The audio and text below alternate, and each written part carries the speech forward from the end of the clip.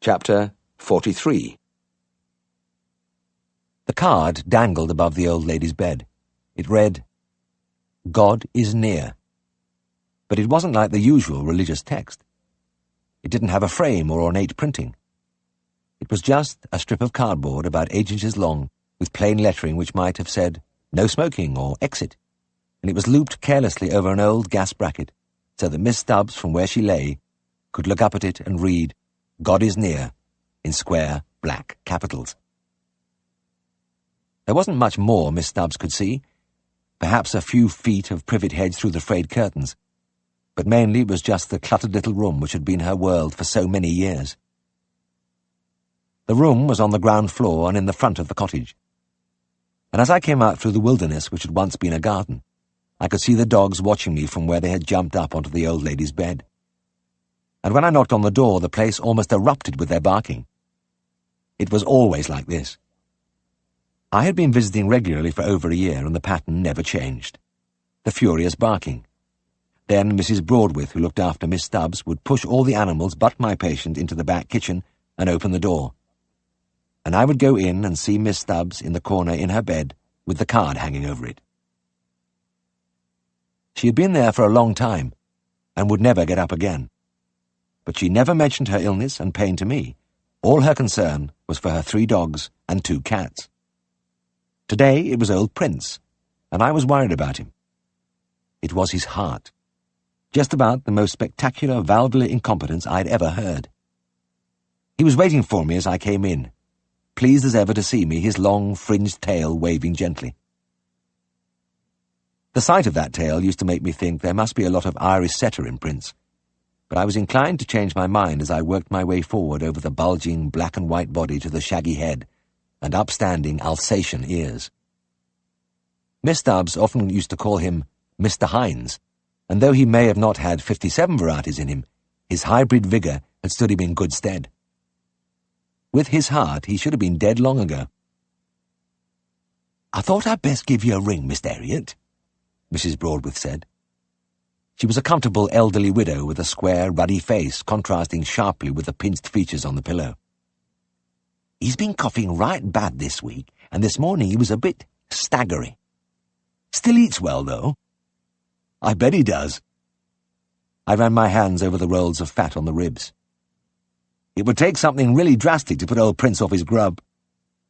Miss Stubbs laughed from the bed, and the old dog, his mouth wide, eyes dancing, seemed to be joining in the joke. I put my stethoscope over his heart and listened, knowing well what I was going to hear. They say the heart is supposed to go lub-dub, lub-dub, but Prince's went swish-swoosh, swish-swoosh. There seemed to be nearly as much blood leaking back as there was being pumped into the circulatory system. And another thing. The swish-swoosh was a good bit faster than last time. He was on oral digitalis, but it wasn't quite doing its job. Gloomily, I moved the stethoscope over the rest of the chest.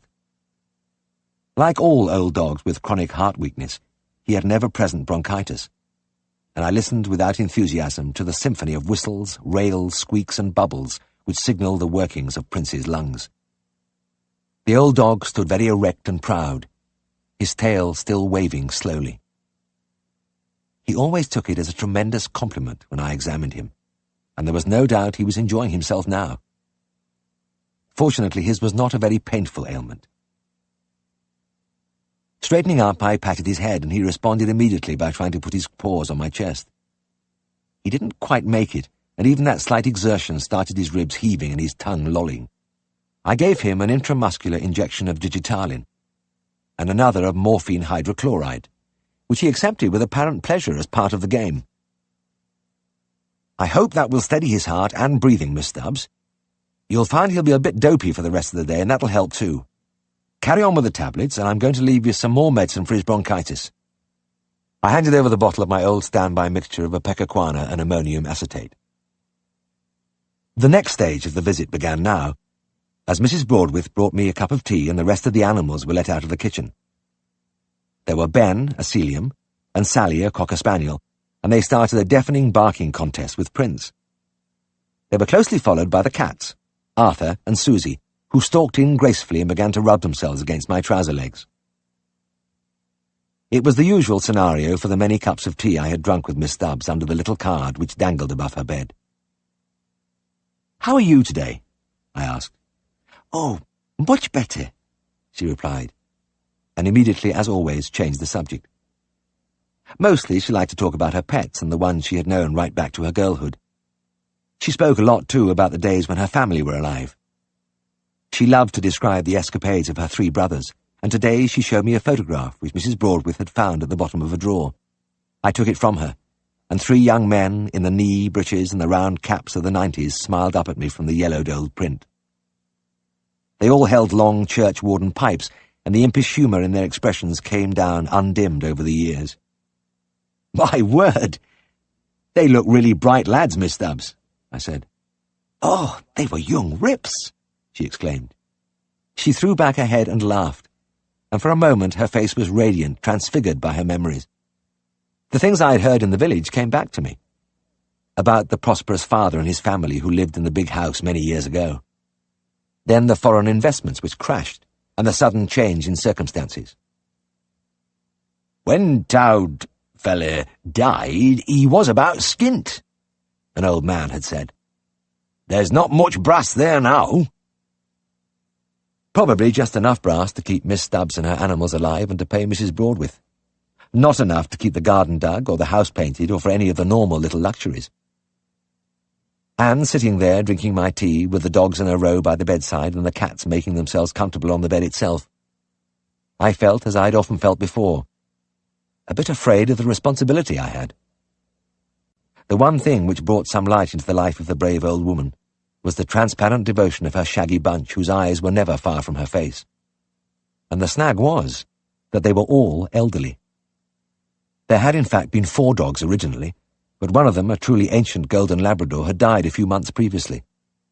And now I had the rest of them to look after, and none of them less than 10 years old. They were perky enough, but all showing some of the signs of old age. Prince with his heart.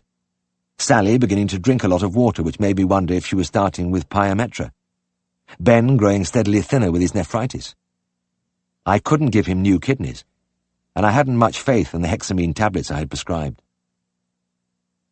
Another peculiar thing about Ben was that I was always having to clip his claws. They grew at an extraordinary rate.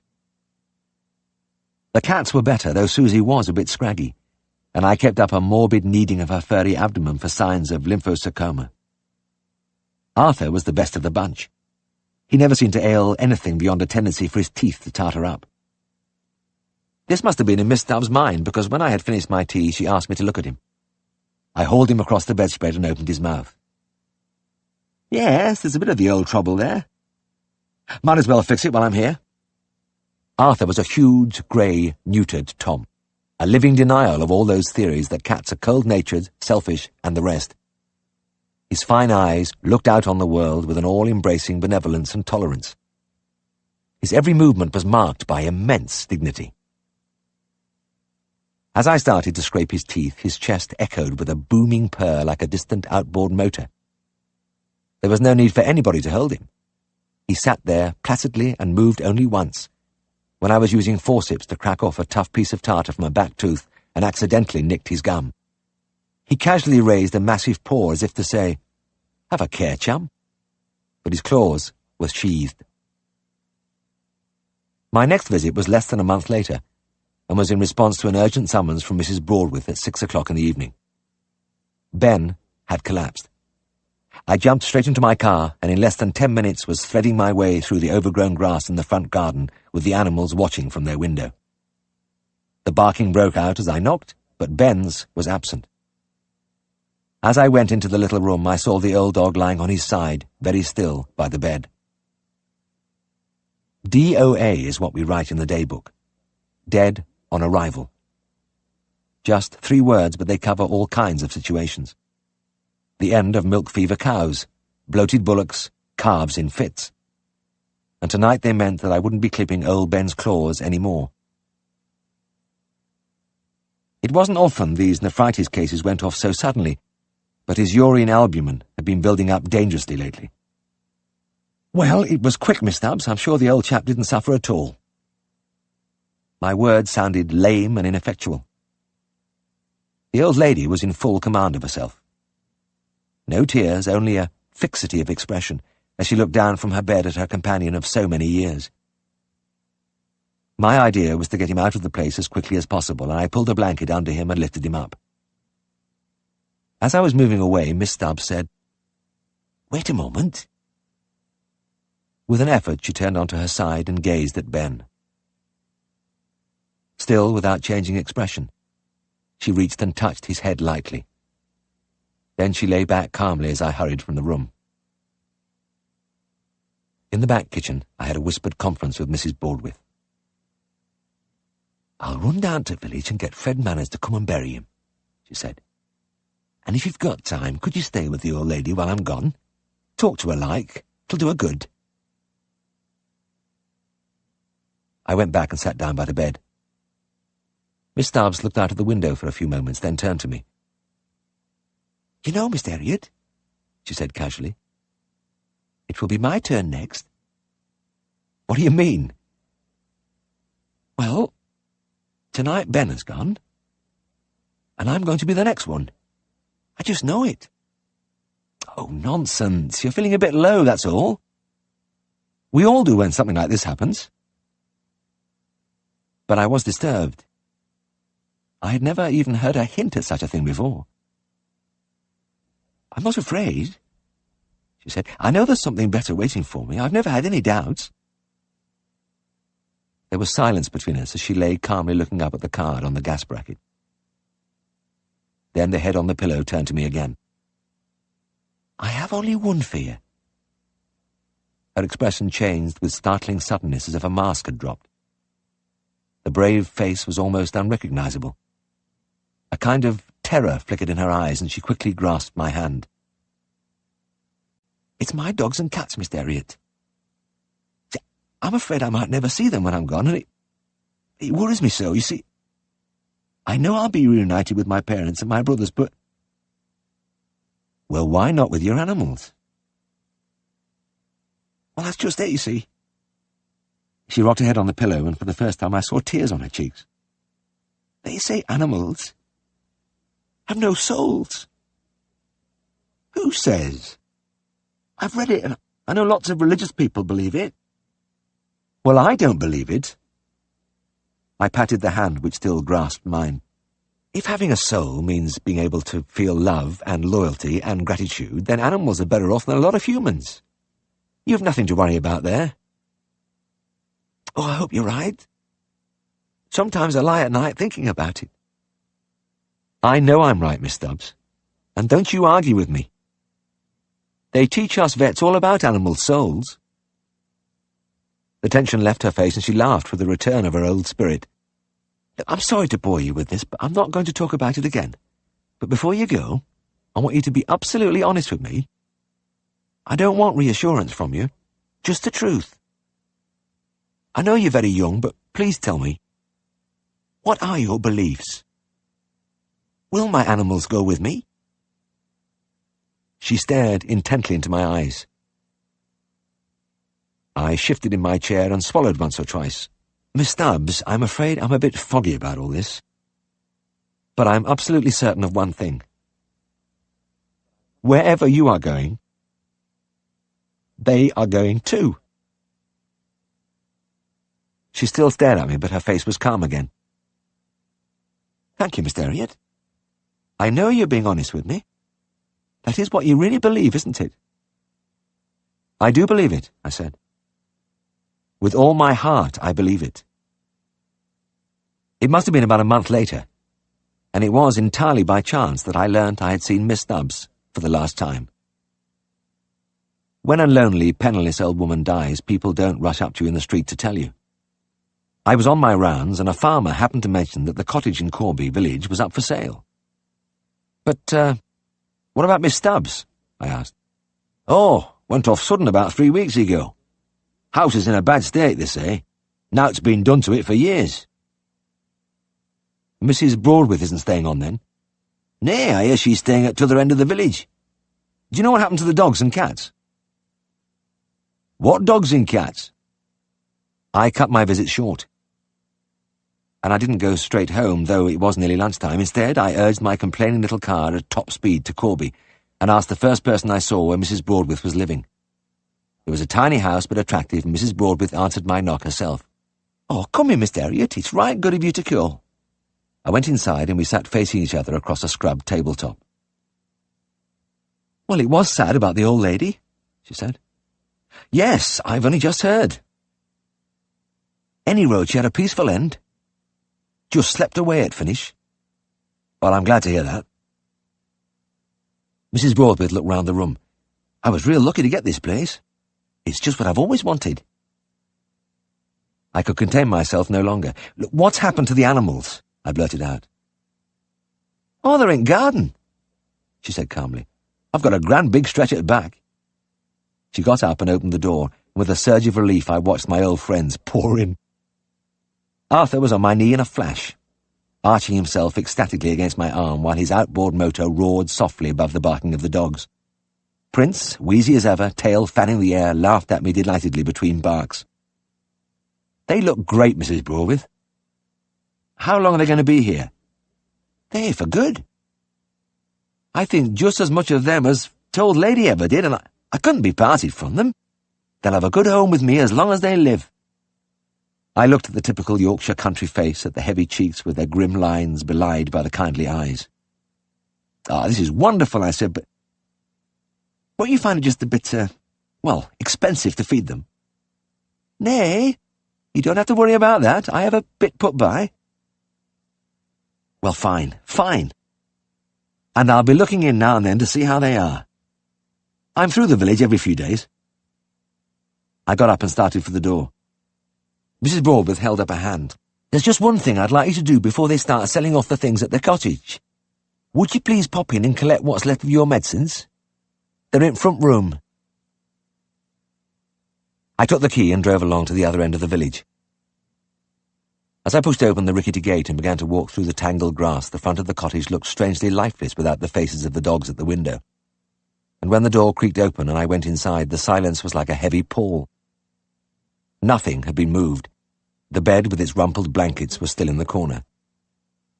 I moved around, picking up half-empty bottles, a jar of ointment, a cardboard box with old Ben's tablets. A lot of good they'd done him. When I had got everything, I looked slowly round the little room. I wouldn't be coming here any more, and at the door I paused and read for the last time the card which hung over the empty bed. Chapter 44. I was spending Tuesday evening, as I spent all the Tuesday evenings, staring at the back of Helen Alderson's head at the Darrowby Music Society. It was a slow way of getting to know her better, but I had been unable to think of a better idea. Since the morning on the high moor when I'd set the calf's leg, I had scanned the day book regularly in the hope of having another visit to the farm. But the Aldersons seemed to have a lamentably healthy stock. I had to be content with the thought that there was the visit at the month's end to take off the plaster.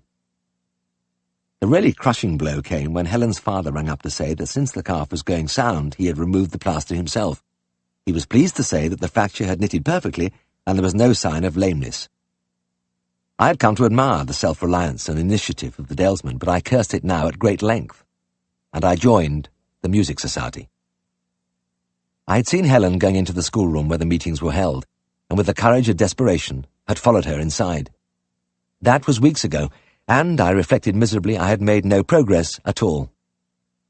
I couldn't remember how many tenors, sopranos, and male voice choirs had come and gone, and on one occasion the local brass band had packed themselves into the little room and almost burst my eardrums, but I was no further forward. Tonight a string quartet was scraping away industriously, but I hardly heard them. My eyes, as usual, were focused on Helen, several rows in front of me, sitting between the two old ladies she always seemed to bring with her. That was part of the trouble. These two old ladies were always there, cutting out any chance of private conversation, even at the half-time break for tea. And there was the general atmosphere of the place. The members were nearly all elderly, and over everything hung the powerful schoolroom scent of ink and exercise books and chalk and lead pencils. It was the sort of place where you just couldn't say without warning, "Are you doing anything on Saturday night?" The scraping stopped and everybody clapped. The vicar got up from the front row and beamed on the company. "And now, ladies and gentlemen, I think we might stop for 15 minutes, as I see our willing helpers have prepared tea. The price, as usual, is threepence." There was laughter and a general pushing back of chairs. I went to the back of the hall with the others, put my threepence on the plate, and collected a cup of tea and a biscuit. This was when I tried to get near Helen in the blind hope that something might happen. It wasn't always easy, because I was often buttonholed by the school headmaster, and others who regarded a vet who liked music as an interesting curiosity. But tonight I managed to edge myself as if by accident into her group. She looked at me over the top of her cup. "Good evening, Mr. Herriot. Are you enjoying it?" Oh, God, she always said that. And Mr. Herriot. But what could I do? Call me Jim would sound great. I replied as always, "Good evening, Miss Alderson. Yes. Very nice, isn't it?" Things were going with a bang again. I munched my biscuit while the old ladies talked about Mozart. It was going to be the same as all the other Tuesdays. It was about time I gave up the whole thing. I felt beaten. The vicar approached our group, still beaming. "I'm afraid I have to call on somebody for the washing-up rota. Perhaps our two young friends would take it on tonight." His friendly gaze twinkled from Helen to me and back again. The idea of washing up teacups had never held much attraction for me, but suddenly it was like sighting the promised land. "Yes, certainly. Delighted. Well, that is, if it's all right with Miss Alderson." Helen smiled. "Of course it's all right. We all have to take a turn, don't we?"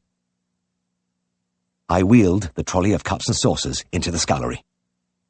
It was a cramped, narrow place with a sink and a few shelves, and there was just about room for the two of us to get inside. "Would you like to wash or dry?" Helen asked. "I'll wash," I replied, and began to run hot water into the sink. It shouldn't be too difficult now, I thought, to work the conversation round to where I wanted it.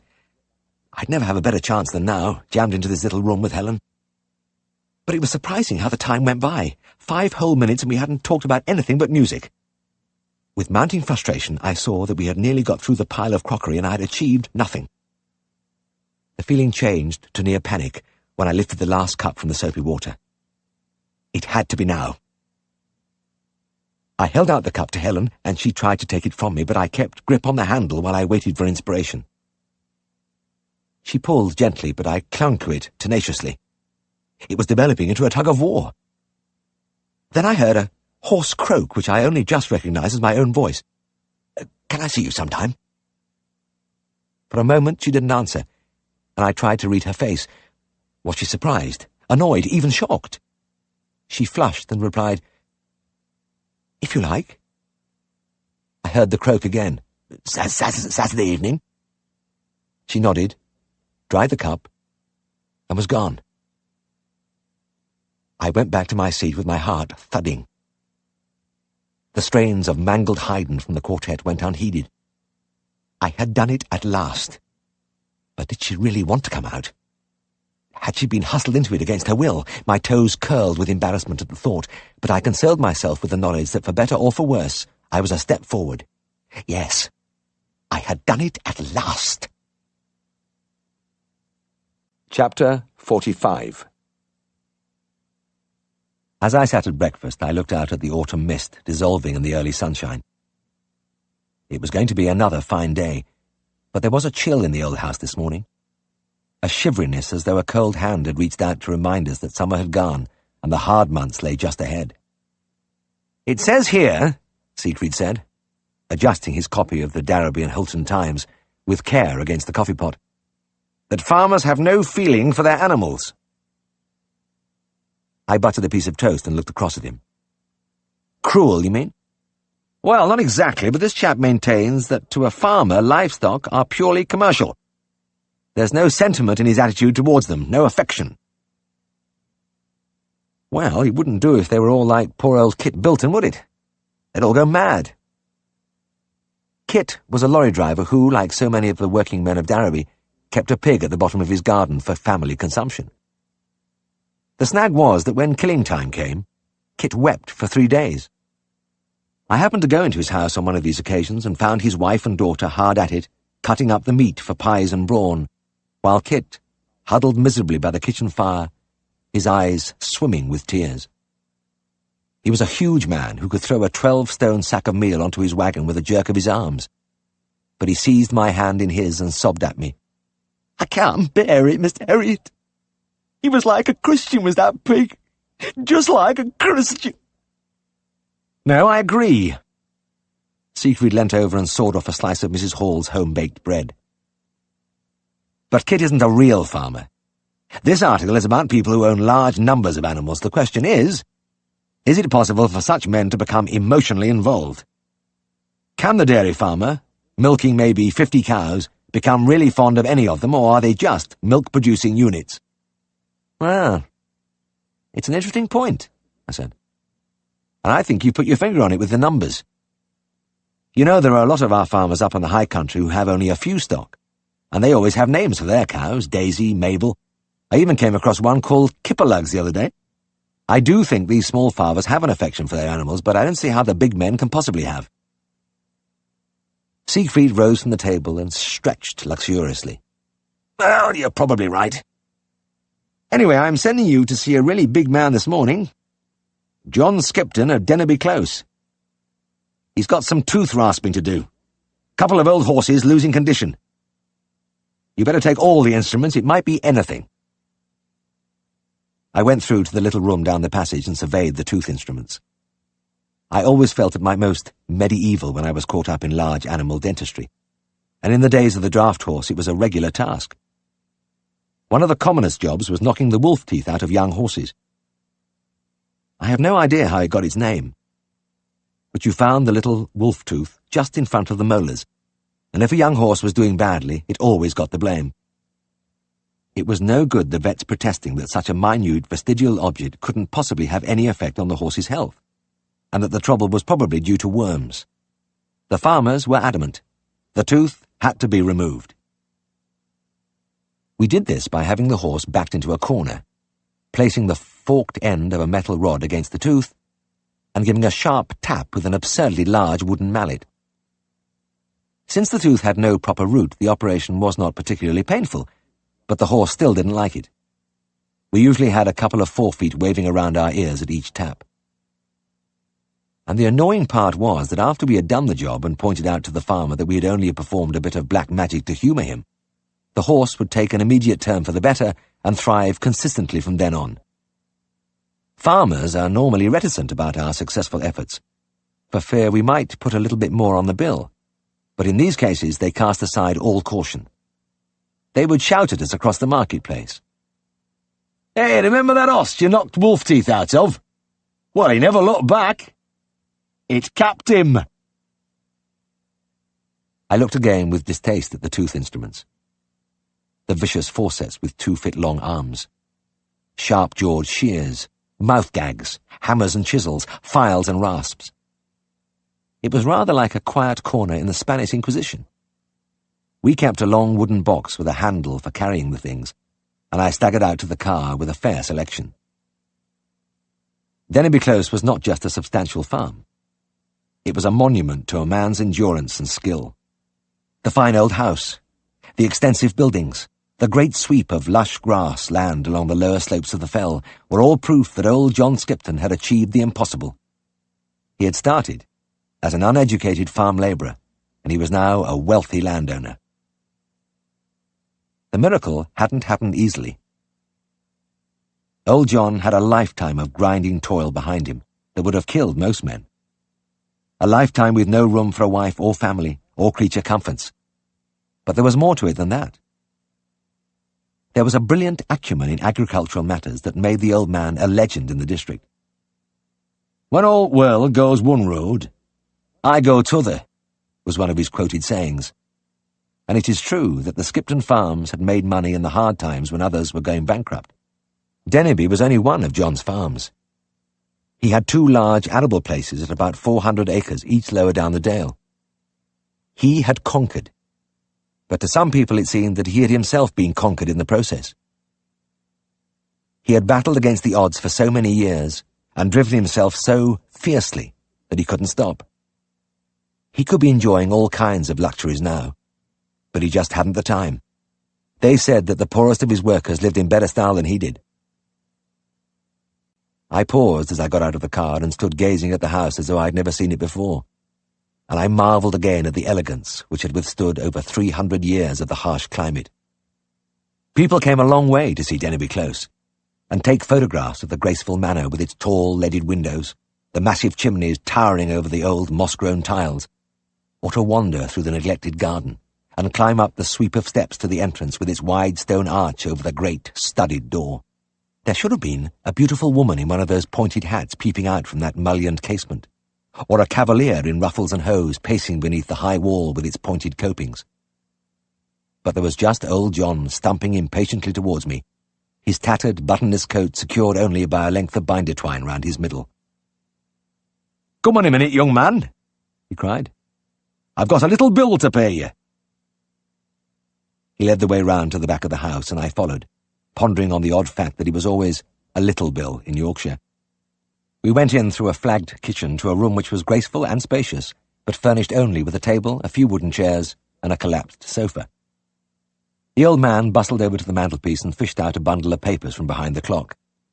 He leafed through them, threw an envelope onto the table, then produced the chequebook and slapped it down in front of me. I did the usual, took out the bill, made out the amount on the cheque, and pushed it over to him to sign. He wrote with a careful concentration, the small-featured, weathered face bent low, the peak of the old cloth cap almost touching the pen. His trousers had ridden up his legs as he sat down, showing the skinny calves and bare ankles.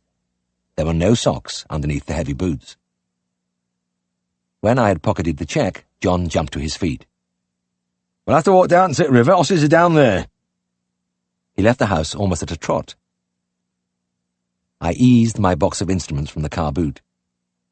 It was a funny thing, but whenever I had heavy equipment to lug about, my patients were always a long way away. This box seemed to be filled with lead, and it wasn't going to get any lighter on the journey down through the walled pastures. The old man seized a pitchfork, stabbed it into a bale of hay, and hoisted it effortlessly over his shoulder. He set off again at the same brisk pace. We made our way down from one gateway to another, often walking diagonally across the field. John didn't reduce speed, and I stumbled after him, puffing a little and trying to put away the thought that he was at least 50 years older than me. About halfway down, we came across a group of men at the age-old task of walling, repairing a gap in one of the dry stone walls which traced their patterns everywhere on the green slopes of the dales. One of the men looked up.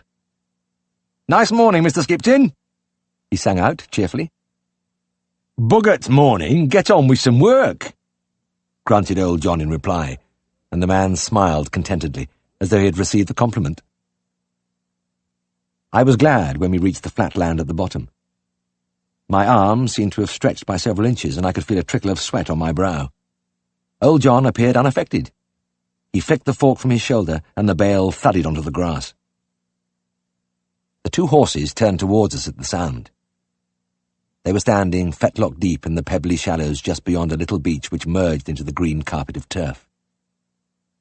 Nose to tail, they had been rubbing their chins gently along each other's backs, unconscious of our approach.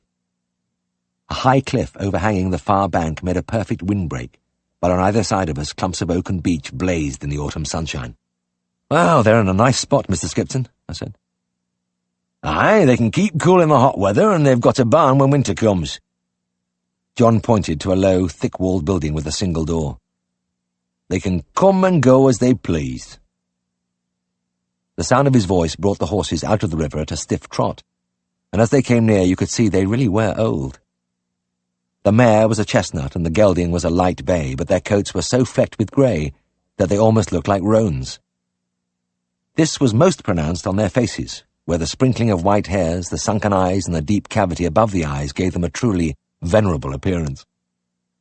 For all that, they capered around John with a fair attempt at skittishness, stamping their feet, throwing their heads about, pushing his cap over his eyes with their muzzles. "Get by, leave off!" he shouted. "Daft old beggars!" But he tugged absently at the mare's forelock and ran his hand briefly along the neck of the gelding. "When did they last do any work?" I asked. "Oh, about 12 years ago, I reckon." I stared at John. 12 years? And have they been down here all that time?" I just lacking about down here retard like. They've earned it and all.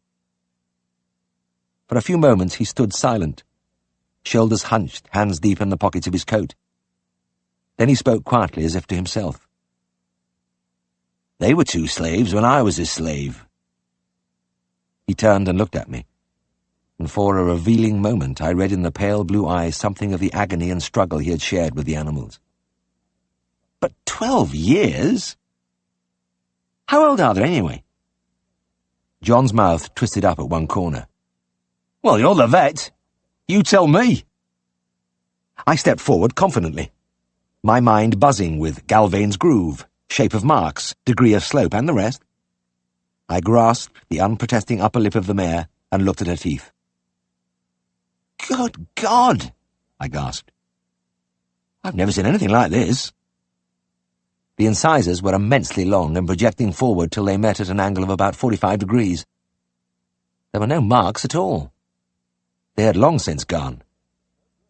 I laughed and turned back to the old man. It's no good. I'd only be guessing. You'll have to tell me.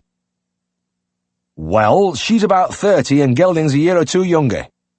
She's had 15 grandfoals and never ailed out except a bit of teeth trouble.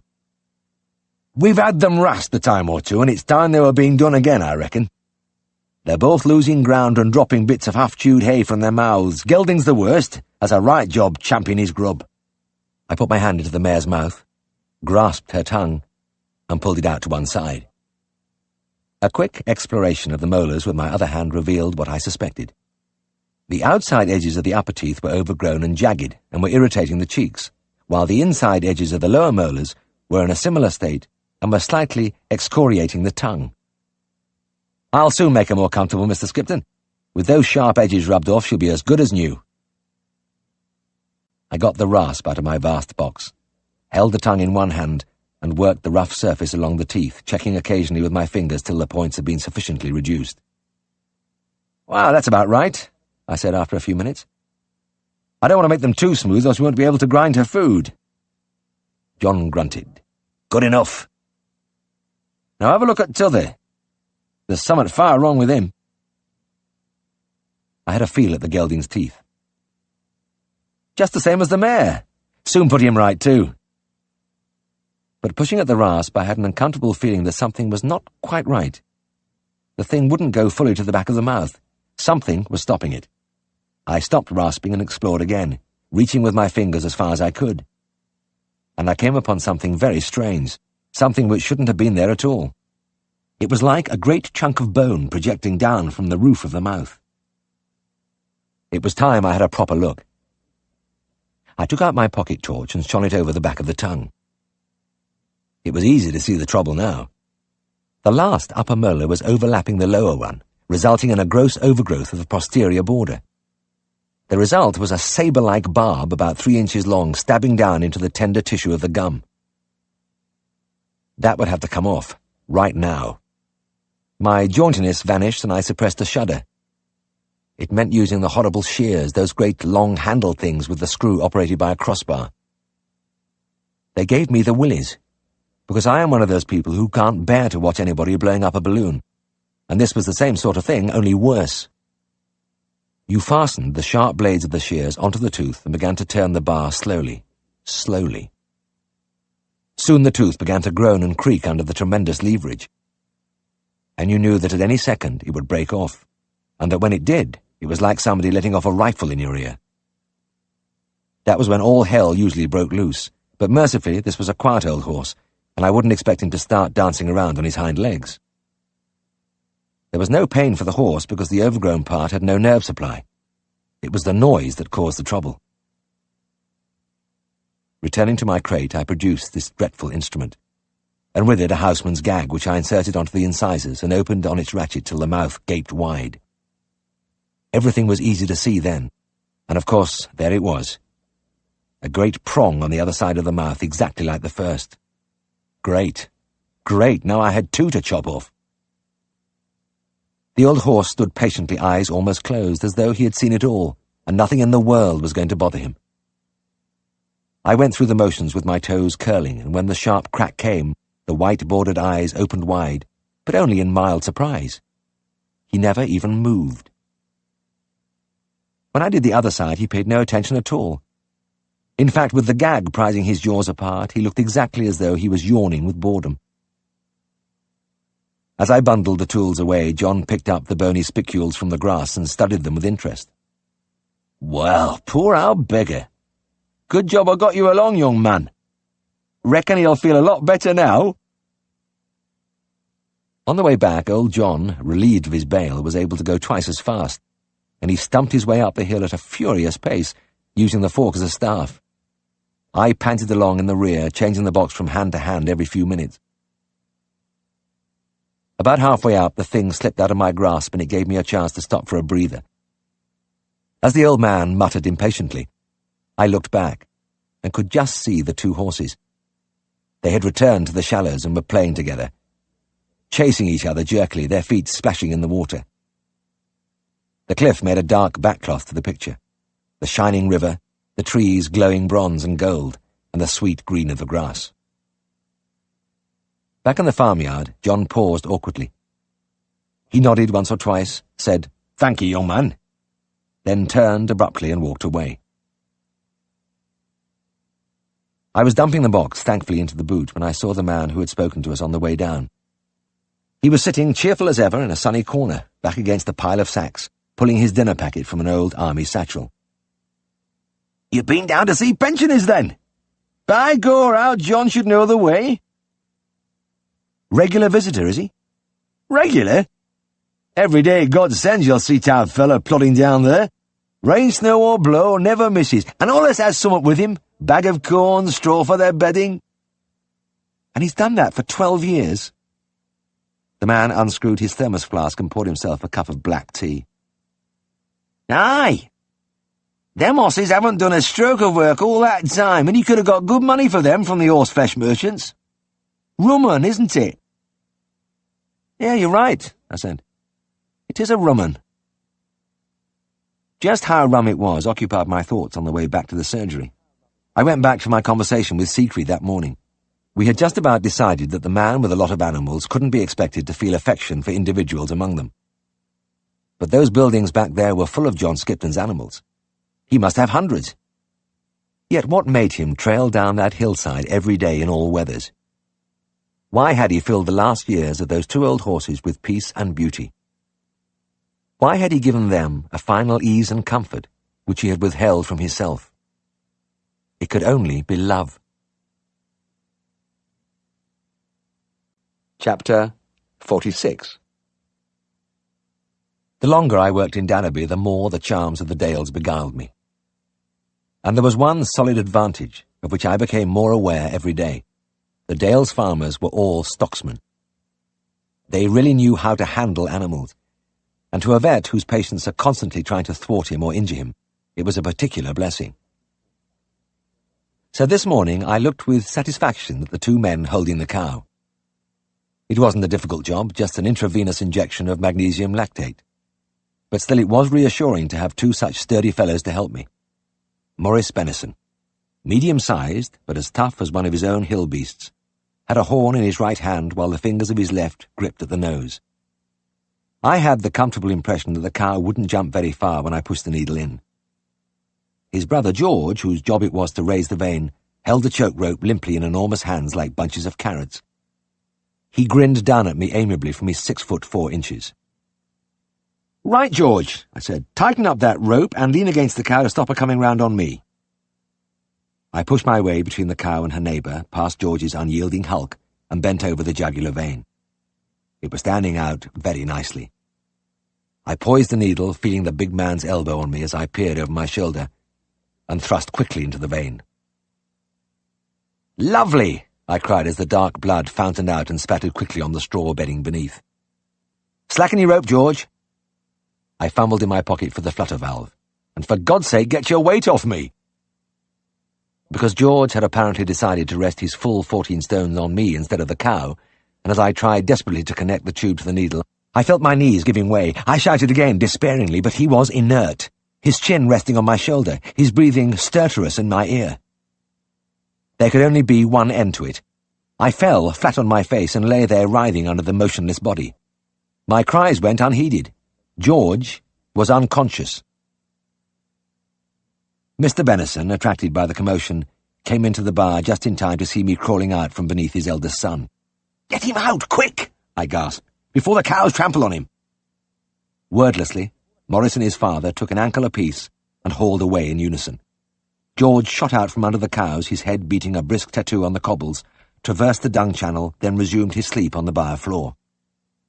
Mr. Benison moved back to the cow and waited for me to continue with my injection, but I found the presence of the sprawled body distracting. "Look, couldn't we sit him up against the wall and put his head between his legs?"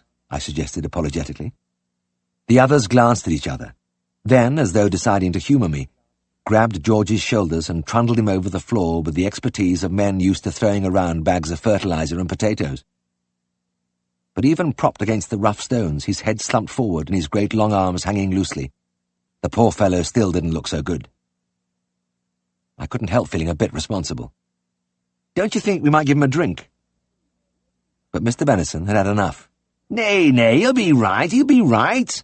Just get on with job." Evidently he felt he had pampered George too much already. The incident started me thinking about this question of people's reactions to the sight of blood and other disturbing realities. Even though it was only my second year of practice, I had already formulated certain rules about this, and one was that it was always the biggest men who went down. I had by this time worked out a few other, perhaps unscientific theories. E.g., big dogs were kept by people who lived in little houses and vice versa. Clients who said spare no expense never paid their bills, ever. When I asked my way in the Dales and was told you can't miss it, I knew I'd soon be hopelessly lost. I had begun to wonder if perhaps country folk, despite their closer contact with fundamental things, were perhaps more susceptible than city people. Ever since Sid Blenkhorn had staggered into Skeldale House one evening, his face was ghastly white, and he had obviously passed through a shattering experience. "Have you got a drop of whiskey handy, Jim?" he quavered. And when I had guided him to a chair and Siegfried had put a glass in his hand, he told us he had been at a first aid lecture given by Dr. Allinson a few doors down the street.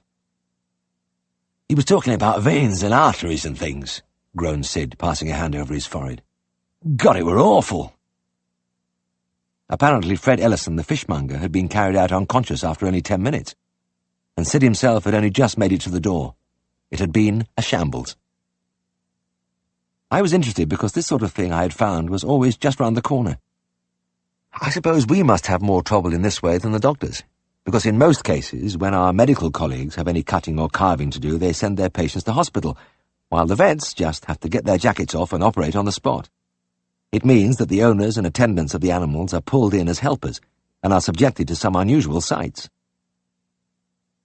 So, even in my short experience, I had become a fair authority on the various manifestations of coming over queer. I suppose it was a bit early to start compiling statistics, but I had never seen a woman or a little man pass out even though they might exhibit various shadings of the squeamish spectrum. The big chap was the best bet every time, especially the boisterous, super-confident type. I have a vivid recollection of a summer evening when I had to carry out a ruminotomy on a cow. As a rule, I was inclined to play for time when I suspected a foreign body. There were so many other conditions with similar symptoms that I was never in a hurry to make a hole in the animal's side. But this time, diagnosis was easy. The sudden fall in milk yield, loss of cudding, grunting, and the rigid sunken-eye appearance of the cow. And to clinch it, the farmer had told me he had been repairing a hen house in the cow pasture, nailing up loose boards. I knew where one of the nails had gone. The farm, right on the main street of the village, was a favourite meeting place for the local lads. As I laid out my instruments on a clean towel draped over a straw bale, a row of grinning faces watched from above the half-door of the box. Not only watched, but encouraged me with ribald shouts. When I was about ready to start, it occurred to me that an extra pair of hands would be helpful, and I turned to the door. "How would one of you lads like to be my assistant?" There was even more shouting for a minute or two, then the door was opened, and a huge young man with a shock of red hair ambled into the box.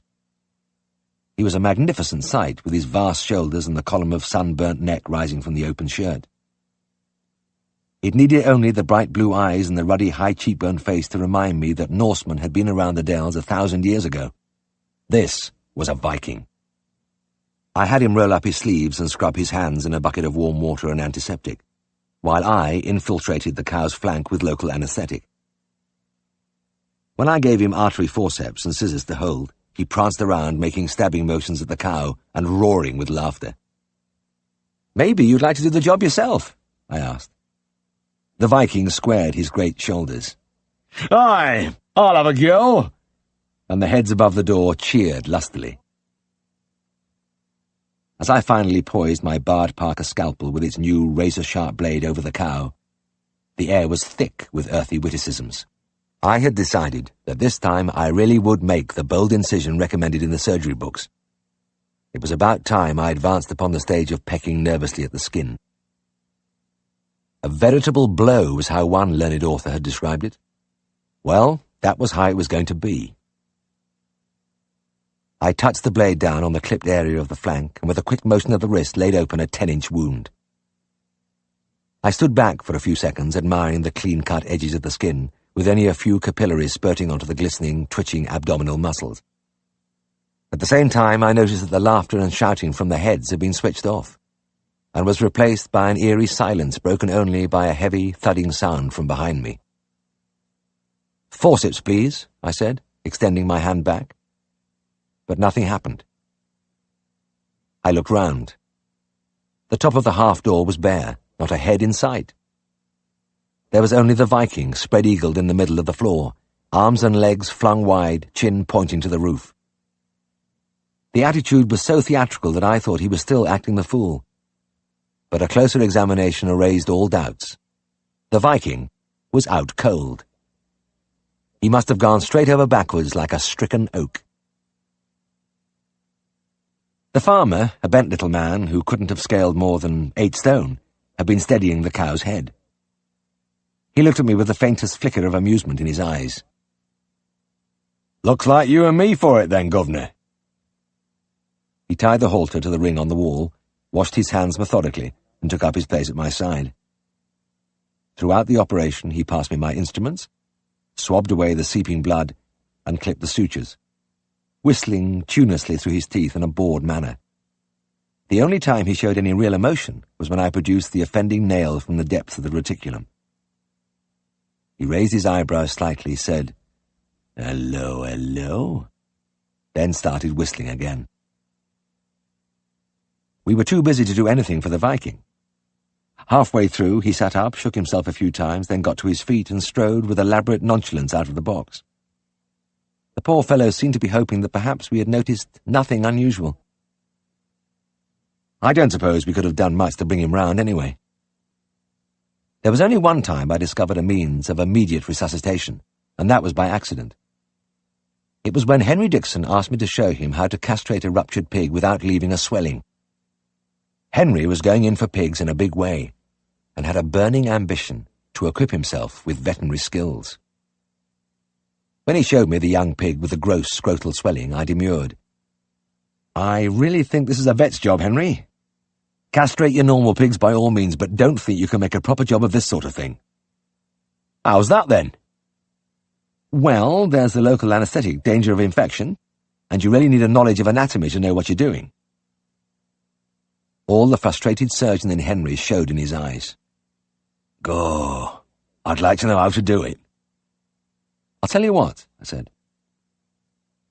"How about if I do this one as a demonstration, and you can make up your own mind? I'll give him a general anesthetic so you don't have to hold him." "Right, that's a good idea." Henry thought for a moment. "What'll you charge me to do him?" 7 and 6. "Well, I suppose you have to have your pound of flesh. Get on." I injected a few cc's of Nembutal into the little pig's peritoneum, and after some staggering he rolled over in the straw and lay still. Henry had rigged up a table in the yard, and we laid the sleeping animal on it. I was preparing to start when Henry pulled out a 10-shilling note. "Better pay you now before I forget." "All right, but my hands are clean now. Push it into my pocket, and I'll give you the change when we finish." I rather fancied myself as a teacher, and soon warmed to my task. I carefully incised the skin over the inguinal canal, and pulled out the testicle intact in its tunics. "Now see here, Henry. The bowels have come down the canal and are lying in with the testicle. I pointed to the loops of intestine, pale pink through the translucent membranes. Now, if I do this, I can push them right back into the abdomen, and if I press here, out they pop again. You see how it works? See? They've gone. Now they're out again. Once more I make them disappear, and whoops, there they are back with us. Now, in order to retain them permanently in the abdomen, I take the spermatic cord and wind it in its coverings tightly down to the... But my audience was no longer with me. Henry had sunk down on an upturned oil drum and lay slumped across the table, his head cradled on his arms. My disappointment was acute, and finishing off the job and inserting the sutures was a sad anticlimax with my student slumbering at the end of the table. I put the pig back in his pen and gathered up my gear. Then I remembered I hadn't given Henry his change. I don't know why I did it, but instead of half a crown, I slapped down a shilling and sixpence on the wood a few inches from his face.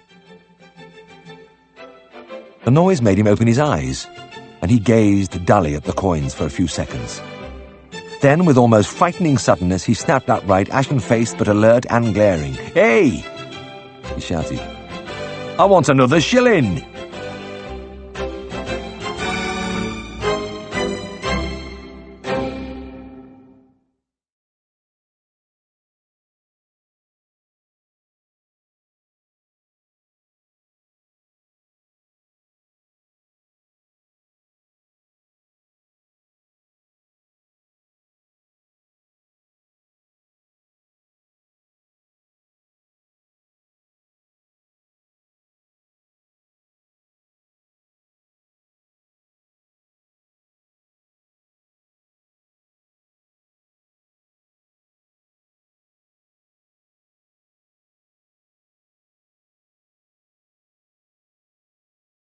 He came right down to it. Just about the only person for miles around who knew how to treat sick beasts was Mr. Sidlow himself. If any of their cows or horses fell ill, it was Mr. Sidlow who stepped forward with his armoury of sovereign remedies. He enjoyed a godlike prestige with his wife and large family, and it was an article of their faith that father was infallible in these matters. The only other being who ever approached his skill was long-dead Grandpa Sidlow, from whom father had learned so many of his cures. Mind you, Mr. Sidlow was a just and humane man. After maybe 5 or 6 days of dedicated nursing, during which he would perhaps push half a pound of lard and raisins down the cow's throat 3 times a day, rub its udder vigorously with turpentine, or maybe cut a bit off the end of the tail to let the bad out, he always, in the end, called the vet. Not that it would do any good, but he liked to give the animal every chance. When the vet arrived, he invariably found a sunken-eyed, dying creature, and the despairing treatment he gave was like a figurative administration of the last rites. The animal always died, so the Sidlows were repeatedly confirmed in their opinion. Vets were useless. The farm was situated outside the normal area of the practice, and we were the 3rd firm Mr. Sidlow had dealt with. He had been a client of Greer of Broughton, but had found him wanting, and moved to Wallace away over in Mansley. Wallace had disappointed him grievously, so he had decided to try Darrowby. He had been with us for over a year, but it was an uncomfortable relationship because Siegfried had offended him deeply on his very first visit. It was to a moribund horse, and Mr. Sidlow, describing the treatment to date, announced that he'd been pushing raw onions up the horse's rectum. He couldn't understand why it was so uneasy on its legs. Siegfried had pointed out that if he were to insert a raw onion in Mr. Sidlow's rectum, he, Mr. Sidlow, would undoubtedly be uneasy on his legs. It was a bad start, but there was really no other available vets left. He was stuck with us. I had been uncannily lucky in that I had been at Darrowby for more than a year and had never had to visit the farm. Mr. Sidlow rarely called us up during normal working hours, as, after wrestling with his conscience for a few days, he always seemed to lose the battle around 11 o'clock at night. He made exceptions in the case of the occasional Sunday afternoon, and it had always landed on Siegfried's duty nights. It was Siegfried who had trailed out, swearing quietly, and returned slightly pop-eyed in the small hours. So when it did finally come round to my turn, I didn't rush out with any great enthusiasm. even though the case was just a choking bullock and should present no difficulties. This was when a beast got a piece of turnip or potato stuck in its gullet, preventing regurgitation of gases and causing bloating which can be fatal. We usually either relieved the bloat by puncturing the stomach, or we carefully pushed the obstruction down into the stomach by means of a long, flexible leather instrument called a probang. Anyway, they had realized they couldn't wait for days this time, and by way of a change, it was only 4 o'clock in the afternoon. The farm was nearer Broughton than Darrowby, and lay in the low country down on the plain of York. I didn't like the look of the place. There was something depressing about the dilapidated brick buildings and the dreary setting of ploughing land, with only the occasional mound of a potato clamp to relieve the flatness. My first sight of Mr. Sidlow reminded me that he and his family were members of a fanatically narrow religious sect. I had seen this gaunt, blue-jowled face with the tortured eyes staring at me from the pages of history books long ago. I had the feeling that Mr. Sidlow would have burnt me at the stake without a qualm. The bullock was in a gloomy box off the fold yard. Several of the family had filed in with us, 2 young men in their 20s and 3 teenage girls, all good-looking in a dark, gypsy way, but all with the same taut, unsmiling look as their father. As I moved around, examining the animal, I noticed another peculiarity. They all looked at me, the bullock, each other, with quick sideways glances without any head movement. Nobody said anything. I would have liked to break the silence, but couldn't think of anything cheerful to say. This beast didn't have the look of an ordinary choke. I could feel the potato quite distinctly from the outside, halfway down the esophagus, but all around was an edematous mass extending up and down the left side of the neck.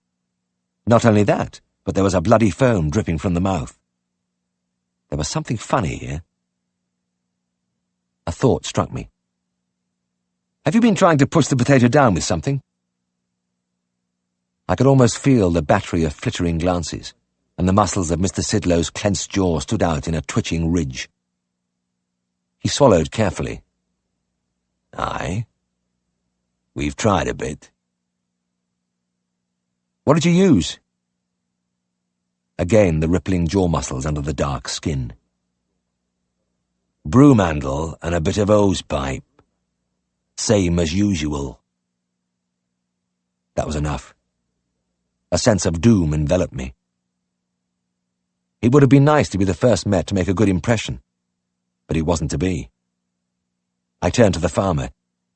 "I'm afraid you've ruptured the gullet. It's a very delicate tube, you know, and you only have to push a bit too hard and you're through. You can see the fluid collection round the rupture." A quivering silence answered me. I ploughed on. "I've seen this happen before. It's a pretty black outlook." "All right," Mr. Sidlow ground out. "What are you going to do about it?" Well, we were at it now. What was I going to do about it? Maybe now, 30 years later, I might have tried to repair the gullet, packed the wound with antibiotic powder, and given a course of penicillin injections. But there, in that cheerless place, looking at the patient animal gulping painfully, coughing up the gouts of blood, I knew I was whacked. A ruptured esophagus was as near hopeless as anything could be. I searched my mind for a suitable speech. "I'm sorry, Mr. Sidlow, but I can't do anything about it." The glances crackled around me, and the farmer breathed in sharply through his nose. I didn't need to be told what they were all thinking. Another no-good, useless vet. I took a deep breath and continued. "Even if I shifted the potato, the wound would get contaminated when the beast tried to eat. He'd have a gangrene in no time, and that means a painful death. He's in pretty good condition. If I were you, I'd have him slaughtered immediately." The only reply was a virtuoso display from the jaw muscles. I tried another tack. "I'll give you a certificate. I'm sure the meat will pass for the butcher." No cries of joy greeted this remark. If anything, Mr. Sidlow's expression became still more bleak. "That beast isn't ready for killing yet," he whispered. "No, but you'll be sending him in before long. Another month, maybe." I'm sure you won't lose much. I tell you what, with a ghastly attempt at heartiness, if I can come into the house, I'll write you this chit now and we'll get the job over. There's really nothing else for it. I turned and headed across the fold yard for the farm kitchen. Mr. Sidlow followed wordlessly with the family. I wrote the certificate quickly, waves of disapproval washing around me in the silent room. As I folded the paper, I had the sudden conviction that Mr. Sidlow wasn't going to pay the slightest attention to my advice. He was going to wait a day or two to see how things turned out. The picture of the big, uncomprehending animal trying vainly to swallow as his hunger and thirst increased was too strong for me. I walked over to the phone on the windowsill. I'll just give Harry Norman a ring at the abattoir. I know he'll come straight up if I ask him. I made the arrangements, hung up the receiver, and started for the door, addressing Mr. Sidlow's profile as I left. It's fixed.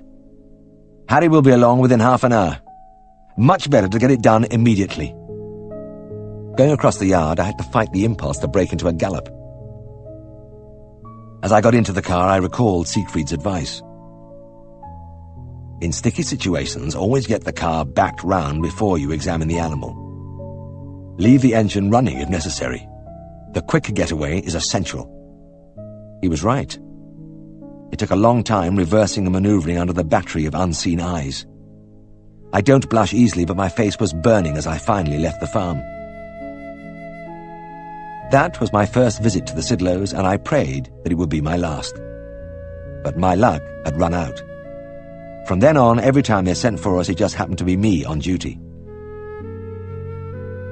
I would rather not say anything about the cases I treated, except to record that something went wrong every time. The very name Sidlow became like a jinx. Try as I might, I couldn't do a thing right on that farm, so that within a short time I was firmly established with the family as the greatest menace to the animal population they had ever encountered. They didn't think much of vets as a whole, and they'd met some real beauties in their time, but I was by far the worst. My position as the biggest nincompoop of them all was unassailable. It got so bad that if I saw any Sidlows in the town, I would dive down an alley to avoid them, and one day in the marketplace I had the unnerving experience of seeing the entire family, somehow jammed into a large old car, passing within a few feet of me. Every face looked rigidly to the front, but every eye I knew was trained balefully on me. Fortunately, I was just outside the drover's arms, so I was able to reel inside and steady myself with a half-pint of Younger's Special Heavy. However, the Sidlows were far from my mind on the Saturday morning when Siegfried asked me if I would go through and officiate at Broughton races. "They've asked me to do it as Greer is on holiday," he said. "But I'd already promised to go through to Casborough to help Dick Henley with a rig operation. I can't let him down. There's nothing much to the race job. The regular course vet will be there and he'll keep you right." He hadn't been gone more than a few minutes when there was a call from the racecourse. One of the horses had fallen while being unloaded from its box and had injured its knee. Would I come right away? Even now, I am no expert on racehorses. They form a little branch of practice all by itself, with its own stresses, its own mystique. In my short spell in Darrowby, I had had very little to do with them, as Siegfried was fascinated by anything equine and usually gobbled up anything in that line which came along. So my practical experience was negligible. I wasn't at all reassured when I saw my patient. The knee was a terrible mess. He had tripped at the bottom of the ramp and come down with his full weight on the stony ground. The lacerated skin hung down in bloody ribbons, exposing the joint capsule over an area of about 6 inches, and the extensor tendons gleamed through a tattered layer of fascia. The beautiful 3-year-old held the limb up, with the toe just touching the ground. The ravaged knee made a violent contrast with the sleek, carefully groomed coat. Examining the wound, gently feeling round the joint, I was immediately thankful for one thing. It was a quiet animal. Some light horses are so highly strung that the slightest touch sends them up in the air, but this one hardly moved as I tried to piece together the jigsaw of skin pieces. Another lucky break. There was nothing missing. I turned to the stable lad, small, square, hands deep in his coat pockets, who was standing watching. "I'll clean up the wound and stitch it, but he'll need some expert care when you get him home. Can you tell me who'll be treating him?" Yes, sir. Mr. Brayley Reynolds. He'll have charge of him." I came bolt upright from my crouching position. The name was like a trumpet call echoing down from my student days.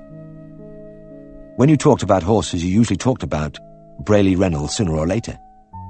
I could imagine the great man inspecting my handiwork. "And who did you say treated this horse? Herriot?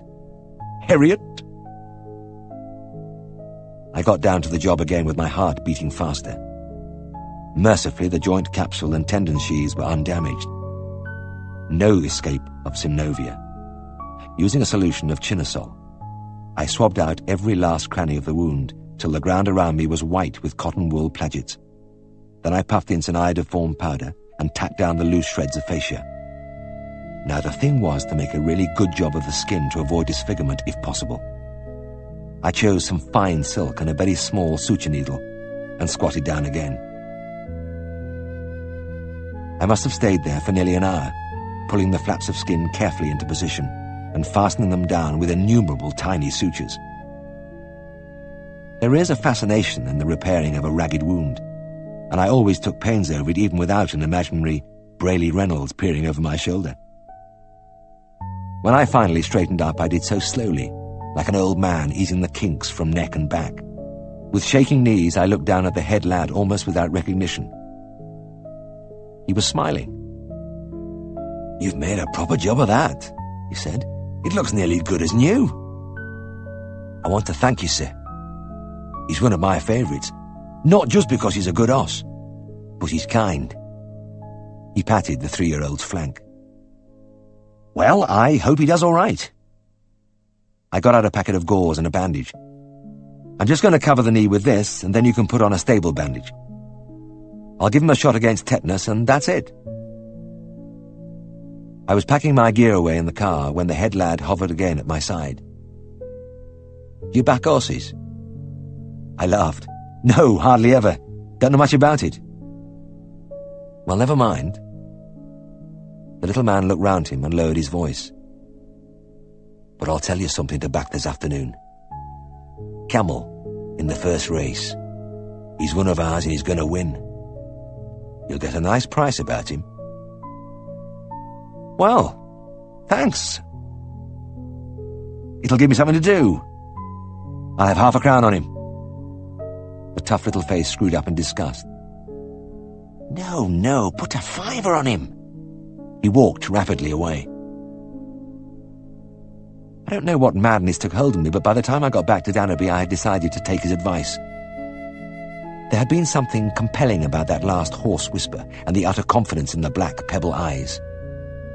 The little chap was trying to do me a good turn. I had noticed him glancing at my old jacket and rumpled flannels, so different from the natty outfit of the typical horse vet. Maybe he thought I needed the money. I dropped in at the Midland Bank and drew out £5, which at the time represented approximately half my available capital. I hurried round the remaining visits, had a quick lunch, and got into my best suit. There was plenty of time to get to the course, meet the officials, and get my 5 on Kemmel before the first race at 2:30.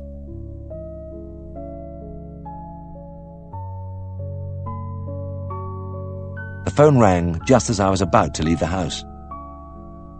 It was Mr. Sidlow. He had a scouring cow which needed attention immediately. It was fitting, I thought dully, that in my moment of eager anticipation, it should be my old Jinx who should stretch out his cold hand and grasp me. And it was Saturday afternoon. That was fitting too. But I shook myself. The farm was near Broughton, and it shouldn't take too long to deal with a scouring cow. I could still make it. When I arrived, my immaculate appearance set up an immediate flurry of oblique glances among the assembled family, while Mr. Sidlow's rigid lips and square shoulders bore witness that he was prepared to endure another visit from me with courage. A numbness filled me as we went into the byre. It continued as Mr. Sidlow described how he had battled against this cow's recurring bouts of diarrhea for several months, how he had started quietly with ground eggshells in gruel and worked up to his most powerful remedy, blue vitriol and dandelion tea, but all to no avail. I hardly heard him, because it was fairly obvious at a glance that the cow had Johner's disease. Nobody could be quite sure, of course, but the animal's advanced emaciation, especially in the hind end, and the stream of bubbly, fetid scar which she had ejected as I walked in were almost diagnostic. Instinctively, I grasped her tail and thrust my thermometer into the rectum. I wasn't much interested in her temperature, but it did give me a couple of minutes to think. However, in this instance, I only had about 5 seconds because without warning the thermometer disappeared from my fingers. Some sudden suction had drawn it inside the cow. I ran my fingers around just inside the rectum. Nothing. I pushed my hand inside without success. With a feeling of rising panic, I rolled up my sleeve and groped about in vain. There was nothing else for it. I had to ask for a bucket of hot water, soap and a towel, and strip off as though preparing for some large undertaking. Over my 30-odd years in practice, I can recall many occasions when I looked a complete fool. But there is a peculiarly piercing quality about the memory of myself, bare to the waist, the centre of a ring of hostile stares, guddling frantically inside that cow. At the time, all I could think of was that this was the Sidlow place. Anything could happen here. In my mental turmoil, I had discarded all my knowledge of pathology and anatomy, and could visualize the little glass tube working its way rapidly along the intestinal tract until it finally pierced some vital organ. There was another hideous image of myself carrying out a major operation, a full-scale laparotomy on the cow to recover my thermometer. It is difficult to describe the glorious relief which flooded through me when at last I felt the thing between my fingers. I pulled it out, filthy and dripping, and stared down stupidly at the graduations on the tube. Mr. Sidlow cleared his throat. Well, what does it say? Has she got a temperature? I whipped round and gave him a piercing look. Was it possible that this man could be making a joke? But the dark, tight-shut face was expressionless. No, I mumbled in reply. No temperature. The rest of that visit has always been mercifully blurred in my mind. I know I got myself cleaned up and dressed and told Mr. Sidlow that I thought his cow had Eunice's disease, which was incurable, but I would take away a feces sample to try to make sure. The details are cloudy, but I do know that at no point was there the slightest gleam of light or hope. I left the farm, bowed down by an ever greater sense of disgrace than usual, and drove with my foot on the boards all the way to Broughton. I roared into the special car park at the racecourse, galloped through the owner's and trainer's entrance, and seized the arm of the gatekeeper. "Has the first race been run?" I gasped. "I just finished," he replied cheerfully. "Kemmel won it, 10-1. I turned and walked slowly towards the paddock. £50. A fortune snatched from my grasp by cruel fate. And hanging over the whole tragedy was the grim spectre of Mr. Sidlow. I could forgive Mr. Sidlow, I thought, for dragging me out at all sorts of ungodly hours.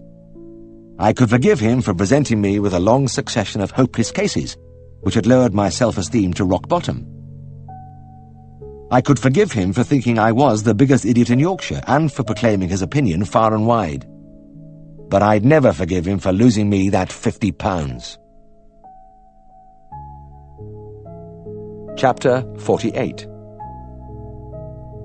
The Reniston, eh?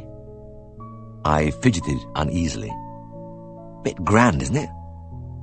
Tristan lay rather than sat in his favourite chair, and peered out through a cloud of cigarette smoke. Well, of course it's grand. It's the most luxurious hotel in the country outside of London, but for your purpose, it's the only possible place. Look, tonight is your big chance, isn't it? And you want to impress the girl, don't you? Well, ring her up and tell her you're taking her to the Reniston. The food is wonderful, and there's a dinner dance every Saturday night, and today is Saturday. He sat up suddenly and his eyes widened. Can't you see it, Jim? The music oozing out of Benny Thornton's trombone, and you, full of lobster thermidor, floating round the floor with Helen snuggling up to you. The only snag is that it will cost you a packet, but if you're prepared to spend about a fortnight's wages, you can have a really good night. I hardly heard the last part. I was concentrating on the blinding vision of Helen snuggling up to me.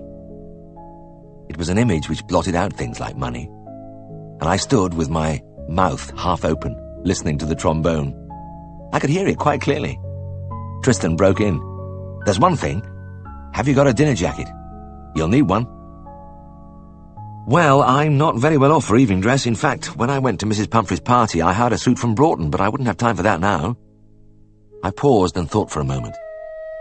"I do have my first and only dinner suit, but I got it when I was about 17. And I don't know whether I'd be able to get into it now." Tristan waved this aside. He dragged the woodbine smoke into the far depths of his lungs and released it reluctantly in little wisps and trickles as he spoke. "Doesn't matter in the least, Jim. As long as you're wearing the proper gear, they'll let you in. And with a big, good-looking chap like you, the fit of the suit is unimportant." We went upstairs and extracted the garment from the bottom of my trunk. I had cut quite a dash in this suit at the college dances, and though it had got very tight towards the end of the course, it had still been a genuine evening dress outfit, and as such had commanded a certain amount of respect. But now it had a pathetic lost look. The fashion had changed, and the trend was towards comfortable jackets and soft, unstarched shirts. This one was rigidly of the old school, and included an absurd little waistcoat with lapels and a stiff, shiny-fronted shirt with a tall, winged collar. My problems really started when I got the suit on. Hard work, Pennine air, and Mrs. Hall's good food had filled me out, and the jacket failed to meet across my stomach by 6 inches. I seemed to have got taller, too, because there was a generous space between the bottom of the waistcoat and the top of the trousers. The trousers themselves were skin-tight over the buttocks, yet seemed foolishly baggy lower down. Tristan's confidence evaporated as I paraded before him, and he decided to call on Mrs. Hall for advice. She was an unemotional woman and endured the irregular life at Scaledale House without noticeable reaction. But when she came into the bedroom and looked at me, her facial muscles went into a long, twitching spasm. She finally overcame the weakness, however, and became very businesslike. "Well, a little gusset at the back of your trousers will work wonders, Mr. Herriot. And I think if I put a bit of silk cord across the front of your jacket, it'll hold it nicely. Mind you, there'll be a bit of space like, but I shouldn't think that'll worry you. And I'll give the whole suit a good press. Makes all the difference in the world."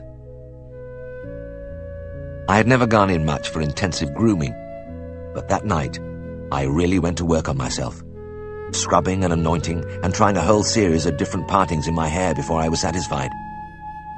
Tristan seemed to have appointed himself master of the wardrobe, and he carried the suit tenderly upstairs, still warm from Mrs. Hall's ironing board. Then, like a professional valet, he assisted in every step of the robing. The high collar gave the most trouble, and he drew strangled oaths from me as he trapped the flesh of my neck under the stud.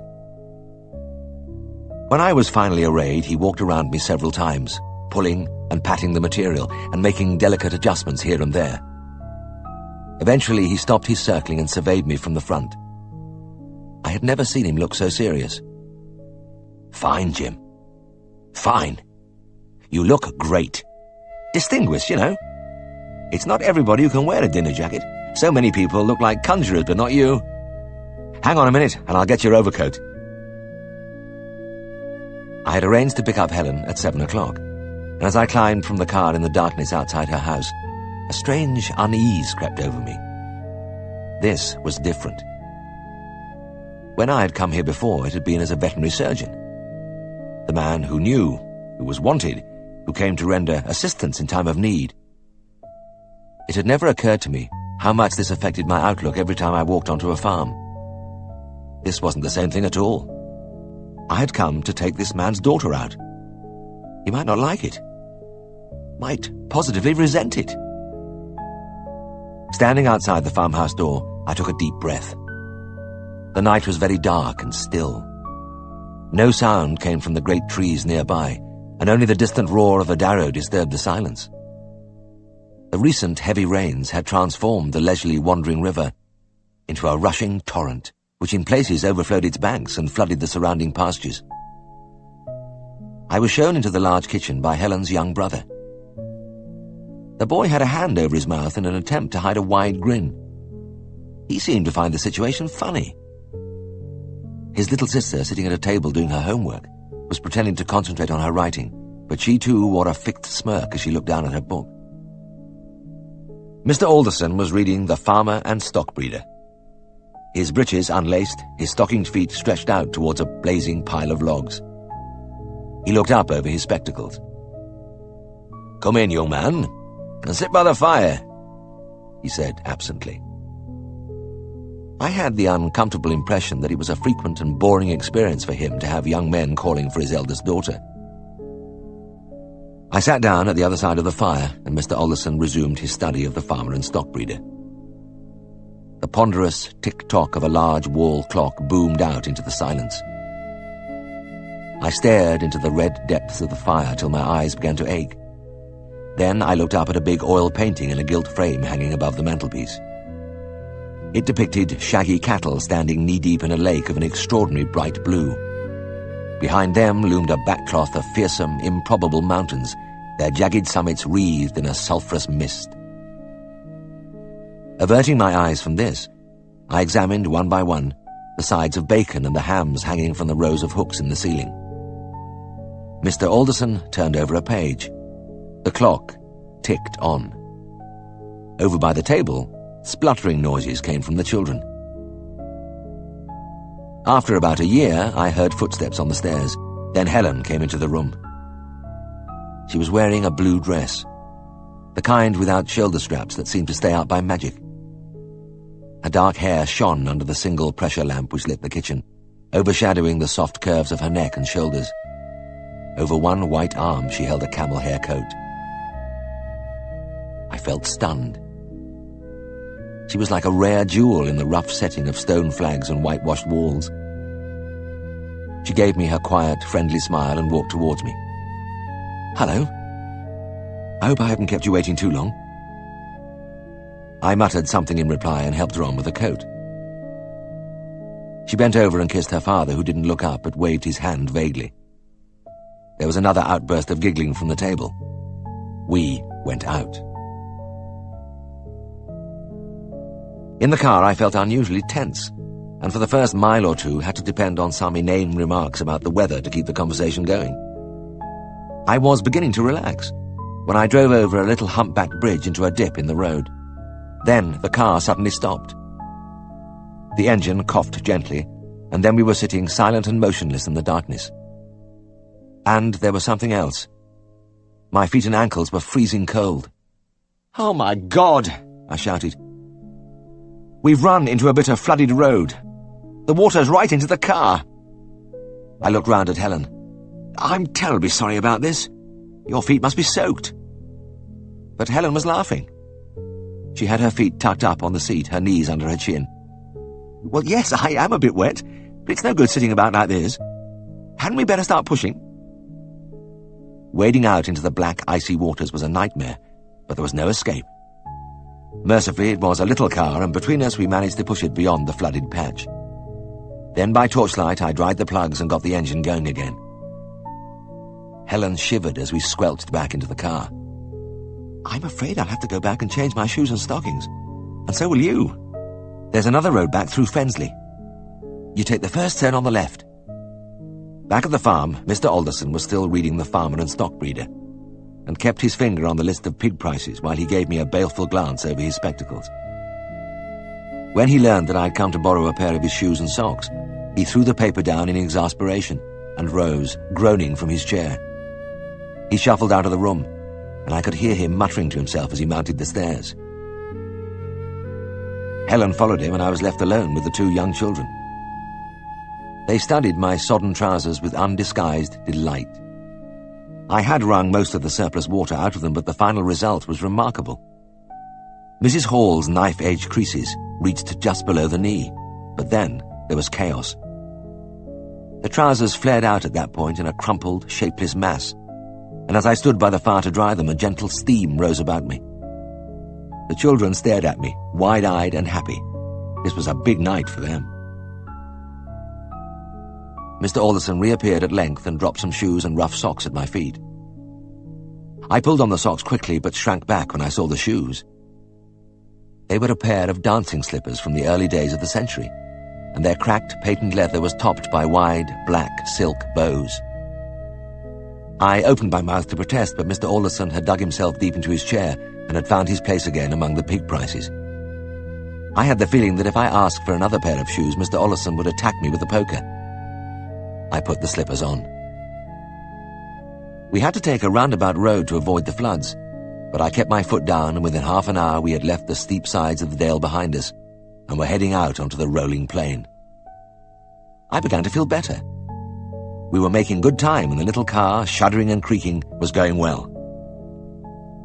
I was just thinking that we wouldn't be all that late when the steering wheel began to drag to one side.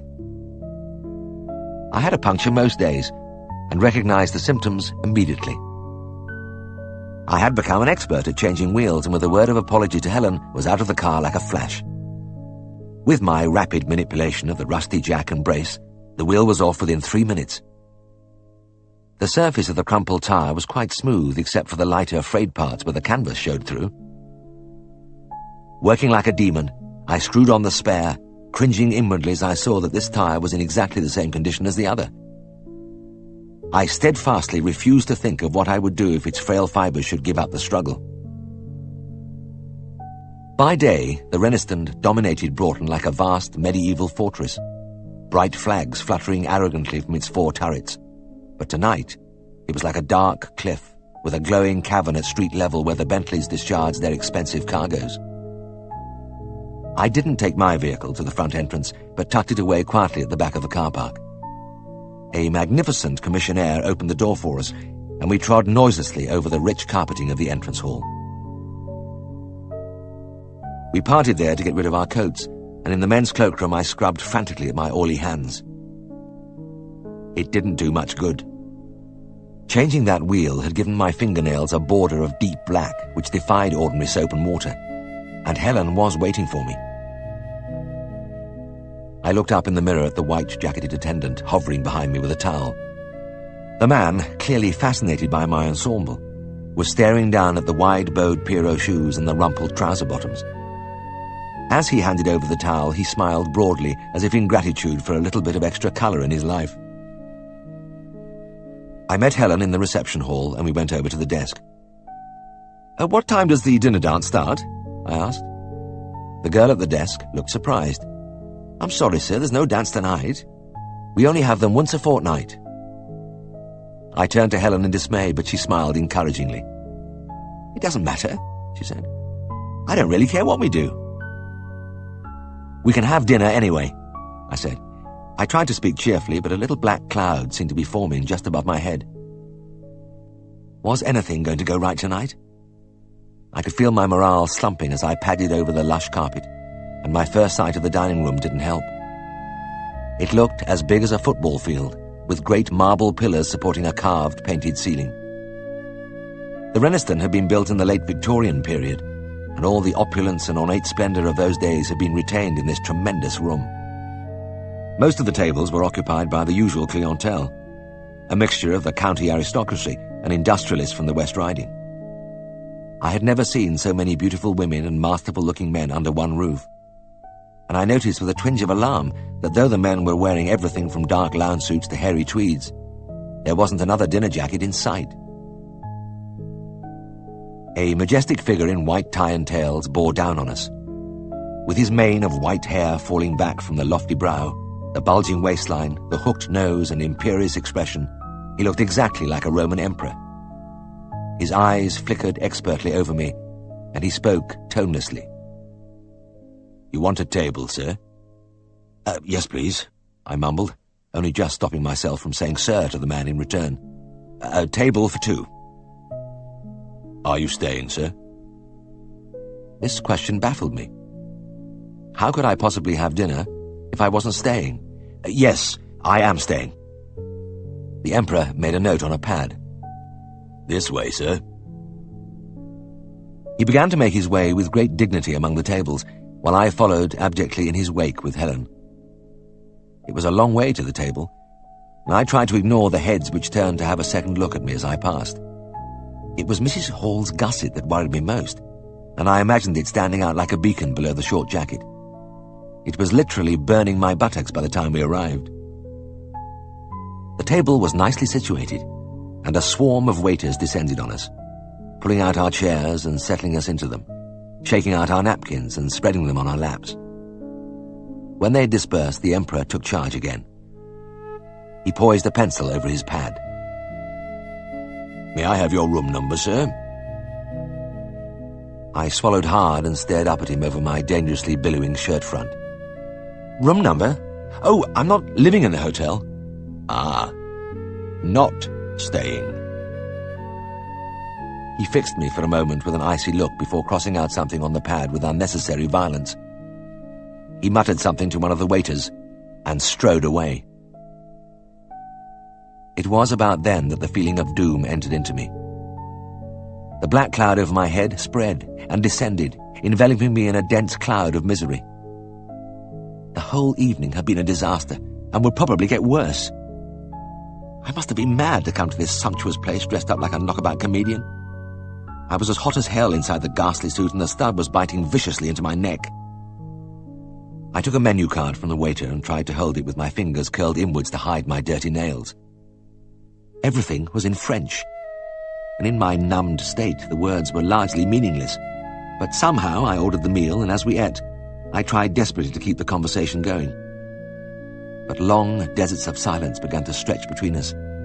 It seemed that only Helen and I were quiet among all the surrounding laughter and chatter.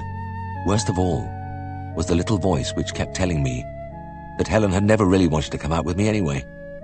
She had done it out of politeness and was getting through a boring evening as best she could. The journey home was a fitting climax. We stared straight ahead as the headlights picked out the winding road back into the dales. We made stumbling remarks, then the strained silence took over again. By the time we drew up outside the farm, my head had begun to ache. We shook hands, and Helen thanked me for a lovely evening. There was a tremor in her voice, and in the moonlight her face was anxious and withdrawn.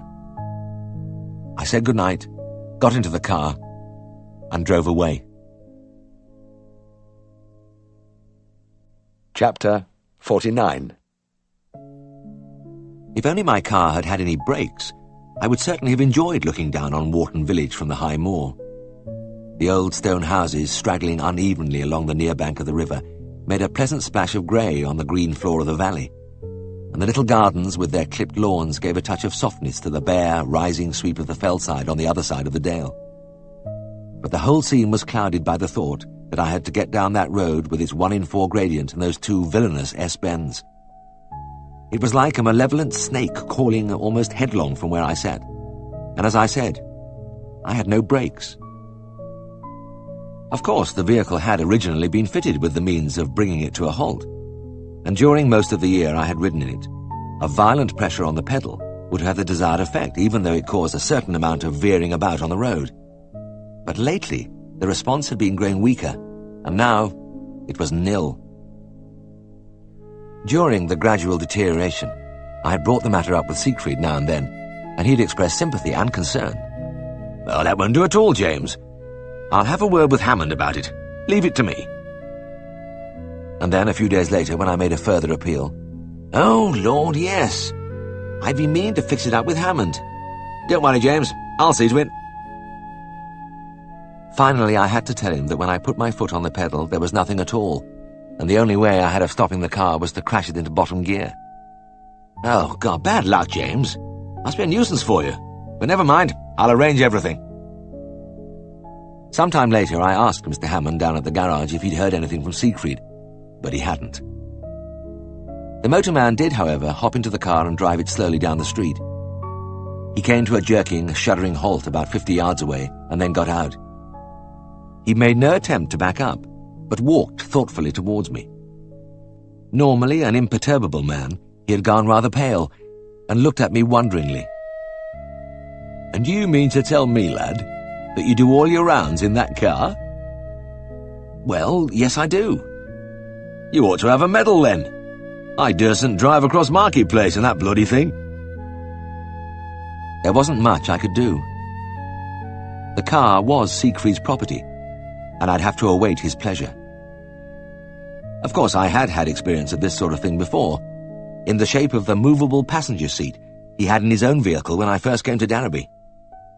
He never seemed to notice when I went over backwards every time I sat in it, and I don't suppose he ever would have done anything about it but for an incident one market day, when he noticed an old lady with a large basket of vegetables walking into Darrowby, and courteously offered her a lift.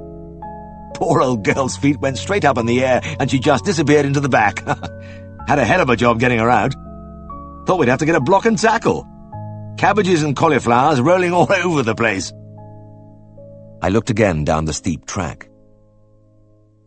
The sensible thing, of course, would be to go back into Darrowby and take the low road into Wharton. No danger that way. But it meant a round trip of nearly 10 miles, and I could actually see the small holding I wanted to visit just 1,000 feet below. The calf with joint ill was in that shed with the green door. In fact, there was old Mr. Robinson coming out of the house now, and pottering across the yard with a bucket. I could almost reach out and touch him. I thought, not for the first time, that if you had to drive a car with no brakes, one of the last places in England you'd want to be was the Yorkshire Dales. Even on the flat it was bad enough, but I got used to it after a week or two and often forgot all about it. As when one day I was busy with a cow and the farmer jumped into my car to move it so that one of his men could get past with a tractor. I never said a word as the unsuspecting man backed round quickly and confidently and hit the wall of the barn with a sickening crash. With typical Yorkshire understatement, all he said was, "Your brakes aren't our savage, mister." Anyway, I had to make up my mind. Was it to be back to Darrowby or straight over the top? It had become a common situation, and every day I had the experience of sitting wrestling with myself on the edge of a hill with my heart thumping as it was now. There must have been scores of these unwitnessed dramas played out in the green silence of the fells. At last, I started the engine and did what I always did. Took the quick way down. But this hill really was a beauty. A notorious road even in this country, and as I nosed gingerly onto it, the whole world seemed to drop away from me. With the gear lever in bottom and my hand jammed against it, I headed, dry-mouthed, down the strip of tarmac, which now looked to be almost vertical. It is surprising what speed you can attain in bottom gear if you have nothing else to hold you back, and as the first bend rushed up at me, the little engine started a rising scream of protest. When I hit the curve, I hauled the wheel round desperately to the right, the tyres spun for a second in the stones and loose soil of the verge, and we were off again. This was a longer stretch, and even steeper, and it was like being on the Big Dipper with the same feeling of lack of control over one's fate. Hurtling into the bend, the idea of turning at this speed was preposterous, but it was that or straight over the edge. Terror-stricken, I closed my eyes and dragged the wheel to the left. This time, one side of the car lifted, and I was sure we were over. Then it rocked back onto the other side, and for a horrible second or two kept this up, till it finally decided to stay upright, and I was once more on my way. Again, a yawning gradient. But as the car sped downwards, engine howling, I was aware of a curious numbness. I seemed to have reached the ultimate limits of fear, and I hardly noticed as we shot round the third bend. One more to go, and at last the road was levelling out.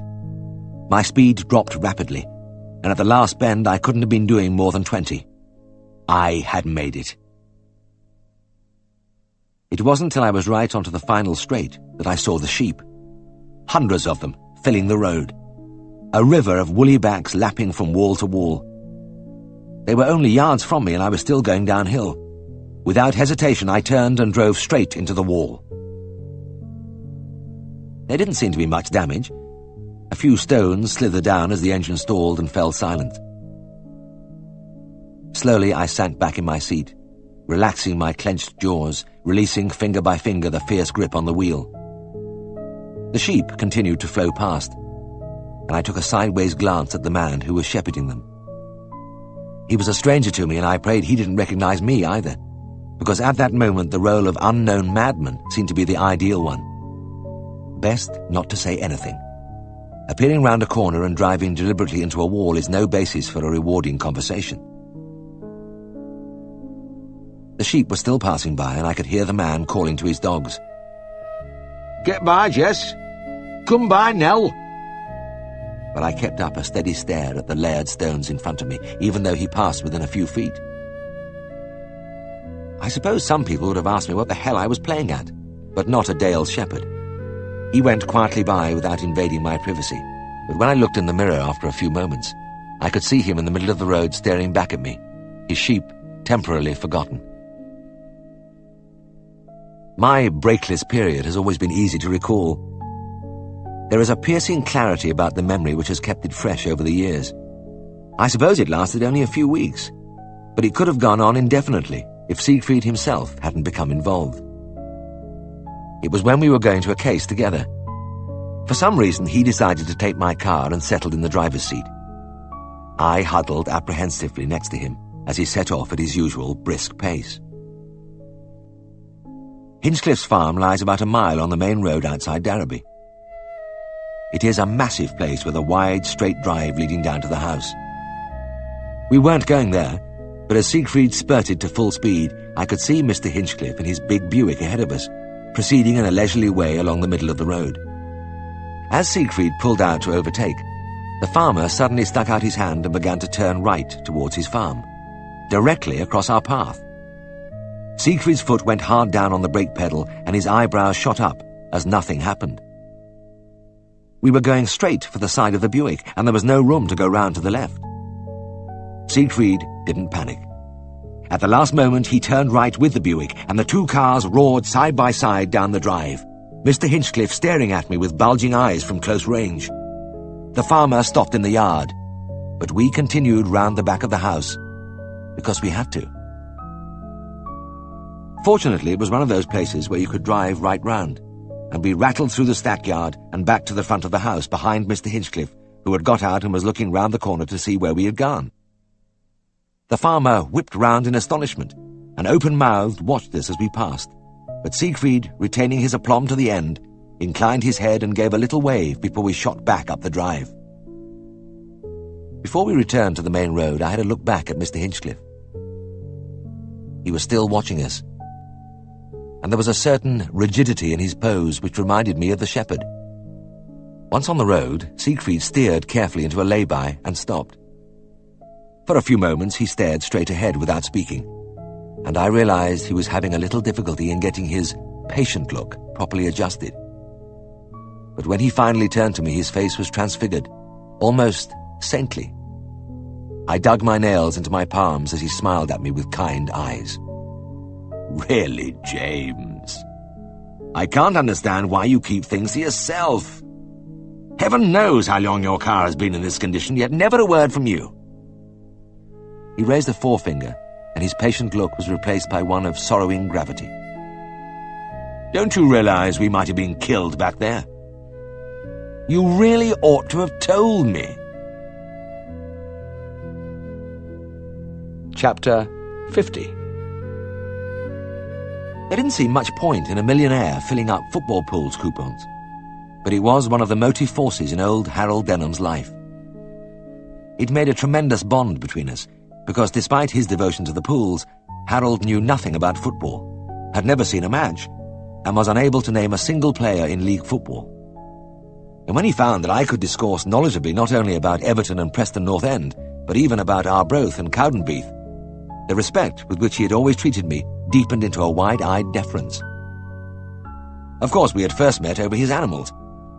He had an assortment of dogs, cats, rabbits, budgies, and goldfish, which made me a frequent visitor to the dusty mansion, whose Victorian turrets peeping above their sheltered woods could be seen for miles around Darrowby. When I first knew him, the circumstances of my visits were entirely normal. His fox terrier had cut its pad, or the old grey tabby was having trouble with her sinusitis. But later on, I began to wonder. He called me out so often on a Wednesday, and the excuse was at times so trivial, that I began seriously to suspect that there was nothing wrong with the animals, but that Harold was in difficulties with his 9 results, or the Easy 6.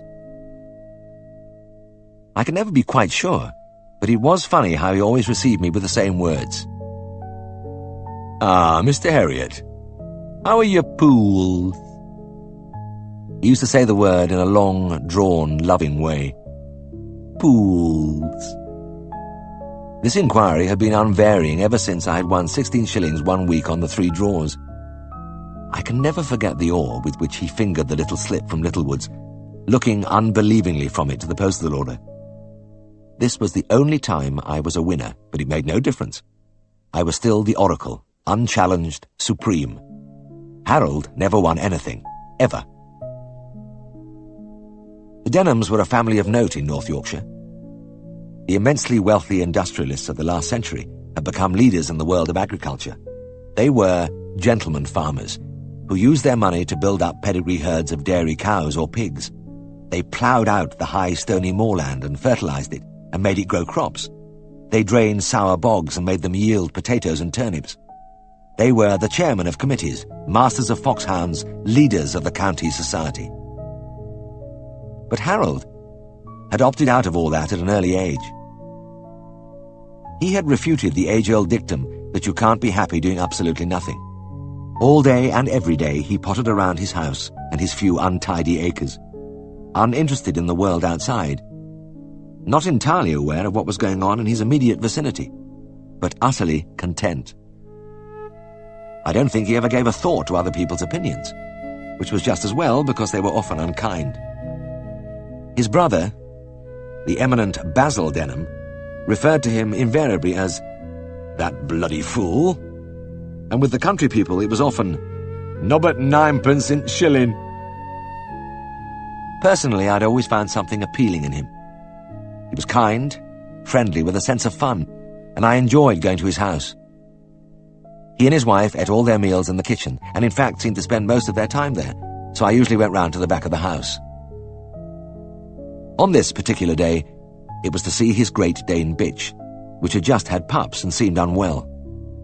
Since it wasn't Wednesday, I felt there really might be something amiss, and I hurried round. Harold gave me his usual greeting. He had the most attractive voice, round, fruity, mellow, like a bishop's, and for the 100th time I thought how odd it was to hear these organ-like vocal cords intoning such incongruities as Mansfield Town or Bradford City. "I wonder if you could advise me, Mr. Herriot," he said as we left the kitchen and entered a long, ill-lit passage. "I'm searching for an away winner, and I wondered about Sunderland at Aston Villa." I stopped and fell into an attitude of deep thought while Harold regarded me anxiously. "Well, I'm not sure, Mr. Denham," I replied. "Sunderland are a good side, but I happen to know that Rake Carter's auntie isn't too well at present, and it could easily affect his game this Saturday." Harold looked crestfallen, and he nodded his head gravely a few times.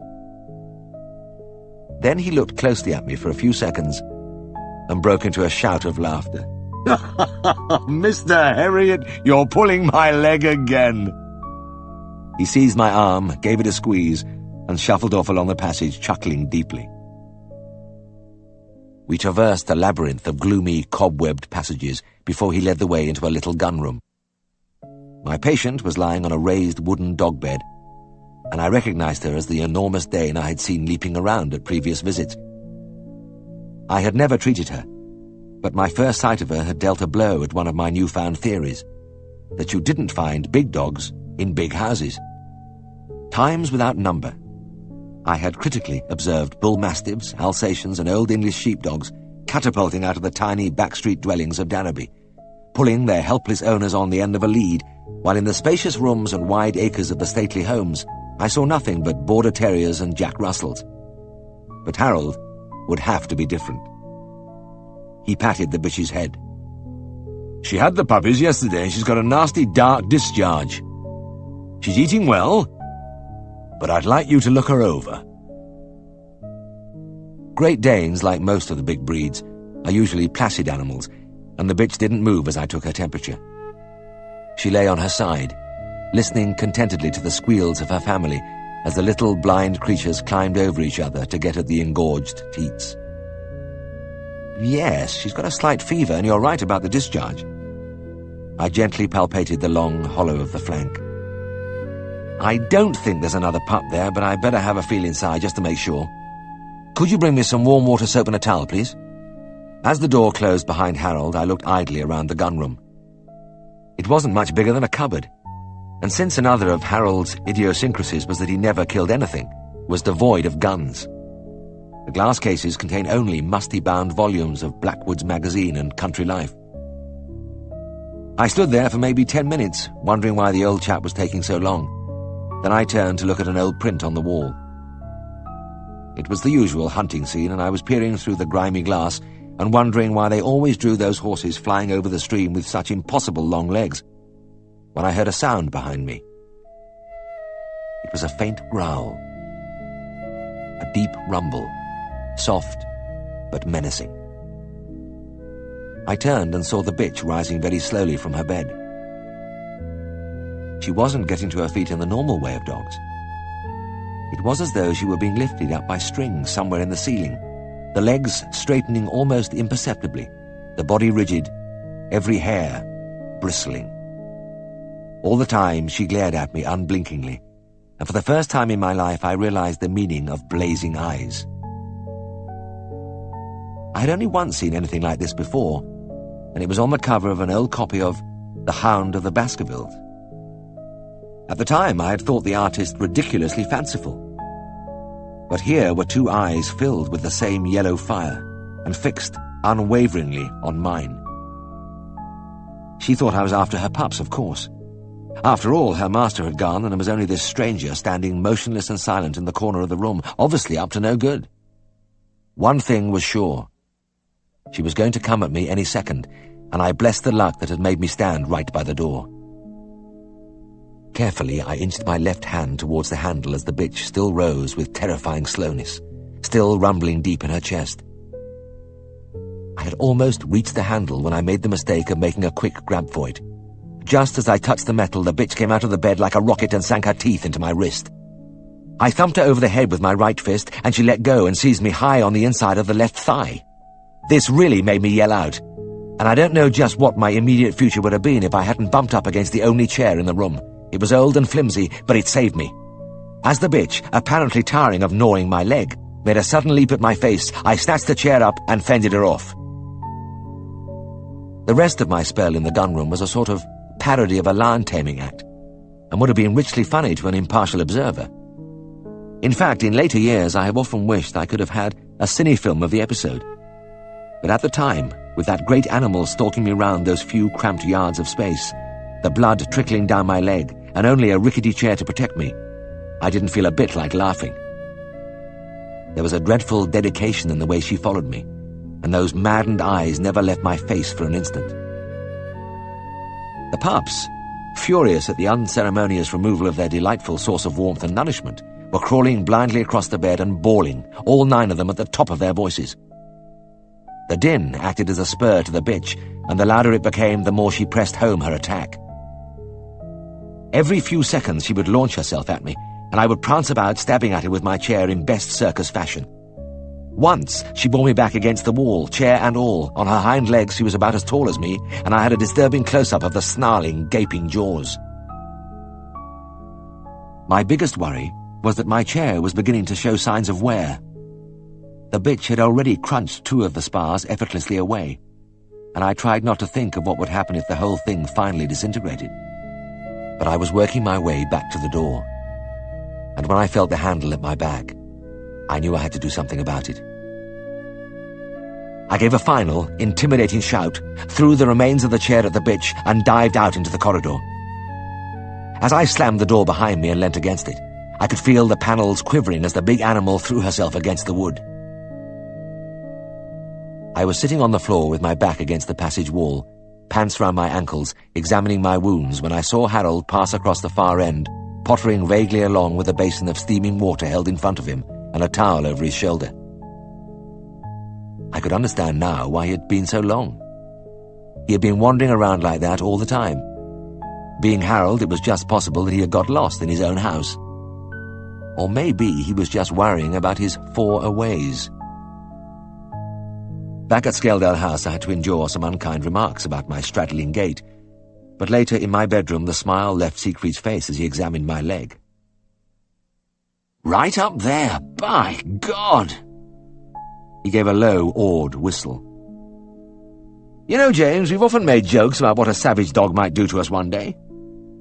But I tell you, boy, it damn nearly happened to you." Chapter 51. This was my second winter in Danbury, so I didn't feel the same sense of shock when it started to be really rough in November.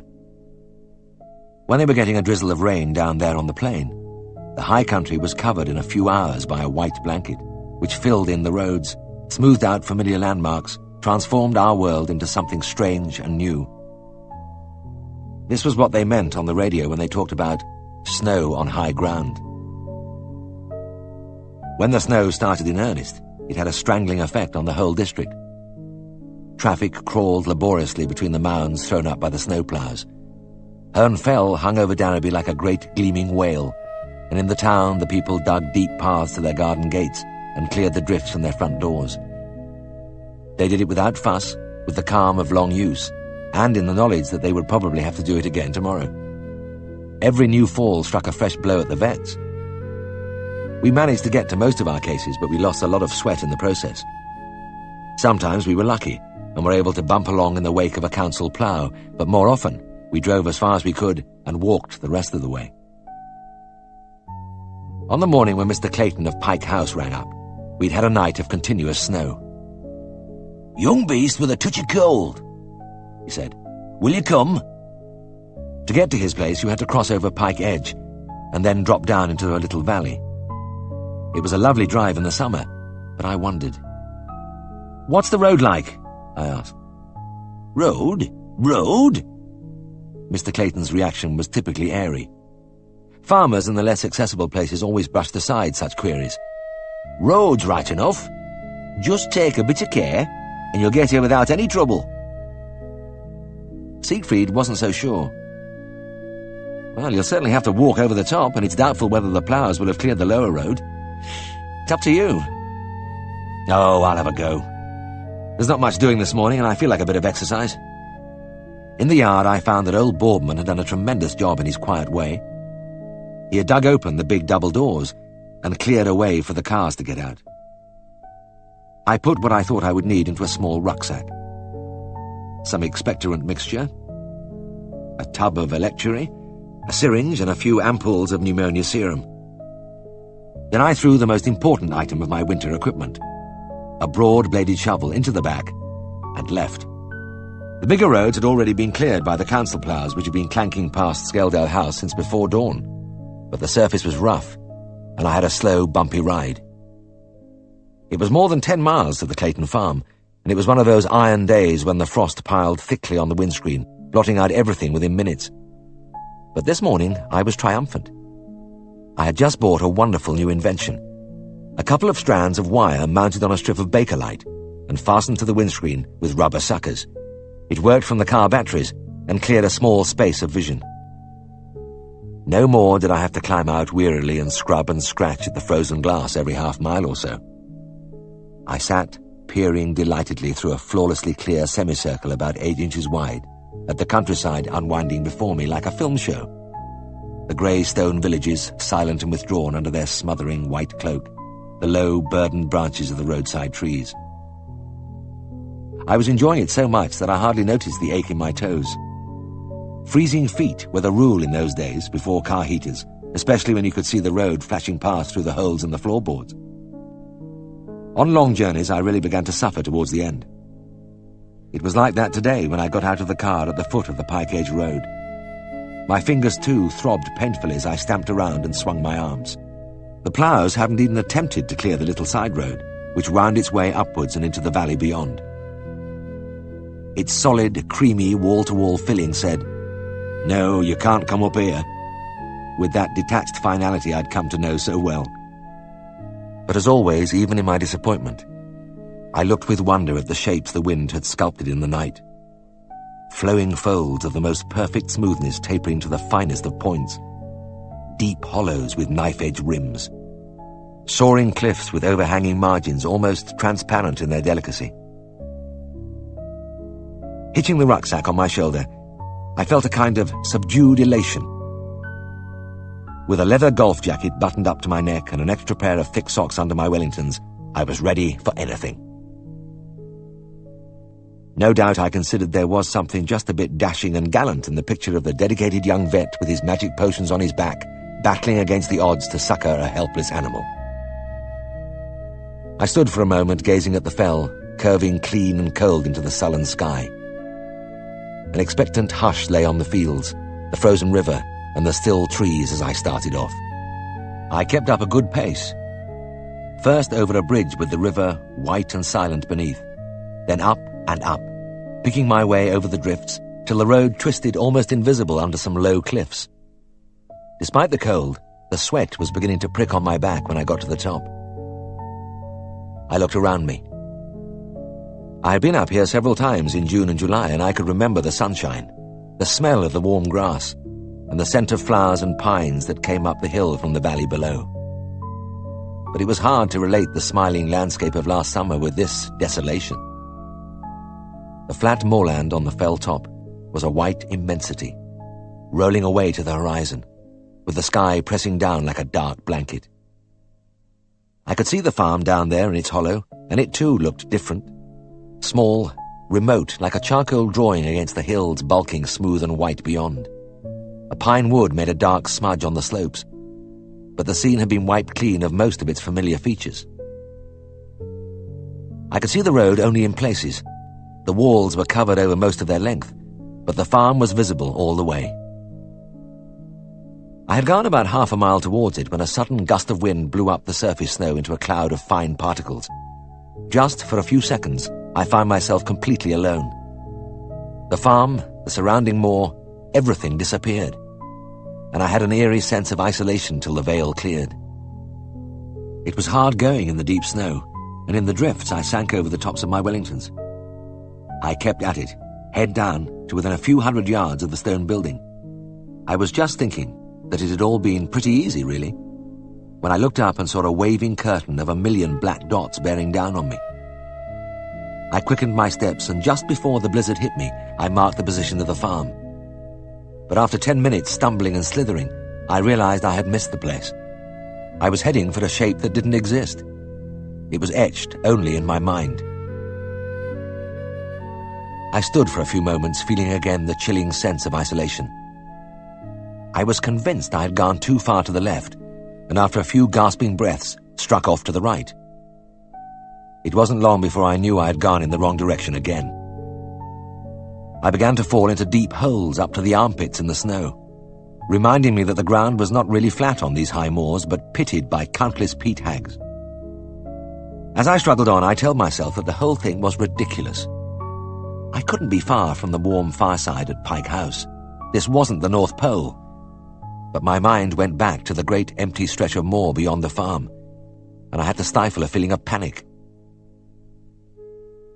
The numbing cold seemed to erase all sense of time. Soon I had no idea how long I'd been falling into the holes and crawling out. I did know that each time it was getting harder work dragging myself out, and it was becoming more and more tempting to sit down and rest, even sleep. There was something hypnotic in the way the big soft flakes brushed noiselessly across my skin and mounted thickly on my closed eyes. I was trying to shut out the conviction that if I fell down many more times I wouldn't get up, when a dark shape hovered suddenly ahead. Then my outflung arms touched something hard and rough. Unbelievingly, I felt my way over the stone square blocks till I came to a corner. Beyond that was a square of light. It was the kitchen window of the farm. Thumping on the door, I leant against the smooth timbers, mouth gaping, chest heaving agonizingly. My immense relief must have bordered on hysteria, because it seemed to me that when the door was opened, the right thing would be to fall headlong into the room. My mind played with the picture of the family crowding round the prostrate figure, plying him with brandy. When the door did open, however, something kept me on my feet. Mr. Clayton stood there for a few seconds, apparently unmoved by the sight of the distraught snowman in front of him. "Oh, it's you, Mr. Herriot. You couldn't have come better. I've just finished me dinner. Hang on a minute, and I'll get me hat. Beast's just across the yard." He reached behind the door, stuck a battered trilby on his head, put his hands in his pockets, and sauntered over the cobbles, whistling. He knocked up the latch of the calf house, and with a profound sense of release I stepped inside, away from the relentless cold, the sucking, swirling snow, into an animal warmth and the scent of hay. As I rid myself of my rucksack, 4 long-haired little bullocks regarded me calmly from over a hurdle, their jaws moving rhythmically. They appeared as unconcerned at my appearance as their owner. They showed a mild interest, nothing more. Behind their shaggy heads I could see a fifth small beast with a sack tied round it, and a purulent discharge coming from its nose. It reminded me of the reason for my visit.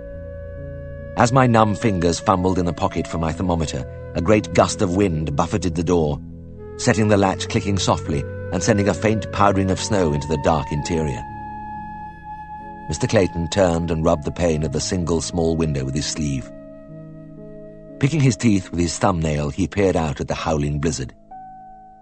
"Aye," he said, and belched pleasurably. "It's a plain sort of day." Chapter 52.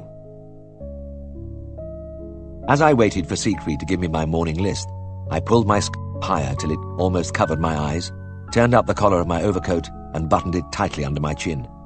Then I drew on a pair of holed woolen gloves. A biting north wind was driving the snow savagely past the window, almost parallel with the ground, obliterating the street and everything else with big, swirling flakes. Siegfried bent over the daybook. "Now, let's see what we've got. Barnet, Gill, Sunter, Dent, Cartwright." He began to scribble on a pad. "Oh, and I better see Scrutton's calf. You've been attending to it, I know, but I'm going right past the door. Can you tell me about it?" "Well, yes, it's been breathing a bit fast and running a temperature around 103. I don't think there's any pneumonia there. In fact, I rather suspect it may be developing diphtheria. It has a bit of swelling on the jaw and the throat glands are up." All the time I was speaking, Siegfried continued to write on the pad and only stopped once to whisper to Mrs. Harbottle. Then he looked up brightly. "Pneumonia, eh? How have you been treating it?" "No," I said, "I didn't think it was pneumonia. I've been injecting Prontosil, and I left some liniment to rub to the throat region." But Siegfried was writing hard again. He said nothing till he had made out 2 lists. He tore one from the pad and gave it to me. "Right, you've been applying liniment to the chest. Suppose it might do a bit of good. Which liniment exactly?" "Lin-methyl sal, but they're rubbing it on the calf's throat, not the chest." But Siegfried had turned away to tell Mrs. Harbottle the order of his visits, and I found myself talking to the back of his head.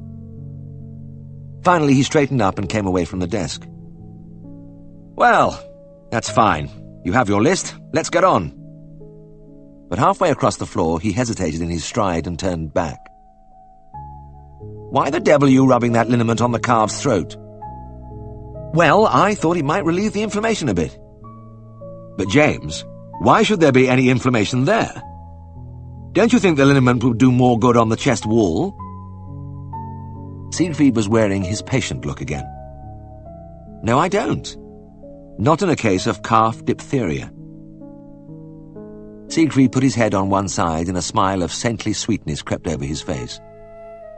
He laid his hand on my shoulder. "My dear old James, perhaps it would be a good idea if you started right at the beginning. Take all the time you want, there's no hurry. Speak slowly and calmly, and then you won't become confused. You told me you were treating a calf with pneumonia. Now, take it from there." I thrust my hands deep into my coat pockets and began to churn among the thermometers and scissors and little bottles which always dwelt there.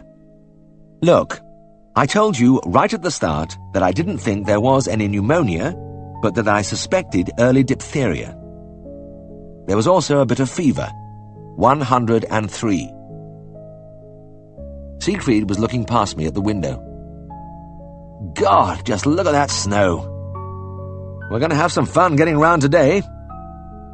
He dragged his eyes back to my face. "Don't you think that with a temperature of 103 you should be injecting some Prontosil?" He raised his arms sideways and let them fall. "Just a suggestion, James. I wouldn't interfere for the world, but I honestly think that the situation calls for a little Prontosil." "But hell, Siegfried, I am using it!" I shouted. "I told you that way back, but you weren't listening. I've been doing my damnedest to get this across to you, but what chance have I got?"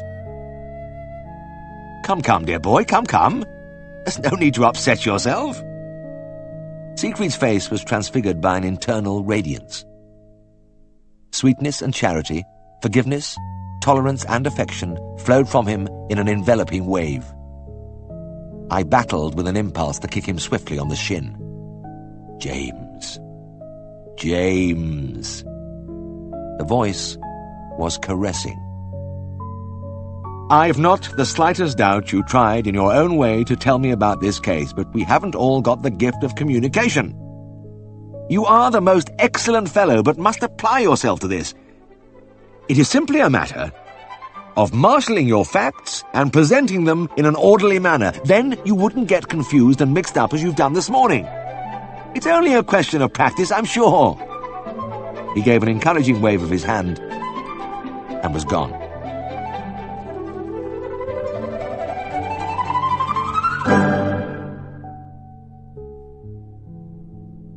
The stockroom, and seeing a big empty cardboard box on the floor, dealt it a vicious kick. I put so much venom into it that my foot went clear through the cardboard, and I was trying to free myself when Tristan came in. He had been stoking the fire and had witnessed the conversation. He watched silently as I plunged about the room, swearing and trying to shake the box loose. "What's up, Jim? Has my big brother been getting under your skin?" I got rid of the box at last and sank down on one of the lower shelves. I don't know. Why should he be getting under my skin now? I've known him quite a long time, and he's always been the same. He's never been any different, but it hasn't bothered me before, not like this anyway. Any other time I'd laugh this sort of thing off. God, what the hell's wrong with me? Tristan put down his coal bucket and looked at me thoughtfully. "There's nothing much wrong with you, Jim. But I can tell you one thing. You've been just a bit edgy since you went out with that Alderson woman." "Oh, God," I groaned and closed my eyes. "Don't remind me." Anyway, I've not seen or heard from her since, so that's the end of that, and I can't blame her. Tristan pulled out his woodbines and squatted down by the coal bucket. "Yes, that's all very well, but look at you. You're suffering, and there's no need for it. All right, you had a disastrous night, and she's given you the old heave-ho. Well, so what? Do you know how many times I've been spurned?" "Spurned? I never even got started." "Very well then, but you're still going around like a bullock with a bellyache. Forget it, lad, and get out into the big world. The rich tapestry of life is waiting for you out there. I've been watching you, working all hours, and when you're not working, you're reading up your cases in the textbooks. And I tell you, this dedicated vet thing is all right up to a point, but you've got to live a little. Think of all the lovely little lasses in Darrowby. You can hardly move for them, and everyone just waiting for a big, handsome chap like you to gallop up on his white horse. Don't disappoint them." He leant over and slapped my knee. "Tell you what, why don't you let me fix something up? A nice little foursome, just what you need." "Oh, I don't know. I'm not keen, really." "Nonsense," Tristan said. "I don't know why I haven't thought of it before. This monkish existence is bad for you. Leave all the details to me." I decided to have an early night and was awakened around 11 o'clock by a heavy weight crashing down on the bed. The room was dark, but I seemed to be enveloped in beer-scented smoke. I coughed and sat up. "Is that you, Tris?" "It is indeed," said the shadowy figure on the end of the bed. "And I bring you glad tidings. You remember Brenda? That little nurse I've seen you around with? The very same? Well, she's got a pal, Connie, who's even more beautiful. The four of us are going dancing at the Poulton Institute on Tuesday night." The voice was thick with beery triumph. "What, you mean me too?" "By God, I do, and you're going to have the best time you've ever had, I'll see to that." He blew a last, choking blast of smoke into my face and left, chuckling. Chapter 53. We're having an hot dinner and entertainers. My reaction to the word surprised me. They stirred up a mixture of emotions, all of them pleasant. Fulfillment, happy acceptance, almost triumph. I know by now that there's not the slightest chance of anybody asking me to be president of the Royal College of Veterinary Surgeons. But if they had, I wonder if I'd been more pleased than when I heard about the hot dinner. The reason, I suppose, was that the words reflected the attitude of a typical Dales farmer towards myself. And this was important, because though, after just over a year, I was becoming accepted as a vet, I was always conscious of the gulf that was bound to exist between these hill folk and a city product like me. Much as I admired them, I was aware always that we were different. It was inevitable, I knew, but it still rankled, so that a sincere expression of friendship from one of them struck a deep answering chord in me. Especially when it came from somebody like Dick Rudd. I had first met Dick last winter on the doorstep of Scaledale House, at 6 o'clock on the kind of black morning when country vets wonder about their choice of profession. Shivering as the ever-present passage draft struck at my pajamaed legs, I switched on the light and opened the door. I saw a small figure muffled up in an old army greatcoat and balaclava leaning on a bicycle. Behind him, the light spilled onto a few feet of streaming pavement where the rain beat down in savage swathes. "Sorry to ring your bell at this hour, Governor," he said. "Me name's Rudd, Birch Tree Farm, Culston. I've got a heifer calving and she's not getting on with job. Will you come?" I looked closer at the thin face, at the water trickling down the cheeks and dripping from the end of his nose. "Right, I'll get dressed and come straight along. But why don't you leave your bike here and come with me in the car? Coulston's about 4 miles, isn't it? You must be soaked through." Nay, it'll be all right." The face broke into the most cheerful of grins, and under the sopping balaclava a pair of lively blue eyes glinted at me. "I'd only have to come back and get it another time. I'll get off now and you won't be there long before me." He mounted the bike quickly and pedalled away. People who think farming is a pleasant, easy life should have been there to see the hunched figure disappear into the blackness and the driving rain. No car, no telephone, a night up with the heifer, 8 miles biking in the rain, and a back-breaking day ahead of him. Whenever I thought of the existence of the small farmer, it made my own occasional bursts of activity seem small stuff indeed. I produced a nice live heifer calf for Dick that first morning, and later, gratefully drinking a cup of hot tea in the farmhouse kitchen, I was surprised at the throng of young Rudds milling around me. There were 7 of them, and they were unexpectedly grown up. Their ages ranged from 20-odd down to about 10, and I hadn't thought of Dick as middle-aged. In the dim light of the doorway at Scaledale House, and later in the bar, lit only by a smoke-blackened oil lamp, his lively movements and perky manner had seemed those of a man in his 30s. But as I looked at him now, I could see that the short, wiry hair was streaked with grey, and a maze of fine wrinkles spread from around his eyes into his cheeks. In their early married life, the Rudds, anxious like all farmers for male children, had observed with increasing chagrin the arrival of 5 successive daughters. "We nearly packed up then," Dick confided to me once.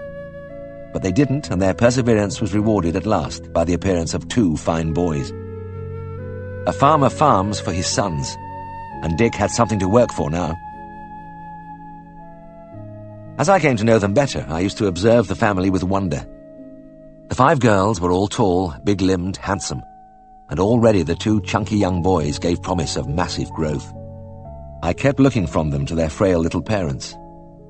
"Not a picking on either of us," as Mrs. Rudd used to say, and wonder how the miracle had happened. It puzzled me, too, how Mrs. Rudd, armed only with the milk cheque from Dick's few shaggy cows, had managed to feed them all, never mind bring them to this state of physical perfection. I gained my first clue one day when I'd been seeing some calves, and I was asked to have a bit of dinner with them. Butcher's meat was a scarce commodity on the hill farms, and I was familiar with the usual expedients for filling up the eager stomachs before the main course: the doughy slabs of Yorkshire pudding or the heap of suet dumplings. But Mrs. Rudd had her own method. A big bowl of rice pudding with lots of milk was her hors d'oeuvre. It was a new one on me, and I could see the family slowing down as they ploughed their way through. I was ravenous when I sat down, but after the rice, I viewed the rest of the meal with total detachment. Dick believed in veterinary advice for everything, so I was a frequent visitor to Birch Tree Farm. After every visit, there was an unvarying ritual. I was asked into the house for a cup of tea, and the whole family downed tools and sat down to watch me drink it. On weekdays, the eldest girl was out at work and the boys were at school, but on Sundays, the ceremony reached its full splendor with myself sipping the tea and all 9 Rudds sitting around in what I can only call an admiring circle. My every remark was greeted with nods and smiles all round. There is no doubt that it was good for my ego to have an entire family literally hanging on my words, but at the same time, it made me feel curiously humble. I suppose it was because of Dick's character. Not that he was unique in any way, there was thousands of small farmers just like him. But he seemed to embody the best qualities of the Dalesman. The indestructibility, the tough philosophy, the unthinking generosity and hospitality. And there were the things that were Dick's own. The integrity, which could be read always in his steady eyes, and the humour which was never far away. Dick was no wit, but he was always trying to say ordinary things in a funny way. If I asked him to get hold of a cow's nose for me, he would say, solemnly, "I'll endeavour to do so." Or I remember when I was trying to lift a square of plywood which was penning a calf in a corner, he said, "Just a minute till I raise portcullis." When he broke into a smile, a kind of radiance flooded his pinched features. When I held my audiences in the kitchen with all the family reflecting Dick's outlook in their eager laughter, I marvelled at their utter contentment with their lot. None of them had known ease or softness, but it didn't matter. And they looked on me as a friend, and I was proud.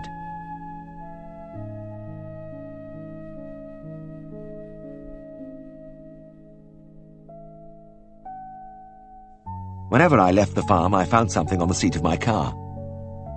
A couple of homemade scones, 3 eggs. I don't know how Mrs. Rudd spared them, but she never failed. Dick had a burning ambition: to upgrade his stock until he had a dairy herd which would live up to his ideals. Without money behind him, he knew it would be a painfully slow business, but he was determined. It probably wouldn't be in his own lifetime, but sometime, perhaps when his sons were grown up, people would come and look with admiration at the cows of Birch Tree.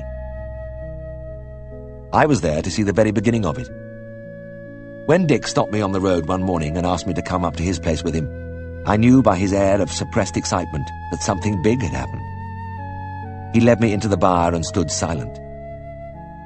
He didn't need to say anything, because I was staring unbelievingly at a bovine aristocrat.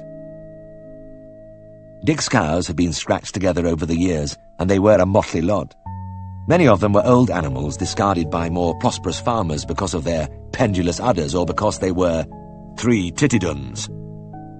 Others had been reared by Dick from calves and tended to be rough-haired and scruffy. But halfway down the byre, contrasting almost violently with her neighbours, was what seemed to me a perfect dairy shorthorn cow. In these days, when the Frisian has surged over England in a black and white flood, and inundated even the Dales, which were the very home of the shorthorn, such cows as I looked at that day at Dick Rudd's are no longer to be seen.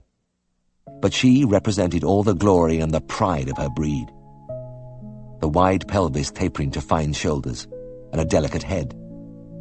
The level udder thrusting back between the hind legs, and the glorious colour, dark roan. That was what they used to call a good colour. And whenever I delivered a dark roan calf, the farmer would say, "It's a good colour, dun," and it would be more valuable accordingly. The geneticists are perfectly right, of course. The dark roan cows gave no more milk than the reds or the whites, but we loved them, and they were beautiful. "Where did she come from, Dick?" I said, still staring. Dick's voice was elaborately casual. "Oh, I went over to Weldon's of Cranby and picked her out. Do you like her?" "She's a picture. A show cow. I've never seen one better." Weldons were the biggest pedigree breeders in the Northern Dales, and I didn't ask whether Dick had cajoled his bank manager or had been saving up for years just for this. "Aye, she's a 7-galloner when she gets going. And top butterfat, too. Reckon she'll be as good as 2 of my other cows. And a calf out of her'll be worth a bit." He stepped forward and ran his hand along the perfectly level, smoothly fleshed back.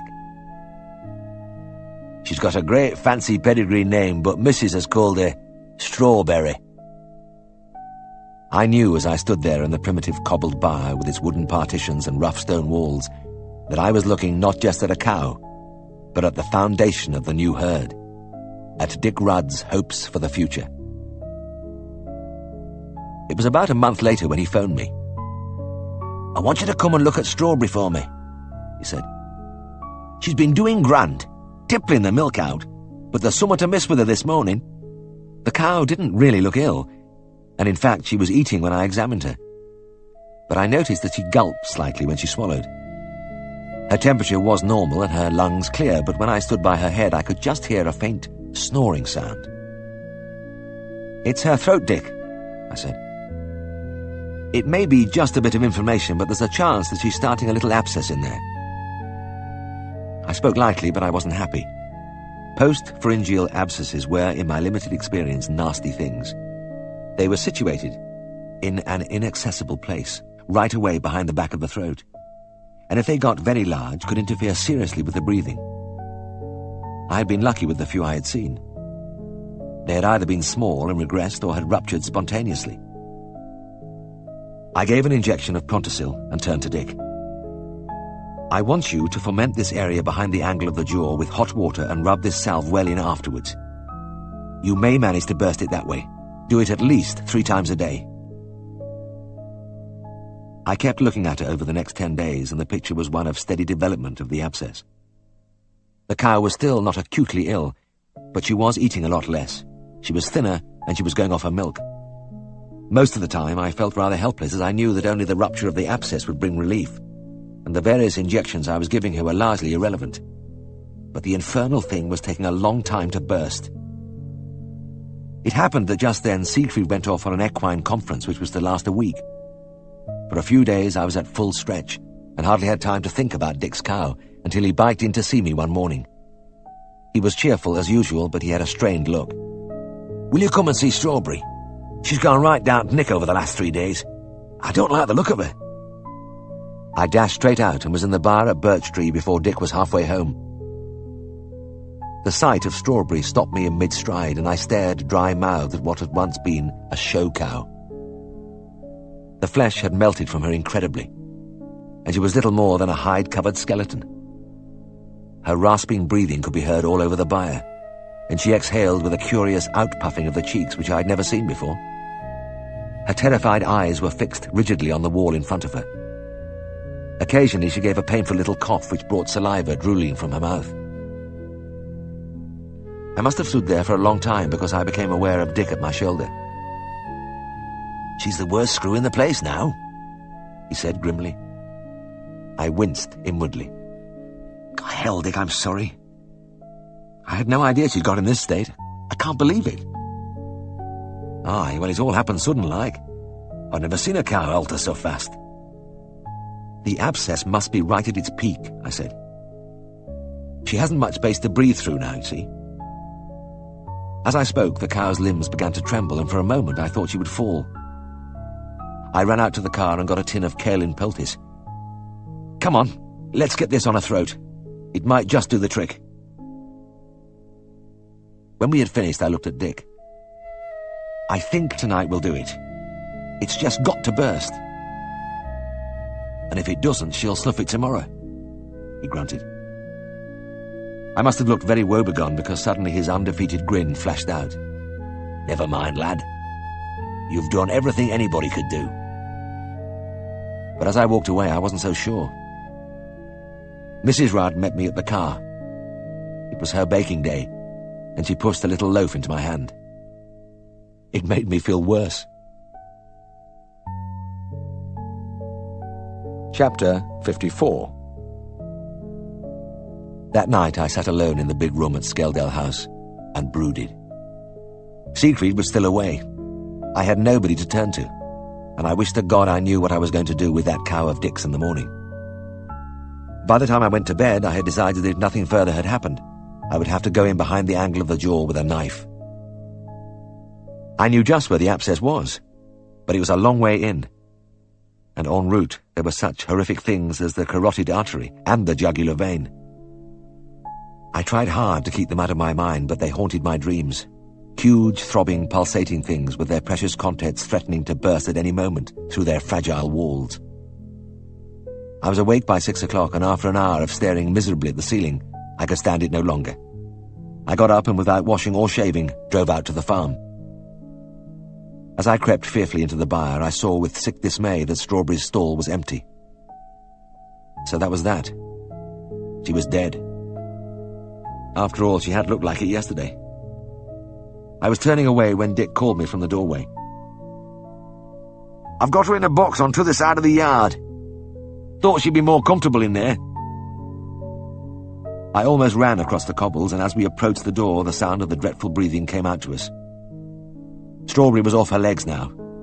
It had cost her the last of her strength to walk to the box, and she lay on her chest, her head extended straight in front of her, nostrils dilated, eyes staring, cheeks puffing in her desperate fight for breath. But she was alive, and the surge of relief I felt seemed to prick me into action, blow away my hesitations. "Dick," I said, "I've just got to operate on your cow. This thing is never going to burst in time, so it's now or never. But there is one thing I want you to know. The only way I can think of doing it is to go in from behind the jaw. Now, I've never done this before. I've never seen it done before, and I've never heard of anybody doing it. If I nick any of those big blood vessels in there, it'll kill her within a minute." "She can't last much longer like this," Dick grunted. "There's naught to lose. Get on with it." In most operations in large bovines, we have to pull the animal down with ropes and then use general anesthesia. But there was no need for this with Strawberry. She was too far gone. I just pushed gently at her shoulder, and she rolled onto her side and lay still. I quickly infiltrated the area from beneath the ear to the angle of the jaw with local anesthetic, then laid out my instruments. "Stretch her head straight out and slightly back, Dick," I said. Kneeling in the straw, I incised the skin. Cut carefully through the long, thin layer of the brachiocephalic muscle, and held the fibers apart with retractors. Somewhere down there was my objective, and I tried to picture the anatomy of the region clearly in my mind. Just there, the maxillary veins ran together to form the great jugular, and deeper and more dangerous was the branching, ramifying carotid. If I pushed my knife straight in there, behind the mandibular salivary gland, it had just about hit the spot. But as I held the razor-sharp blade over the small space I had cleared, my hand began to tremble. I tried to steady it, but I was like a man with malaria. The fact had to be faced, that I was too scared to cut any further. I put the scalpel down, lifted a pair of long artery forceps, and pushed them steadily down through the hole in the muscle. It seemed that I had gone an incredibly long way when, almost unbelievingly, I saw a thin trickle of pus along the gleaming metal. I was into the abscess. Gingerly, I opened the forceps as wide as possible to enlarge the drainage hole, and as I did, the trickle became a creamy torrent, which gushed over my hand, down the cow's neck, and onto the straw. I stayed quite still till it had stopped, then withdrew the forceps. Dick looked at me from the other side of the head. "Now what, boss?" he said softly. "Well, I've emptied the thing, Dick," I said, "and by all the laws, she should soon be a lot better. Come on, let's roll her onto her chest again." When we had got the cow settled comfortably with a bale of straw supporting her shoulders, I looked almost entreatingly at her. Surely she would show some sign of improvement. She must feel some relief from that massive evacuation. But Strawberry looked just the same. The breathing, if anything, was worse. I dropped the soiled instruments into a bucket of hot water and antiseptic and began to wash them. I know what it is. The walls of the abscess have become indurated, thickened and hardened, because it's been there a long time. We'll have to wait for them to collapse. Next day, as I hurried across the yard, I felt buoyantly confident. Dick was just coming out of the loose box, and I shouted across to him, "Well, how is she this morning?" He hesitated, and my spirits plummeted to zero. I knew what this meant. He was trying to find something good to say. "Well, I reckon she's about same." "But damn it," I shouted. "She should be much better. Now, let's have a look at her." The cow wasn't just the same. She was worse. And on top of all the other symptoms, she had a horribly sunken eye, the sign usually of approaching death in the bovine. We both stood looking at the grim wreck of the once beautiful cow. Then Dick broke the silence, speaking gently. "Well, what do you think? Is it Mallock for her?" The sound of the Knackerman's name added the final note of despair. And indeed, Strawberry looked just like any of the other broken-down animals that man came to collect. I shuffled my feet miserably. I don't know what to say, Dick. There's nothing more I can do. I took another look at the gasping, staring head, the mass of bubbling foam around the lips and nostrils. You don't want her to suffer any more, and neither do I, but don't get Mallet yet. She's distressed, but not actually in pain, and I want to give her another day. If she's just the same tomorrow, send her in. The very words sounded futile. Every instinct told me the thing was hopeless. I turned to go, bowed down by a sense of failure heavier than I'd ever known. As I went out into the yard, Dick called after me. Don't worry, lad. These things happen. Thank you for all you've done. The words were like a whip across my back. If he had cursed me thoroughly, I'd have felt a lot better. What had he to thank me for with his cow lying dying back there? The only good cow he'd ever owned. This disaster would just about floor Dick Rudd, and he was telling me not to worry.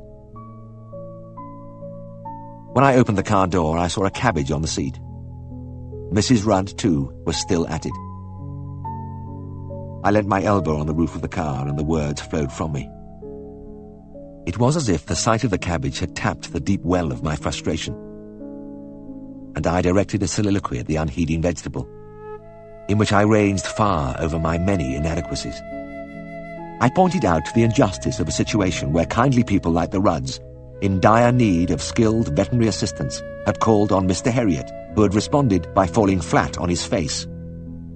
I drew attention to the fact that the Rudds, instead of hounding me off the place as I deserved, had thanked me sincerely and started to give me cabbages. I went on for quite a long time, and when I had finally finished, I felt a little better.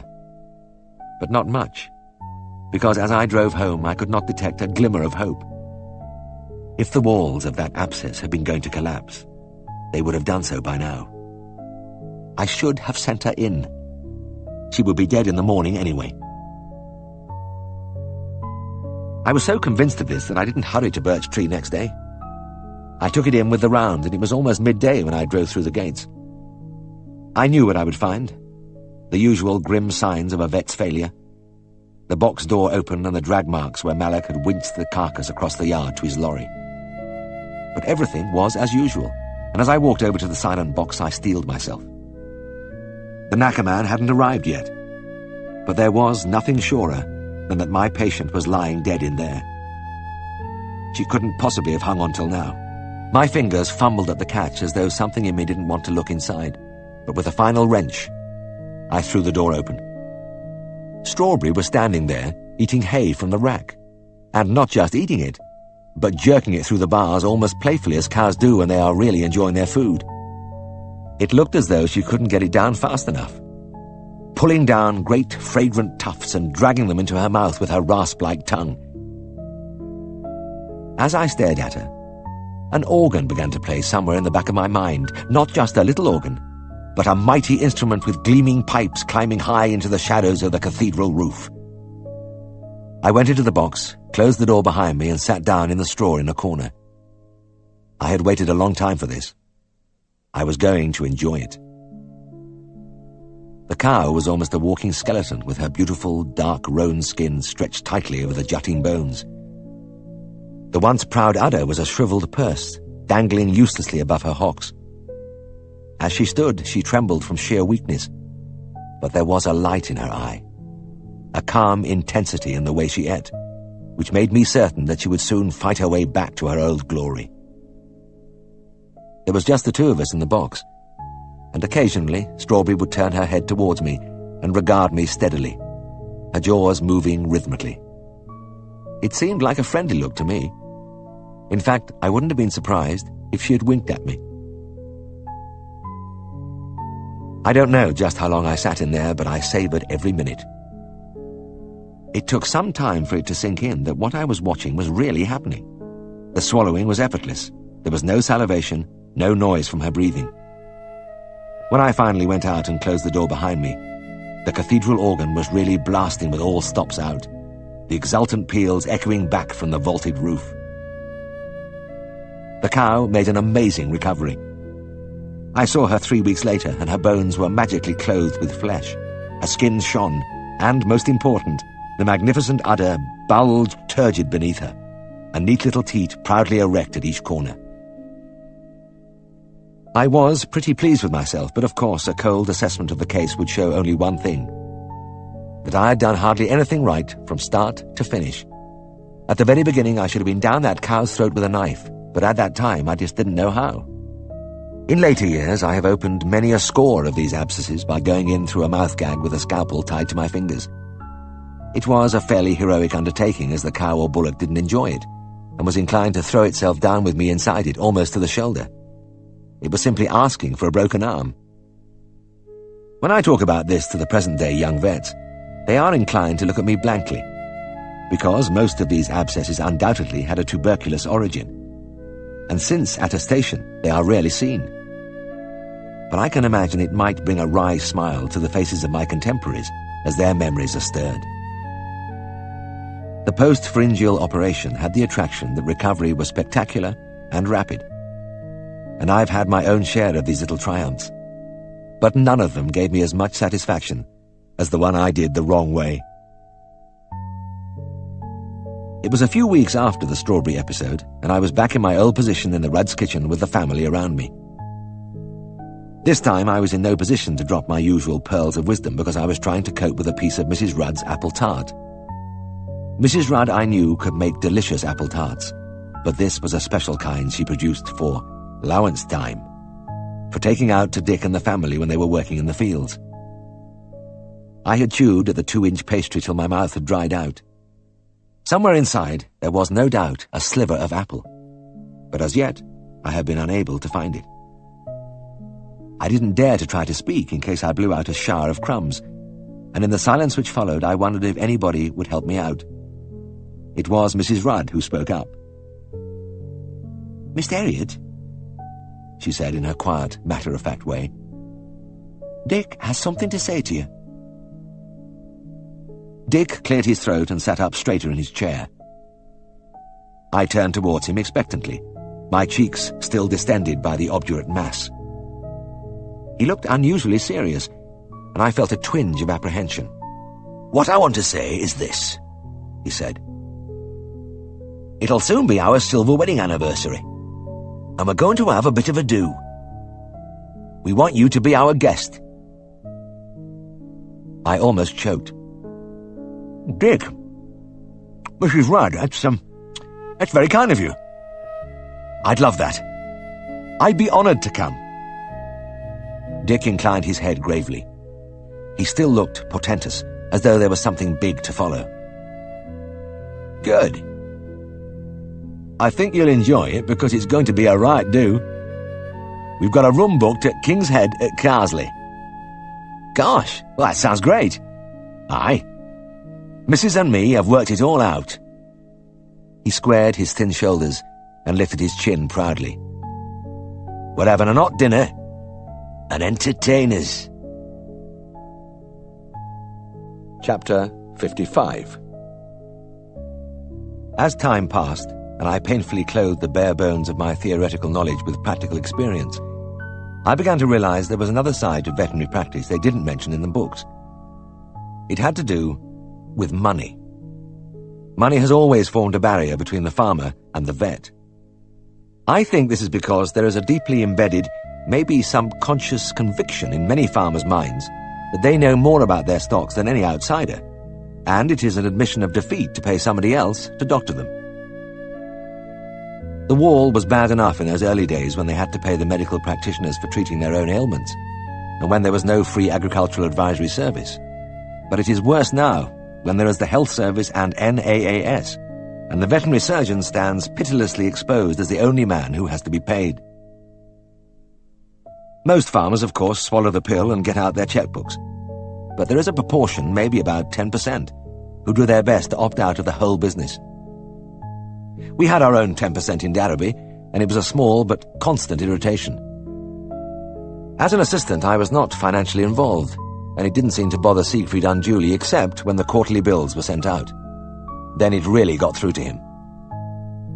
Miss Harbottle used to type out the accounts and present them to him in a neat pile, and that was when it started. He would go through them one by one, and it was a harrowing experience to watch his blood pressure gradually rise. I found him crouched over his desk one night. It was about 11 o'clock, and he had had a hard day. His resistance was right down. He was scrutinizing each bill before placing it face down on a pile on his left. On his right, there was a smaller pile, and whenever he placed one there, it was to the accompaniment of a peevish muttering, or occasionally a violent outburst. "Would you believe it?" he grunted as I came in. "Henry Bransom. More than 2 years since we saw a penny of his money, yet he lives like a sultan. Never misses a market for miles around, gets as tight as an owl several nights a week, and I saw him putting £10 on a horse at the races last month." He banged the piece of paper down and went on with his job, breathing deeply. Then he froze over another account. "And look at this one! Old Summers of Low Ness. I bet he's got thousands of pounds hidden under his bed, but by God he won't part with any of it to me." He was silent for a few moments as he transferred several sheets to the main pile. Then he swung round on me with a loud cry, waving a paper in my face. "Oh, no! Oh, Christ, James, this is too much! Bert Mason here owes me 27 and sixpence. I must have spent more than that sending him bills year in, year out, and do you know, I saw him driving past the surgery yesterday in a brand new car. The bloody scoundrel!" He hurled the bill down and started his scrutiny again. I noticed he was only using one hand while the other churned among his hair. I hoped fervently that he might hit upon a seam of good payers, because I didn't think his nervous system could take much more. And it seems that my hopes were answered, because several minutes went by with only the quiet lifting and laying of the paper sheets. Then Siegfried stiffened suddenly in his chair and sat quite motionless as he stared down at his desk. He lifted an account and held it for several seconds at eye level. I steeled myself. This must be a beauty. But to my surprise, Siegfried began to giggle softly. Then he threw back his head and gave a great bellow of laughter. He laughed until he seemed to have no strength to laugh any more. Then he turned to me. "It's the Major, James," he said weakly. "The dear old gallant Major. You know, you can't help admiring the man. He owed my predecessor a fair bit when I bought the practice, and he still owes it. And I've never had a sou for all the work I've done for him. The thing is, he's the same with everybody, and yet he gets away with it. He's a genuine artist. These other fellows are just fumbling amateurs by comparison." He got up, reached up into the glass-fronted cupboard above the mantelpiece, and pulled out the whiskey bottle and 2 glasses. He carelessly tipped a prodigal measure into each glass and handed one to me. Then he sank back into his chair, still grinning. The Major had magically restored his good humour. Sipping my drink, I reflected that there was no doubt Major Bullivant's character had a rich, compelling quality. He presented an elegant patrician front to the world, beautiful Shakespearean actor voice, impeccable manners, and an abundance of sheer presence. Whenever he unbent sufficiently to throw me a friendly word, I felt honoured, even though I knew I was doing his work for nothing. He had a small, cosy farm, a tweed-clad wife, and several daughters who had ponies and were active helpers for the local hunt. Everything in his entire menage was right and fitting, but he never paid anybody. He had been in the district about 3 years, and on his arrival the local tradesmen, dazzled by his facade, had fallen over each other to win his custom. After all, he appeared to be just their type, because they preferred inherited wealth in Darrowby. In contrast to what I have always found in Scotland, the self-made man was regarded with deep suspicion, and there was nothing so damning among the townsfolk as the darkly muttered comment, "He had nowt when he first come here." Of course, when the scales had fallen from their eyes, they fought back, but ineffectually. The local garage impounded the Major's ancient Rolls-Royce, and hung onto it fiercely for a while, but he managed to charm it back. His one failure was that his telephone was always being cut off. It seemed that the Postmaster General was one of the very few who were immune to his blandishments. But time runs out even for the most dedicated expert. I was driving one day through Hollerton, a neighbouring market town about 10 miles away, and I noticed the Bullivant girls moving purposefully among the shops armed with large baskets. The Major, it seemed, was having to cast his net a little wider, and I wondered at the time if perhaps he was ready to move on. He did, in fact, disappear from the district a few weeks later, leaving a lot of people licking their wounds. I don't know if he ever paid anybody before he left, but Siegfried didn't get anything. Even after his departure, Siegfried wasn't at all bitter, preferring to regard the Major as a unique phenomenon, a master of his chosen craft. "After all, James," he said to me once, "putting ethical considerations to one side, you must admit that anybody who can run up a bill of £50 for shaves and haircuts at the Darrowby barber's shop must command a certain amount of respect." Siegfried's attitude to his debtors was remarkably ambivalent. At times he would fly into a fury at the mention of their names, at others he would regard them with a kind of wry benevolence. He often said that if ever he threw a cocktail party for the clients, he'd have to invite the non-payers first, because they were all such charming fellows. Nevertheless, he waged an inexorable war against them, by means of a series of letters graduated according to severity, which he called his P&S system: polite, nasty, solicitous, and in which he had great faith. It was a sad fact, however, that the system seldom worked with the real hard cases, who were accustomed to receiving threatening letters with their morning mail. These people yawned over the polite and nasty ones, and were unimpressed by the solicitors, because they knew from experience that Siegfried always shrank from following through to the limit of the law. When the P&S system failed, Siegfried was inclined to come up with some unorthodox ideas to collect his hard-earned fees. Like the scheme he devised for Dennis Pratt. Dennis was a tubby, bouncy little man, and his high opinion of himself showed in the way he always carried his entire 5'3" proudly erect. He always seemed to be straining upwards, his chest thrust forward, his fat little bottom stuck out behind him at an extraordinary angle. Dennis owed the practice a substantial amount, and about 18 months ago he had been subjected to the full rigour of the P&S system. This had induced him to part with £5 on account, but since then nothing more had been forthcoming. Siegfried was in a quandary, because he didn't like getting tough with such a cheerful, hospitable man. Dennis was always either laughing or about to laugh. I remember when we had to anaesthetise a cow on his farm to remove a growth from between its cleats. Siegfried and I went to the case together, and on the way we were talking about something which had amused us. As we got out of the car, we were both laughing helplessly, and just then the farmhouse door opened and Dennis emerged. We were at the far end of the yard and must have been all of 30 yards away. He couldn't possibly have heard anything of our conversation, but when he saw us laughing, he threw back his head immediately and joined in at the top of his voice. He shook so much on his way across the yard that I thought he'd fall over, and when he arrived he was wiping the tears from his eyes. After a job, he always asked us to sample Mrs. Pratt's baking. In fact, on cold days he used to keep a thermos of hot coffee ready for our arrival, and had an endearing habit of sloshing rum freely into each cup before pouring in the coffee. "Well, you can't put a man like that in court," Siegfried said, "but we've got to find some way of parting him from his brass." He looked ruminatively at the ceiling for a few moments, then thumped a fist into his palm.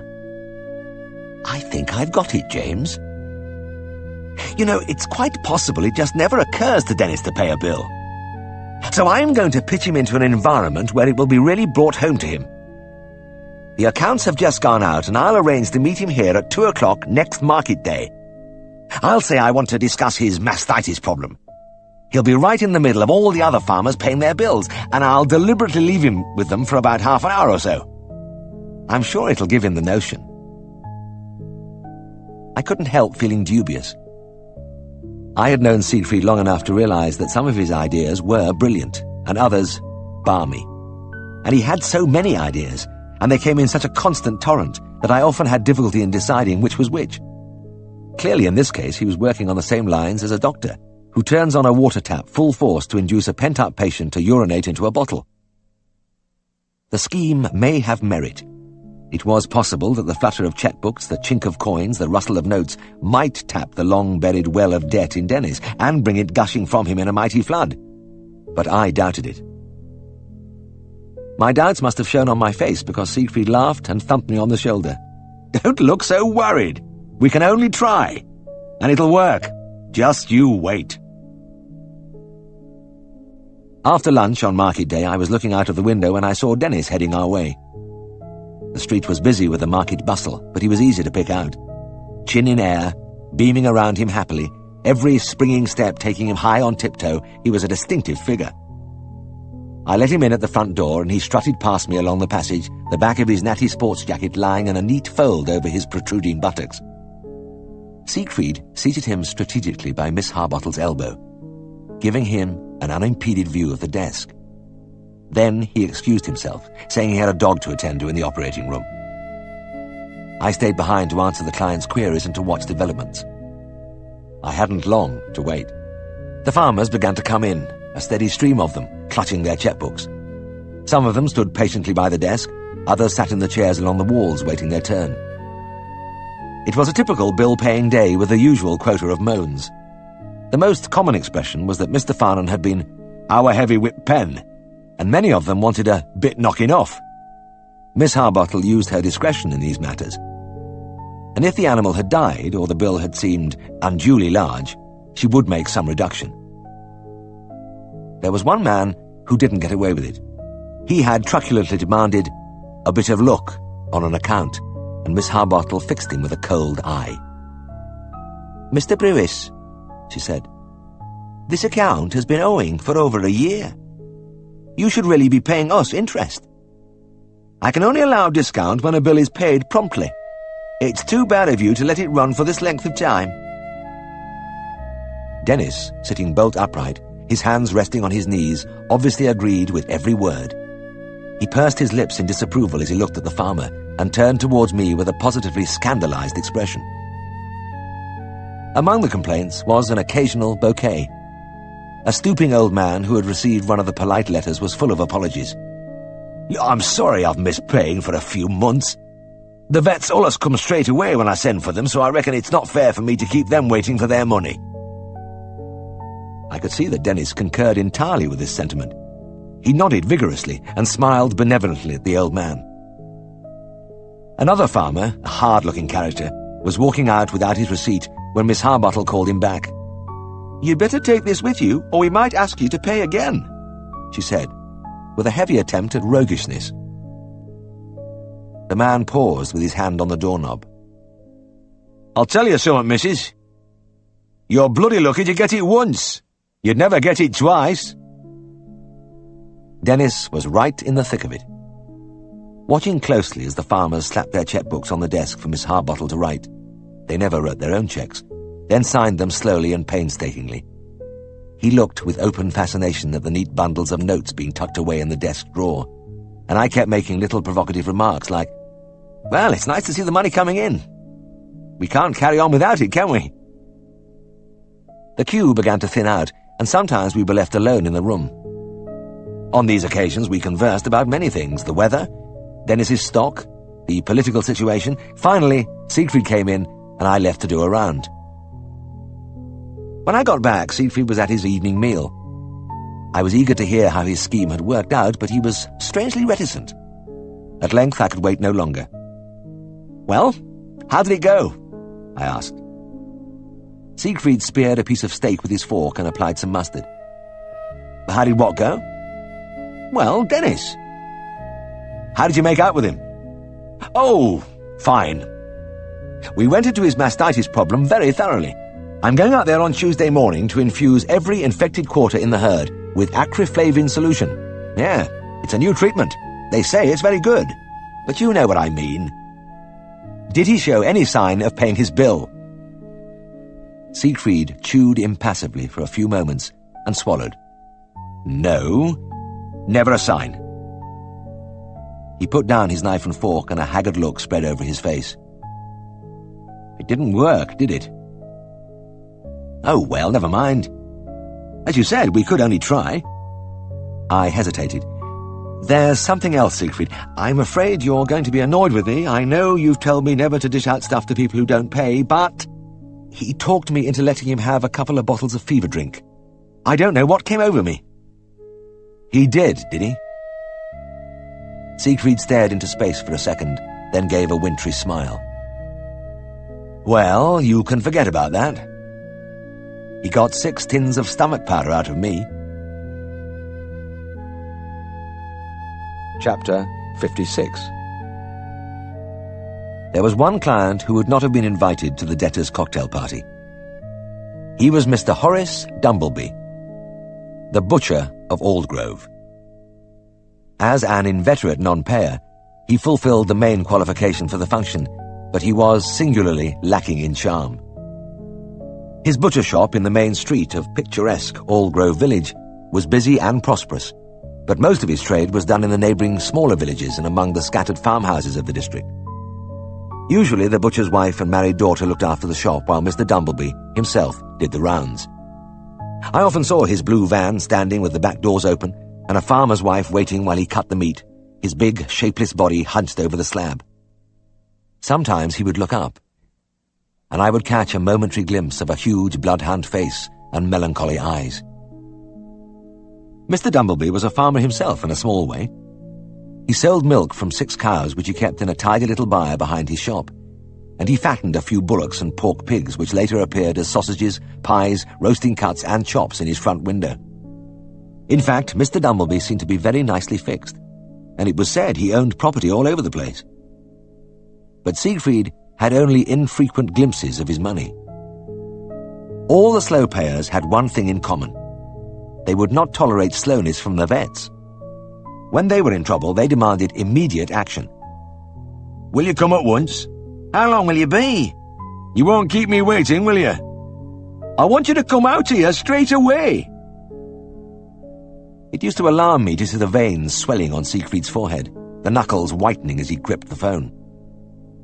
After one such session with Mr. Dumbleby at 10 o'clock on a Sunday night, he had flown into a rage and unleashed the full fury of the PNS system on him. It had no loosening effect on the butcher's purse strings, but it did wound his feelings deeply. He obviously considered himself a wronged man. From that time on, whenever I saw him with his van out in the country, he would turn slowly and direct a blank stare at me till I was out of sight. And strangely, I seemed to see him more and more often. The thing became unnerving.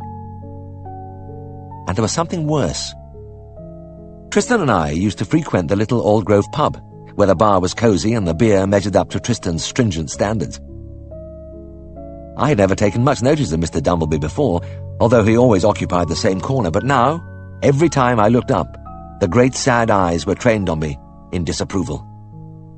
I tried to forget about him and listen to Tristan relating his stories from the backs of envelopes, but all the time I could feel that gaze upon me. My laughter would trail away and I would have to look round. Then the excellent bitter would be as vinegar in my mouth. In an attempt to escape, I took to visiting the snug instead of the bar, and Tristan, showing true nobility of soul, came with me into an environment which was alien to him, where there was a carpet on the floor, people sitting around at little shiny tables drinking gin and hardly a pint in sight. But even this sacrifice was in vain, because Mr. Dumbleby changed his position in the bar so that he could look into the snug through the communicating hatch. The odd hours I was able to spend there took on a macabre quality. I was like a man trying desperately to forget. But quaff the beer as I might, laugh, talk, even sing, half of me was waiting in a state of acute apprehension for the moment when I knew I would have to look round. And when I did, the great sombre face looked even more forbidding, framed by the wooden surround of the hatch. The hanging jowls, the terraced chins, the huge brooding eyes, all were dreadfully magnified by their isolation in that little hole in the wall. It was no good. I had to stop going to the place. This was very sad, because Tristan used to wax lyrical about a certain unique, delicate nuttiness which he could discern in the draft bitter. But it had lost all its joy for me. I just couldn't take any more of Mr. Dumbleby. In fact, I did my best to forget all about the gentleman, but he was brought back forcibly into my mind when I heard his voice on the phone at 3 a.m. one morning. It was nearly always the same thing when the bedside phone exploded in your ear in the small hours. A carving. Mr. Dumbleby's call was no exception, but he was more peremptory than might have been expected. There was no question about apologizing about ringing at such an hour as most farmers would do. I said I would come immediately, but that wasn't good enough. He wanted to know exactly in minutes how long I would be. In a sleepy attempt at sarcasm, I started to recite a program of so many minutes to get up and dressed, so many to go downstairs and get the car out, etc. But I fear it was lost on him. When I drove into the sleeping village, a light was showing in the window of the butcher's shop. Mr. Dumbleby almost trotted out into the street and paced up and down, muttering, as I fished out my ropes and instruments from the boot. Very impatient, I thought, for a man who hadn't paid his vet bill for over a year. We had to go through the shop to get to the bar in the rear. My patient was a big, fat, white cow, which didn't seem particularly perturbed by her situation. Now and then she strained, pushing a pair of feet a few inches from her vulva. I took a keen look at those feet. It is the vet's first indication of how tough the job's going to be. 2 huge hooves sticking out of a tiny heifer have always been able to wipe the smile off my face. These feet were big enough, but not out of the way, and in truth, the mother looked sufficiently roomy. I wondered what was stopping the natural sequence. "I've had me hand in," said Mr. Dumbleby. "There's a head there, but I can't shift out. I've been pulling them legs for half an hour." As I stripped to the waist, it was still considered vaguely sissy to wear a carving overall. I reflected that things could be a lot worse. So many of the buildings where I'd had to take my shirt off were primitive and drafty, but this was a modern cowhouse, and the 6 cows provided a very adequate central heating. And there was electricity in place of the usual smoke-blackened oil lamp. When I had soaped and disinfected my arms, I made my first exploration, and it wasn't difficult to find the cause of the trouble. There was a head and 2 legs, all right, but they belonged to different calves. "We've got twins here," I said. "These are hind legs you've been pulling. A posterior presentation." "Arse first, you mean?" "If you like." "And the calf that's coming the right way has both his legs back along his sides. Now I'll have to push him back out of the way and get the other one first." This was going to be a pretty tight squeeze.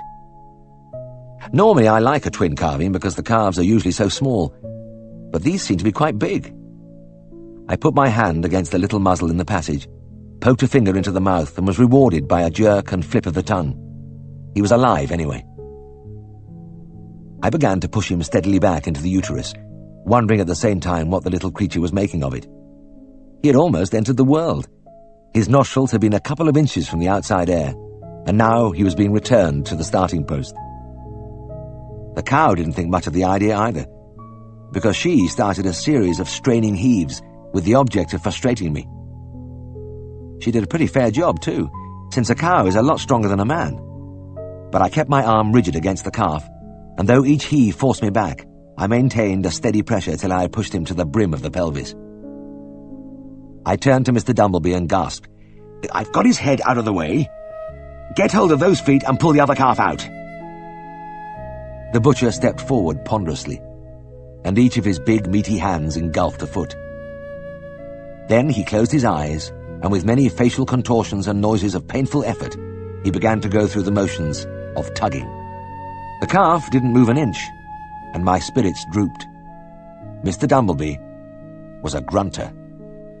This expression had its origin in an occasion when Siegfried and a farmer had a foot apiece at a carving, and the farmer was making pitiful sounds without exerting himself in the slightest. Siegfried had turned to him and said, "Look, let's come to an arrangement. You do the pulling, and I'll do the grunting." It was clear I was going to get no help from the big butcher, and decided to have one go by myself. I might be lucky. I let go the muzzle and made a quick grab for those hind feet, but the cow was too quick for me. I had just got a slippery grasp when she made a single, expulsive effort and pushed calf number 2 into the passage again. I was back where I started. Once more I put my hand against the wet little muzzle and began the painful process of repulsion. And as I fought against the big cow's straining, I was reminded that it was 4 a.m., when none of us feels very strong. By the time I had worked the head back to the pelvic inlet, I was feeling the beginning of that deadly, creeping weakness, and it seemed as though somebody had removed most of the bones from my arm. This time I took a few seconds to get my breath back before I made my dive for the feet, but it was no good. The cow beat me easily with a beautifully timed contraction. Again, that intruding head was jammed tight in the passage. I had had enough. And it occurred to me that the little creature inside must also be getting a little tired of this back-and-forth business. I shivered my way through the cold, empty shop out into the silent street and collected the local anesthetic from the car. 8 cc's into the epidural space, and the cow, its uterus completely numbed, lost all interest in the proceedings. In fact, she pulled a little hay from her rack and began to chew absently. From then on, it was like working inside a mailbag. Whatever I pushed stayed put instead of surging back at me. The only snag was that once I had got everything straight, there were no uterine contractions to help me. It was a case of pulling. Leaning back on a hind leg, and with Mr. Dumbleby panting in agony on the other, the posterior presentation was soon delivered. He had inhaled a fair amount of placental fluid, but I held him upside down till he had coughed it up. When I laid him on the byre floor, he shook his head vigorously and tried to sit up. Then I had to go in after my old friend, the second calf. He was lying well inside now, apparently sulking. When I finally brought him, snuffling and kicking into the light, I couldn't have blamed him if he had said, "Make up your mind, will you?" Toweling my chest, I looked with the sharp stab of pleasure I always felt at the 2 wet little animals, wriggling on the floor, as Mr. Dumbleby rubbed them down with a handful of straw. "Big uns for twins," the butcher muttered. Even this modest expression of approval surprised me, and it seemed I might as well push things along a bit. "Yes, they're 2 grand calves. Twins are often dead when they're mixed up like that. Good job we got 'em out alive." I paused a moment. "You know, those 2 must be worth a fair bit." Mr. Dumbleby didn't answer, and I couldn't tell whether the shaft had gone home. I got dressed, gathered up my gear, and followed him out of the byre, and into the silent shop past the rows of beef cuts hanging from hooks, the trays of offal, the mounds of freshly made sausages. Near the outside door, the butcher halted and stood irresolute for a moment. He seemed to be thinking hard. Then he turned to me. "Would you like a few sausages?" I almost reeled in my astonishment. "Yes. Thank you very much, I would." It was scarcely credible, but I must have touched the man's heart. He went over, cut about a pound of links, wrapped them quickly in greaseproof paper, and handed the parcel to me. I looked down at the sausages, feeling the cold weight on my hand. I still couldn't believe it. Then an unworthy thought welled in my mind. It wasn't fair, I know. The poor fellow couldn't have known the luxury of many generous impulses, but some inner demon drove me to put him to the test. I put a hand in my trouser pocket, jingled my loose chains, and looked him in the eye. "Well, how much will that be?" I asked. Mr. Dumbleby's big frame froze suddenly into immobility, and he stood for a few seconds perfectly motionless. His face, as he stared at me, was almost without expression. But a single twitch of the cheek and a slowly rising anguish in the eyes betrayed the internal battle which was raging. When he did speak, it was in a husky whisper, as though the words had been forced from him by a power beyond his control. "That," he said, "will be 2 and 6pence. Chapter 57. It was a new experience for me to be standing outside the hospital waiting for the nurses to come off duty. But it was old stuff to Tristan, who was to be found there several nights a week. His experience showed in various ways, but mainly in the shrewd position he took up in a dark corner of the doorway of the gas company office just beyond the splash of light thrown by the street lamp. From there he could look straight across the road into the square entrance of the hospital and the long white corridor leading to the nurses' quarters. And there was the other advantage that if Siegfried should happen to pass that way, Tristan would be invisible and safe. At 7:30, he nudged me. 2 girls had come out of the hospital and down the steps and were standing expectantly in the street. Tristan looked warily in both directions before taking my arm. Come on, Jim. Here they are. That's Connie on the left. The coppery blonde. Lovely little thing. We went over and Tristan introduced me with characteristic charm. I had to admit that if the evening had indeed been arranged for therapeutic purposes, I was beginning to feel better already. There was something healing in the way the two pretty girls looked up at me with parted lips and shining eyes, as though I was the answer to every prayer they'd ever offered. They were remarkably alike except for the hair. Brenda was very dark, but Connie was fair with a deep, fiery glow where the light from the doorway touched her head. Both of them projected a powerful image of bursting health. Fresh cheeks, white teeth, lively eyes, and something else which I found particularly easy to take, a simple desire to please.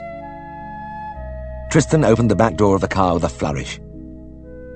Be careful with him in there, Connie. He looks quiet, but he's a devil with women. Known far and wide as a great lover. The girls giggled and studied me with even greater interest. Tristan leapt into the driver's seat, and we set off at breakneck speed. As the dark countryside hastened past the windows, I leaned back in the corner and listened to Tristan, who was in full cry. Maybe in a kindly attempt to cheer me, or maybe because he just felt that way, but his flow of chatter was unceasing. The girls made an ideal audience because they laughed in delight at everything he said. I could feel Connie shaking against me. She was sitting very close, with a long stretch of empty seat on the other side of her. The little car swayed round a sharp corner and threw her against me, and she stayed there quite naturally with her head on my shoulder. I felt her hair against my cheek. She didn't use much perfume, but smelt cleanly of soap and antiseptic. My mind went back to Helen. I didn't think much about her these days. It was just a question of practice. To scotch every thought of her as soon as it came up. I was getting pretty good at it now. Anyway, it was all over. All over before it had begun. I put my arm round Connie and she lifted her face to me. Ah, well, I thought, as I kissed her. Tristan's voice rose in song from the front seat. Brenda giggled. The old car sped over the rough road with 1,000 rattles. We came at last to Poulton, a village on the road to nowhere. Its single street straggled untidily up the hillside to the dead end, where there was a circular green, with an ancient stone cross and a steep mound on which was perched the Institute Hall. This was where the dance was to be held, but Tristan had other plans first. There's a lovely little pub here. We'll just have a toothful to get us in the mood. We got out of the car, and Tristan ushered us into a low stone building. There was nothing of the old world about the place. Just a large, square, whitewashed room, with a black cooking range enclosing a bright fire and a long, high-backed wooden settle facing it. Over the fireplace stretched a single immense beam, gnarled and pitted with the years and blackened with smoke. We hurried over to the settle, feeling the comfort of it as a screen against the cold outside. We had the place to ourselves. The landlord came in. He was dressed informally. No jacket, striped, collarless shirt, trousers and braces which were reinforced by a broad leather belt around his middle. His cheerful round face lit up at the sight of Tristan. "Now then, Mr. Farnan. Are you very well?" "Never better, Mr. Peacock, and how are you?" "Nicely, sir, very nicely, can't complain, and I recognise the other gentleman. Been in my place before, haven't you?" I remembered then. A day's testing in the Poulton district, and I'd come in here for a meal, freezing and half-starved after hours of wrestling with young beasts on the high moor. The landlord had received me unemotionally, and had set to immediately with his frying pan on the old black range, while I sat looking at his shirt back and the braces and the shining leather belt. The meal had taken up the whole of the round oak table by the fire. A thick steak of home-cured ham overlapping the plate, with 2 fresh eggs nestling on its bosom. A newly baked loaf with a knife sticking in it, a dish of farm butter, some jam, a vast pot of tea, and a whole Wensleydale cheese, circular, snow-white, about 18 inches high. I could remember eating unbelievingly for a long time, and finishing with slice after slice of the moist, delicately flavoured cheese. The entire meal had cost me ½ a crown. "Yes, Mr. Peacock, I have been here before, and if I'm ever starving on a desert island, I'll think of that wonderful meal you gave me." The landlord shrugged. Well, it was not much, sir. Just usual stuff. But he looked pleased. Well, that's fine then, Tristan said impatiently. But we haven't come to eat, we've come for a drink, and Mr. Peacock keeps some of the finest draft magnet in Yorkshire. I'd welcome your opinion on it, Jim. Perhaps you would be kind enough to bring us 2 pints and 2 halves, Mr. Peacock. I noticed there was no question of asking the girls what they would like to have, but they seemed quite happy with the arrangement. The landlord reappeared from the cellar, puffing slightly. He was carrying a tall, white enamel jug from which he poured a thin brown stream, varying the height expertly till he had produced a white, frothy head on each glass. Tristan raised his pint and looked at it with quiet reverence. He sniffed it carefully, and then took a sip which he retained in his mouth for a few seconds while his jaw moved rapidly up and down. After swallowing, he smacked his lips a few times with the utmost solemnity, then closed his eyes and took a deep gulp. He kept his eyes closed for a long time, and when he opened them, they were rapturous, as though he had seen a beautiful vision. It's an experience coming here, he whispered. Keeping beer in the wood is a skillful business, but you, Mr. Peacock, are an artist. The landlord inclined his head modestly, and Tristan, raising his glass in salute, drained it with an easy upward motion of the elbow. Little oohs of admiration came from the girls, but I saw that they, in their turn, had little difficulty in emptying their glasses. With an effort, I got my own pint down, and the enamel jug was immediately in action again. I was always at a disadvantage, in the company of a virtuoso like Tristan.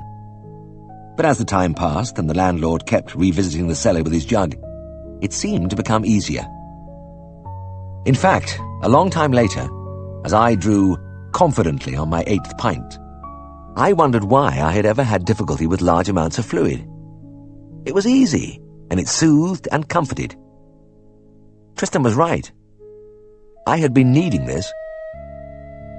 It puzzled me that I hadn't realized until now that Connie was one of the most beautiful creatures I'd ever seen. Back there in the street outside the hospital, she had seemed attractive, but obviously the light had been bad, and I had failed to notice the perfection of her skin, the mysterious greenish depth of her eyes, and the wonderful hair catching lights of gold and deep red bronze from the flickering fire, and the laughing mouth, shining even teeth, and little pink tongue. She hardly ever stopped laughing, except to drink her beer. Everything I said was witty, brilliantly funny, in fact. And she looked at me all the time, peeping over the top of her glass in open admiration. It was profoundly reassuring. As the beer flowed, time slowed down, and finally lurched to a halt, and there was neither past nor future, only Connie's face and the warm, untroubled present. I was surprised when Tristan pulled at my arm. I had forgotten he was there, and when I focused on him, it was the same as with Connie. There was just the face, swimming disembodied in an empty room. Only this face was very red and puffy and glassy-eyed. "Would you care for the mad conductor?" the face said.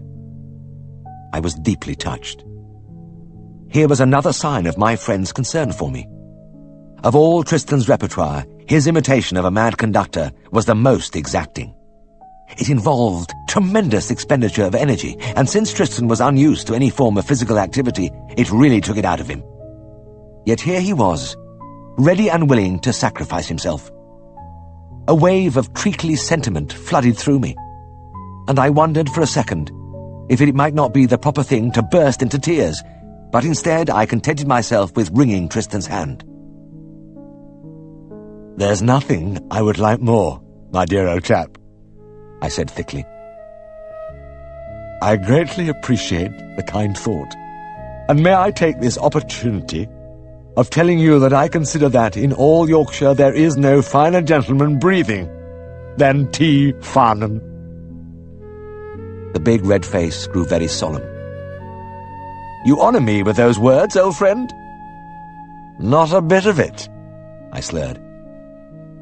"My stumbling sentences cannot hope to express my extremely high opinion of you." "You are too kind," hiccuped Tristan. "Nothing of the sort. It's a privilege. It's a rare privilege to know you. Thank you. Thank you!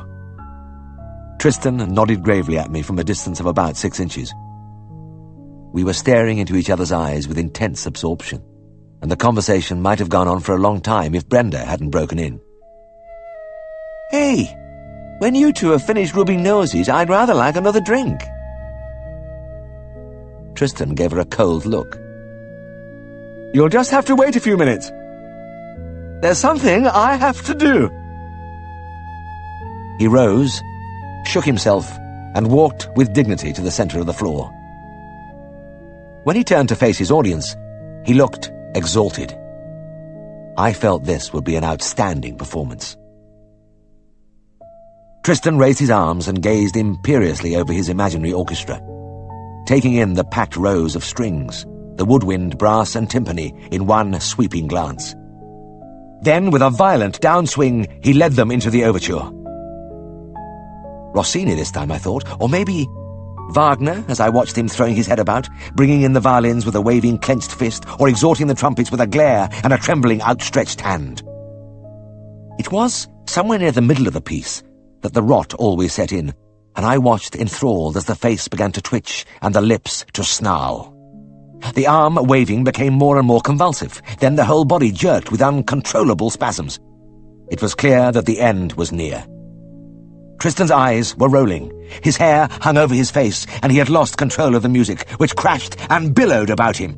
Suddenly he grew rigid, his arms fell to his sides, and he crashed to the floor. I was joining in the applause and laughter when I noticed that Tristan was very still. I bent over him and found that he had struck his head against the heavy oak leg of the settle, and was almost unconscious. The nurses were quickly into action. Brenda expertly propped up his head while Connie ran for a basin of hot water and a cloth. When he opened his eyes, they were bathing a tender lump above his ear. Mr. Peacock hovered anxiously in the background. Is that all right? Can I do anything? Tristan sat up and sipped weakly at his beer. He was very pale. I'll be all right in a minute, and there is something you can do. You can bring us one for the road, and then we must be getting on to this dance. The landlord hurried away and returned with the enamel jug brimming. The final pint revived Tristan miraculously, and he was soon on his feet. Then we shook hands affectionately with Mr. Peacock and took our leave. After the brightness of the inn, the darkness pressed on us like a blanket, and we groped our way up the steep street till we could see the Institute standing on its grassy mound. Faint rays of light escaped through the chinks in the curtained windows, and we could hear music and a rhythmic thudding. A cheerful young farmer took our money at the door, and when we went into the hall, we were swallowed up in a tight mass of dancers. The place was packed solidly with young men in stiff-looking dark suits and girls in bright dresses, all sweating happily as they swayed and wheeled to the music. On the low platform at one end, 4 musicians were playing their hearts out: piano, accordion, violin, and drums. At the other end, several comfortable middle-aged women stood behind a long table on trestles, presiding over the thick sandwiches of ham and brawn, homemade pies, jugs of milk and trifles generously laid with cream. All around the walls, more lads were standing, eyeing the unattached girls. I recognized the young client. "What do you call this dance?" I yelled above the din. "The Eva 3-step," came back the reply. This was new to me, but I launched out confidently with Connie.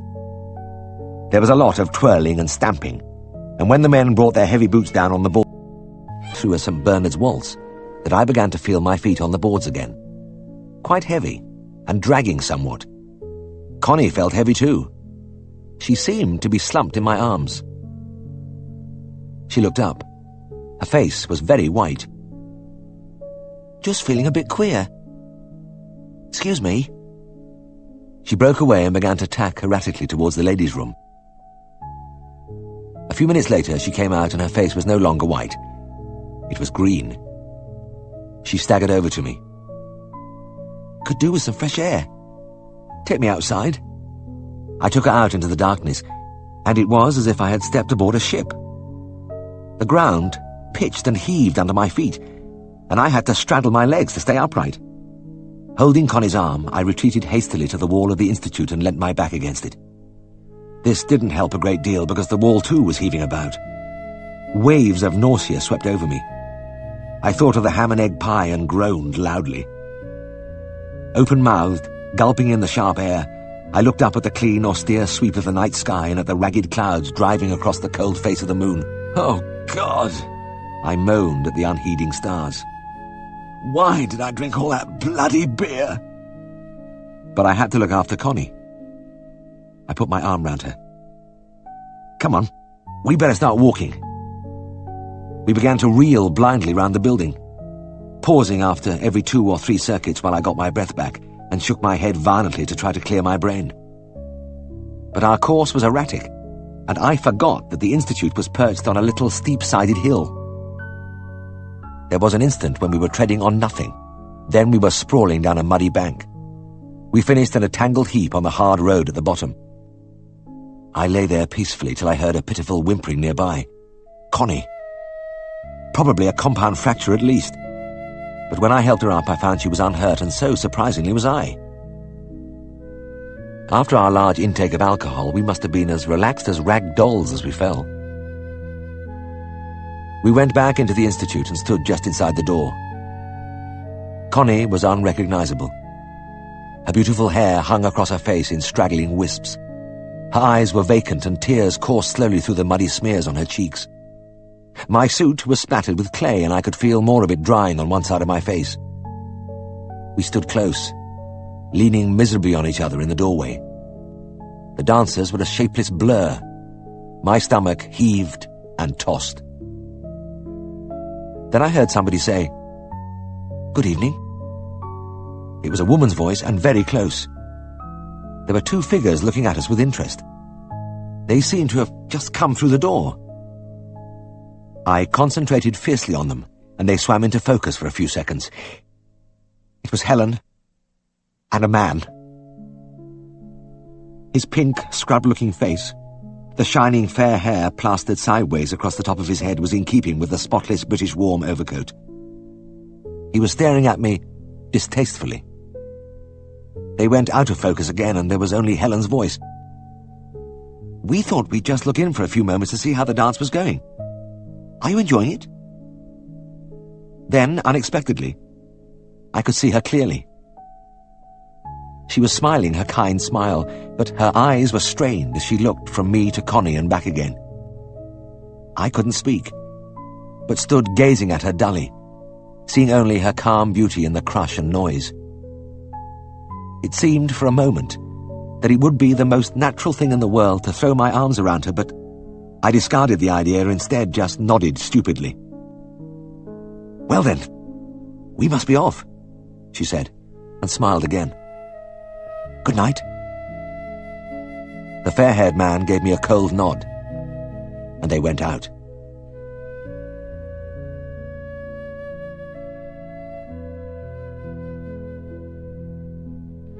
Chapter 58.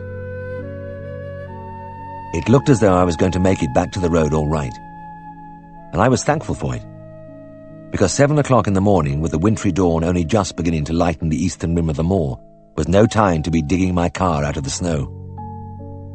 This narrow, unfenced road skirted a high tableland and gave onto a few lonely farms at the end of even narrower tracks. It hadn't actually been snowing on my way out to this early call, a uterine hemorrhage in a cow, but the wind had been rising steadily and whipping the top surface from the white blanket which had covered the fell tops for weeks. My headlights had picked out the creeping drifts, pretty, pointed fingers feeling their way inch by inch across the strip of tarmac. This was how all blocked roads began, and at the farm, as I injected Petruitrin and packed the bleeding cervix with a clean sheet, I could hear the wind buffeting the byre door, and wondered if I would win the race home. On the way back, the drifts had stopped being pretty, and lay across the road like white bolsters, but my little car had managed to cleave through them, veering crazily at times, wheels spinning, and now I could see the main road a few hundred yards ahead, reassuringly black in the pale light. But just over there on the left, a field away, was Cote House. I was treating a bullock there. He had eaten some frozen turnips and a visit was fixed for today. I didn't fancy trailing back up here if I could avoid it, and there was a light in the kitchen window. The family were up anyway. I turned and drove down into the yard. The farmhouse door lay within a small porch, and the wind had driven the snow inside, forming a smooth 2-foot heap against the timbers. As I leant across to knock, the surface of the heap trembled a little, then began to heave. There was something in there. Something quite big. It was eerie standing in the half-light watching the snow parting to reveal a furry body. Some creature of the wild must have strayed in, searching for warmth, but it was bigger than a fox or anything else I could think of. Just then the door opened and the light from the kitchen streamed out. Peter Trenham beckoned me inside and his wife smiled at me from the bright interior. They were a cheerful young couple. "What's that?" I gasped, pointing at the animal which was shaking the snow vigorously from its coat. "That?" Peter grinned. "That's our Tip." "Tip, your dog? But what's he doing under a pile of snow?" "Well, just blew in on him, I reckon. That's where he sleeps, you know, just outside the back door." I stared at the farmer. "You mean he sleeps out there, out in the open, every night?" "Aye, allus. Summer and winter. But don't look at me like that, Miss Herriot. It's his own choice. The other dogs have a warm bed in the cowhouse, but Tip won't entertain it. He's 15 now and he's been sleeping out there since he were a pup. I remember when my father was alive, he tried always to get our fella to sleep inside, but it was no good." I looked at the old dog in amazement. I could see him more clearly now. He wasn't the typical sheepdog type. He was bigger boned, longer in the hair, and he projected a bursting vitality that didn't go with his 15 years. It was difficult to believe that any animal living in those bleak uplands should choose to sleep outside, and thrive on it. I had to look closely to see any sign of his great age. There was the slightest stiffness in his gait as he moved around. Perhaps a fleshless look about his head and face, and of course the telltale lens opacity in the depths of his eyes. But the general impression was of an unquenchable jauntiness. He shook the last of the snow from his coat, pranced jerkingly up to the farmer and gave a couple of reedy barks. Peter Trenham laughed. "You see, he's ready to be off. He's a beggar for work, is Tip." He led the way towards the buildings and I followed, stumbling over the frozen ruts like iron under the snow and bending my head against the knife-like wind. It was a relief to open the bar door and escape into the sweet bovine warmth. There was a fair mixture of animals in the long building. The dairy cows took up most of the length. Then there was a few young heifers, some bullocks, and finally, in an empty stall deeply bedded with straw, the other farm dogs. The cats were there too, so it had to be warm. No animal is a better judge of comfort than a cat, and they were just visible as furry balls in the straw.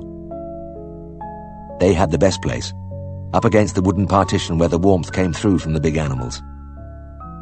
Tip strode confidently among his colleagues, a young dog and a bitch with 3 half-grown pups. You could see he was the boss. One of the bullocks was my patient, and he was looking a bit better. When I had seen him yesterday, his rumen, the big first stomach, had been completely static, anatonic, following an over-eager consumption of frozen turnips. He had been slightly bloated and groaning with discomfort. But today, as I leant with my ear against his left side, I could hear the beginnings of the surge and rumble of the normal rumen instead of the deathly silence of yesterday. My gastric lavage had undoubtedly tickled things up, and I felt that another of the same would just about put him right. Almost lovingly, I put together the ingredients of one of my favorite treatments, long since washed away in the flood of progress. The ounce of formalin, the half-pound of common salt, the can of black treacle from the barrel, which you used to find in most cowhouses, all mixed up in a bucket with 2 gallons of hot water. I jammed the wooden gag into the bullock's mouth and buckled it behind the horns. Then, as Peter held the handles, I passed the stomach tube down into the rumen and pumped in the mixture. When I had finished, the bullock opened his eyes wide in surprise and began to paddle his hind legs. Listening again at his side, I could hear the reassuring bubblings of the stomach contents. I smiled to myself in satisfaction. It worked. It always worked. Wiping down the tube, I could hear the hiss-hiss as Peter's brother got on with the morning's milking. And as I prepared to leave, He came down the byre with a full bucket on the way to the cooler. As he passed the dog stall, he tipped a few pints of the warm milk into their dishes, and Tip strolled forward casually for his breakfast. While he was drinking, the young dog tried to push his way in, but a soundless snap from Tip's jaws missed his nose by a fraction, and he retired to another dish. I noticed, however, that the old dog made no protest as the bitch and pups joined him. The cats, black and white, tortoiseshell, tabby grey, appeared stretching from the straw and advanced in a watchful ring. Their turn would come. Mrs. Trenham called me in for a cup of tea, and when I came out, it was fully daylight. But the sky was a burdened grey, and the sparse trees near the house strained their bare branches against the wind, which drove in long, icy gusts over the white, empty miles of moor. It was what the Yorkshireman called a thin wind, or sometimes a lazy wind, the kind that couldn't be bothered to blow round you, but went straight through instead.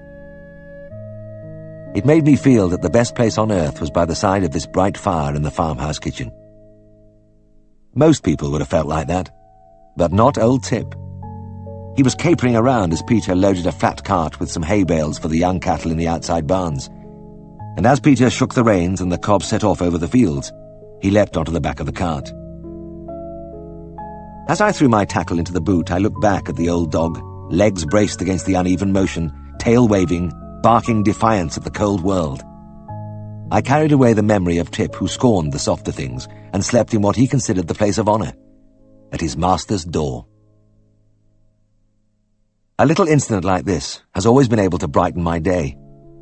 And fortunately I have the kind of job where things of this kind happened. And sometimes it isn't even a happening, just a single luminous phrase. As when I was examining a cow one morning while its neighbour was being milked. The milker was an old man and he was having trouble. He was sitting well into the cow, his cloth-capped head buried in her flank, the bucket gripped tightly between his knees, but the stool kept rocking about as the cow fidgeted and weaved. Twice she kicked the bucket over, and she had an additional little trick of anointing her tail with particularly liquid feces, then lashing the old man across the face with it. Finally, he could stand it no longer. Leaping to his feet, he dealt a puny blow at the cow's scraggy back and emitted an exasperated shout. "Stand still, thou shitting-owd Bovril!" Or the day when I had to visit Luke Benson at his small holding in Hillam village. Luke was a powerful man of about 60, and had the unusual characteristic of speaking always through his clenched teeth. He literally articulated every word by moving only his lips, showing the rows of square horse-like incisors clamped tightly together. It lent a peculiar intensity to his simplest utterance. As he spoke, his eyes glared. Most of his conversations consisted of scathing remarks about the other inhabitants of Hillam. In fact, he seemed to harbour a cordial dislike of the human race in general. Yet, strangely enough, I found him a very reasonable man to deal with. He accepted my diagnosis of his animal's ailments without question, and appeared to be trying to be friendly by addressing me repeatedly as Gems, which was the nearest he could get to my name with his teeth together. His fiercest hatred was reserved for his neighbour and fellow smallholder, a little lame man called Gill, to whom Luke referred invariably and unkindly as "yon oppin youth." A bitter feud had raged between them for many years, and I'd seen Luke smile on only 2 occasions. Once, when Mr. Gill's sow lost its litter, and again, when he had a stack burnt down. When Mr. Gill's wife ran away with a man who came round the farm selling brushes, it caused a sensation. Nothing like that had ever happened in Hillam before, and a wave of delighted horror swept through the village. This, I thought, would be the high point of Luke Benson's life, and when I had to visit a heifer of his, I expected to find him jubilant. But Luke was gloomy. As I examined and treated his animal, he remained silent, and it wasn't until I went into the kitchen to wash my hands that he spoke. He glanced round warily at his wife, a gaunt, grim-faced woman who was applying black lead to the grate. "You'll have heard about yon oppin youth missus running off," he said. "Yes," I replied, "I did hear about it." I waited for Luke to gloat, but he seemed strangely ill at ease. He fidgeted until I had finished drying my hands. Then he glared at me and bared his strong teeth. "I'll tell you something, Gems," he ground out. "I wish someone would take my bugger." And there was that letter from the Bramleys. That really made me feel good. You don't find people like the Bramleys now.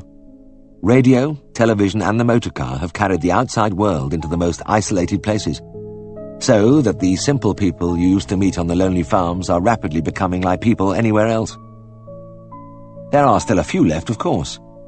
Old folk who cling to the ways of their fathers, and when I come across any of them, I like to make some excuse to sit down and talk with them and listen to the old Yorkshire words and expressions which have almost disappeared.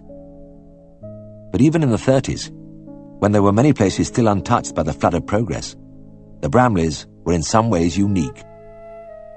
There were 4 of them, 3 brothers, all middle-aged bachelors, and an older sister, also unmarried, and their farm lay in a wide, shallow depression in the hills. You could just see the ancient tiles of Scar House through the top branches of the sheltering trees if you stood outside the pub in Drewburn village, and in the summer it was possible to drive down over the fields to the farm. I had done it a few times, the bottles in the boot jingling and crashing as the car bounced over the rig and furrow. The other approach to the place was right on the other side through Mr. Broom's stackyard, and then along a track with ruts so deep that only a tractor could negotiate it. There was in fact no road to the farm, but that didn't bother the Bramleys because the outside world held no great attraction for them. Miss Bramley made occasional trips to Darrowby on market days for provisions, and Herbert, the middle brother, had come into town in the spring of 1929 to have a tooth out, but apart from that, they stayed contentedly at home. A call to Scar House always came as rather a jolt, because it meant that at least 2 hours had been removed from the working day. In all but the driest weather, it was safer to leave the car at Mr. Broom's and make the journey on foot. One February night at about 8 o'clock, I was splashing my way along the track, feeling the mud sucking at my Wellingtons. It was to see a horse with colic, and my pockets were stuffed with the things I might need. A Recaline, phials of morphia, a bottle of paraferoxia. My eyes were half closed against the steady drizzle, but about half a mile ahead I could see the lights of the house winking among the trees. After 20 minutes of slithering in and out of the unseen puddles and opening a series of broken string-tied gates, I reached the farmyard and crossed over to the back door. I was about to knock when I stopped with my hand poised. I found I was looking through the kitchen window, and in the interior, dimly lit by the oil lamp, the Bramleys were sitting in a row. They weren't grouped round the fire, but were jammed tightly in a long, high-backed wooden settle which stood against the far wall. The strange thing was the almost exact similarity of their attitudes. All 4 had their arms folded, chins resting on their chests, feet stretched out in front of them. The men had removed their heavy boots and were stocking-footed, but Miss Bramley wore an old pair of carpet slippers. I stared, fascinated by the curious immobility of the group. They were not asleep, not talking, or reading, or listening to the radio. In fact, they didn't have one. They were just sitting. I had never seen people just sitting before, and I stood there for some minutes to see if they would make a move or do anything at all, but nothing happened. It occurred to me that this was probably a typical evening. They worked hard all day, had their meal, then they just sat till bedtime. A month or 2 later, I discovered another unsuspected side of the Bramleys when they started having trouble with their cats. I knew they were fond of cats by the number and variety which swarmed over the place and perched confidently on my car bonnet on cold days with their unerring instinct for a warm place. But I was unprepared for the family's utter desolation when the cats started to die. Miss Bramley was on the doorstep at Scaledale House nearly every day carrying an egg basket with another pitiful patient. A cat, or sometimes a few tiny kittens, huddling miserably inside. Even today, with the full range of modern antibiotics, the treatment of feline enteritis is unrewarding. And I had little success with my salicylates and non-specific injections. I did my best. I even took some of the cats in and kept them at the surgery so that I could attend them several times a day, but the mortality rate was high. The Bramleys were stricken as they saw their cats diminishing. I was surprised at their grief because most farmers look on cats as pest killers and nothing more. But when Miss Bramley came in one morning with a fresh consignment of invalids, she was in a sorry state.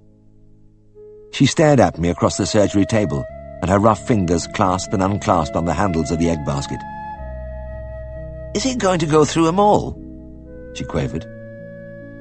"Well, it's very infectious, and it looks as though most of your young cats will get it anyway." For a moment, Miss Bramley seemed to be struggling with herself. Then her chin began to jerk and her whole face twitched uncontrollably. She didn't actually break down, but her eyes brimmed, and a couple of tears wandered among the network of wrinkles on her cheeks. I looked at her helplessly as she stood there, wisps of grey hair straggling untidily from under the incongruous black berry which she wore pulled tightly over her ears. "It's Topsy's kittens I'm worried about," she gasped out at length. "There's 5 of them, and they're the best we've got." I rubbed my chin. I had heard a lot about Topsy, one of a strain of incomparable ratters and mouses. Her last family were only about 10 weeks old, and it would be a crushing blow to the Bramleys if anything happened to them. But what the devil could I do? There was as yet no protective vaccine against the disease. But wait a minute, was there?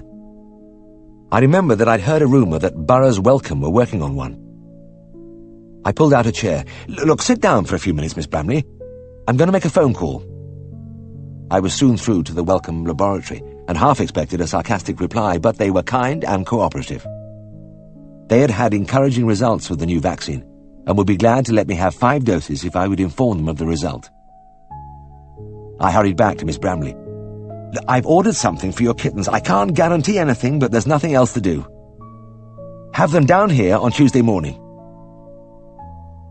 The vaccine arrived promptly, and as I injected the tiny creatures, Miss Bramley extolled the virtues of the Topsy line. "Look at the size of them ears. Did you ever see bigger ones on kittens?" I had to admit that I hadn't. The ears were enormous, sail-like, and they made the ravishingly pretty little faces look even smaller. Miss Bramley nodded and smiled with satisfaction. "Aye, you can allus tell. It's the sure sign of a good mouser." The injection was repeated a week later. The kittens were still looking well. "Well, that's it," I said. "We'll just have to wait now. But remember, I want to know the outcome of this, so please don't forget to let me know." I didn't hear from the Bramleys for several months, and had almost forgotten about the little experiment when I came upon a grubby envelope which had apparently been pushed under the surgery door. It was the promised report, and was, in its way, a model of conciseness. It communicated all the information I required without frills or verbiage. It was in a careful, spidery scrawl, and said simply, "Dear Sir, them kittens is now big cats.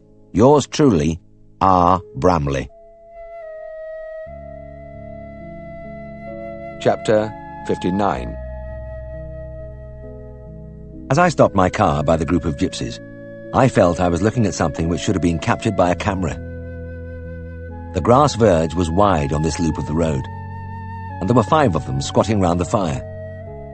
It seemed like the mother and father and 3 little girls. They sat very still, regarding me blankly through the drifting smoke, while a few big snowflakes floated across the scene and settled lazily on the tangled hair of the children. Some unreal quality in the wild tableau kept me motionless in my seat, staring through the glass, forgetful of the reason for my being there. Then I wound down the window and spoke to the man. "Are you Mr. Myatt? I believe you have a sick pony." The man nodded. "Aye, that's right. He's over here." It was a strange accent with no trace of Yorkshire in it.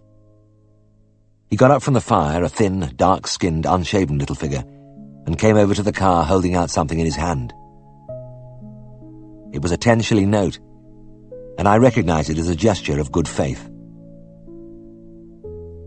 The gypsies who occasionally wandered into Darrowby were always regarded with a certain amount of suspicion. They came, unlike the Myatts, mainly in the summer, to camp down by the river and sell their horses, and we had been caught out once or twice before. A lot of them seemed to be called Smith, and it wasn't uncommon to go back on the second day and find that patient and owner had gone. In fact, Siegfried had shouted to me as I left the house that morning, "Get the brass if you can!" But he needn't have worried. Mr. Myatt was on the up and up. I got out of the car and followed him over the grass, past the shabby ornate caravan and the lurcher dog tied to the wheel to where a few horses and ponies were tethered. My patient was easy to find.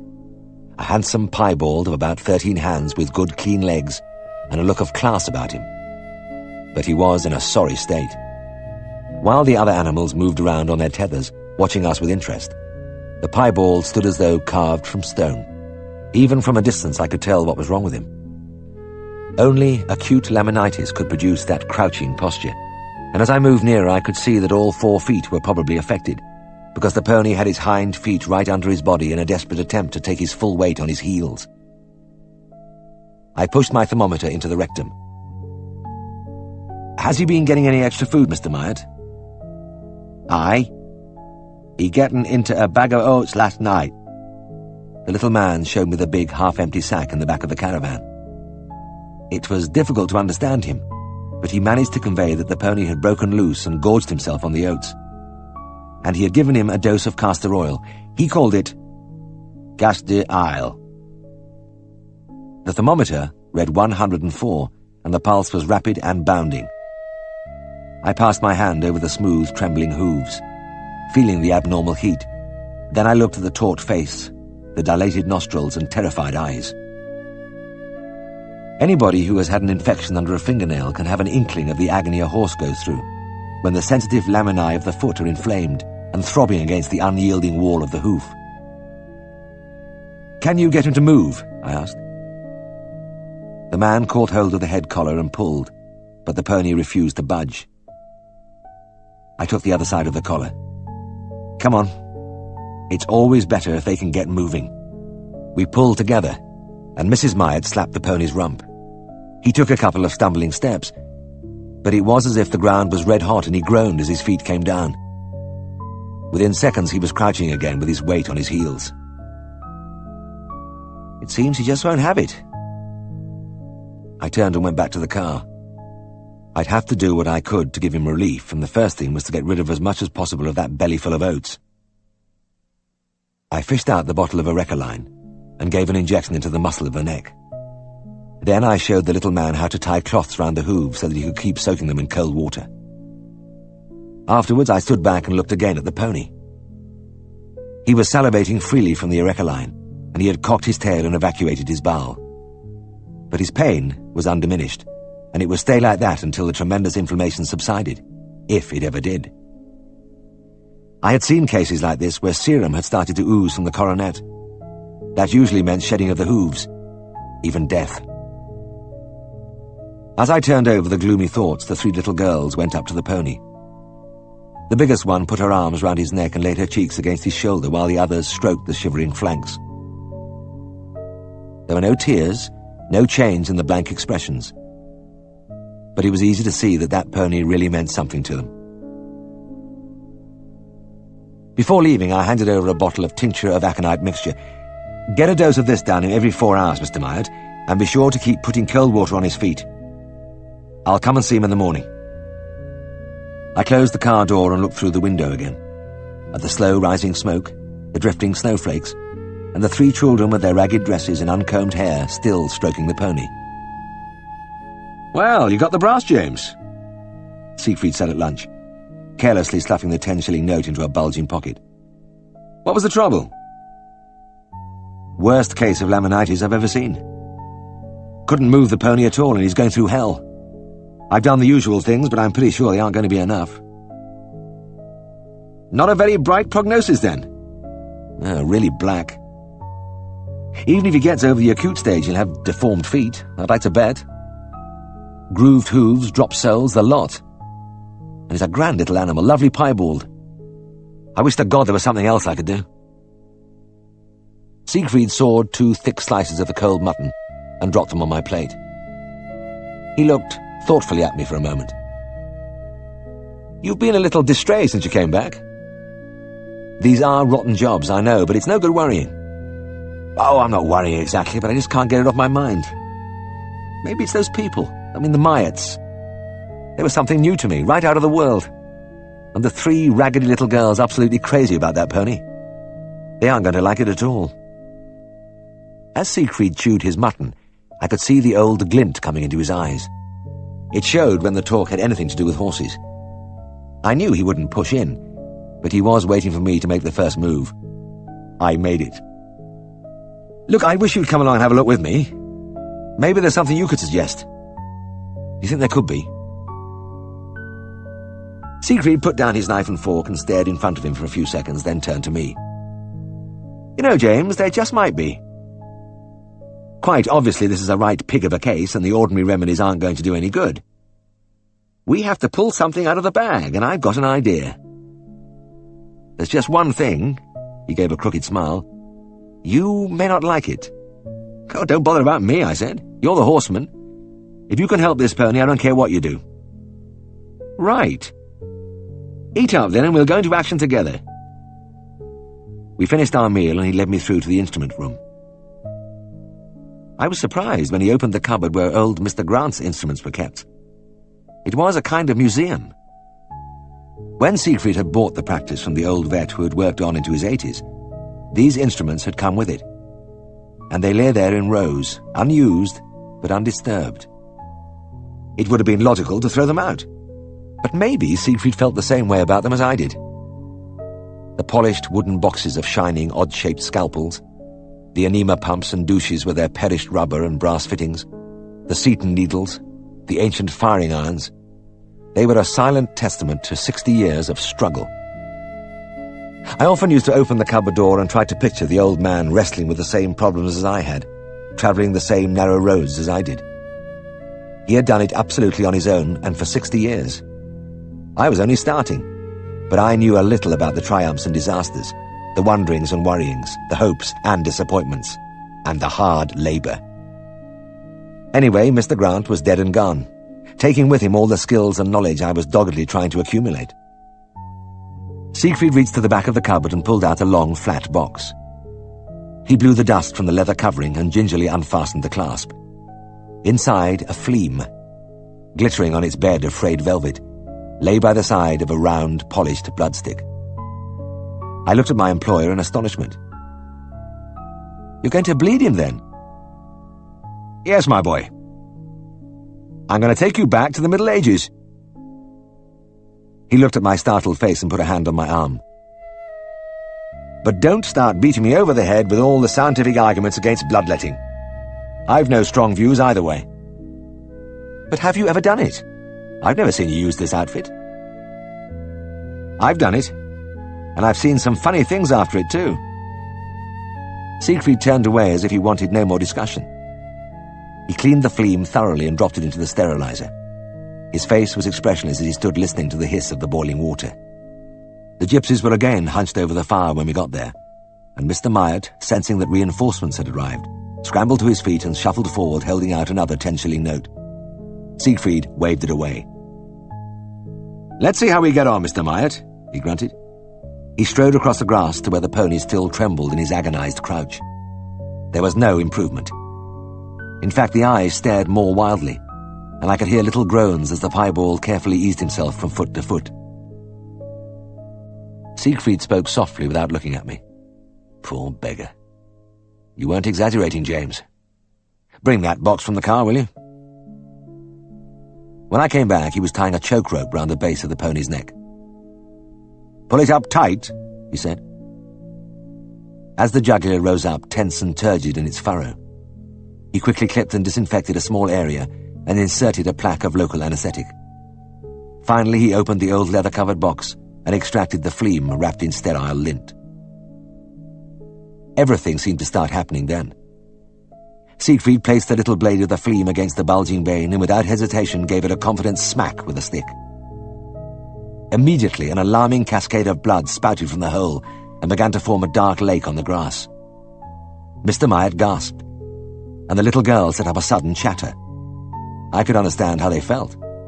In fact, I was wondering how long the pony could stand this tremendous outflow without dropping down. It didn't seem to be coming out fast enough for Siegfried, however, because he produced another stick from his pocket, thrust it into the pony's mouth and began to work the jaws, and as the animal champed, the blood gushed more fiercely. When at least a gallon had come away, Siegfried seemed satisfied.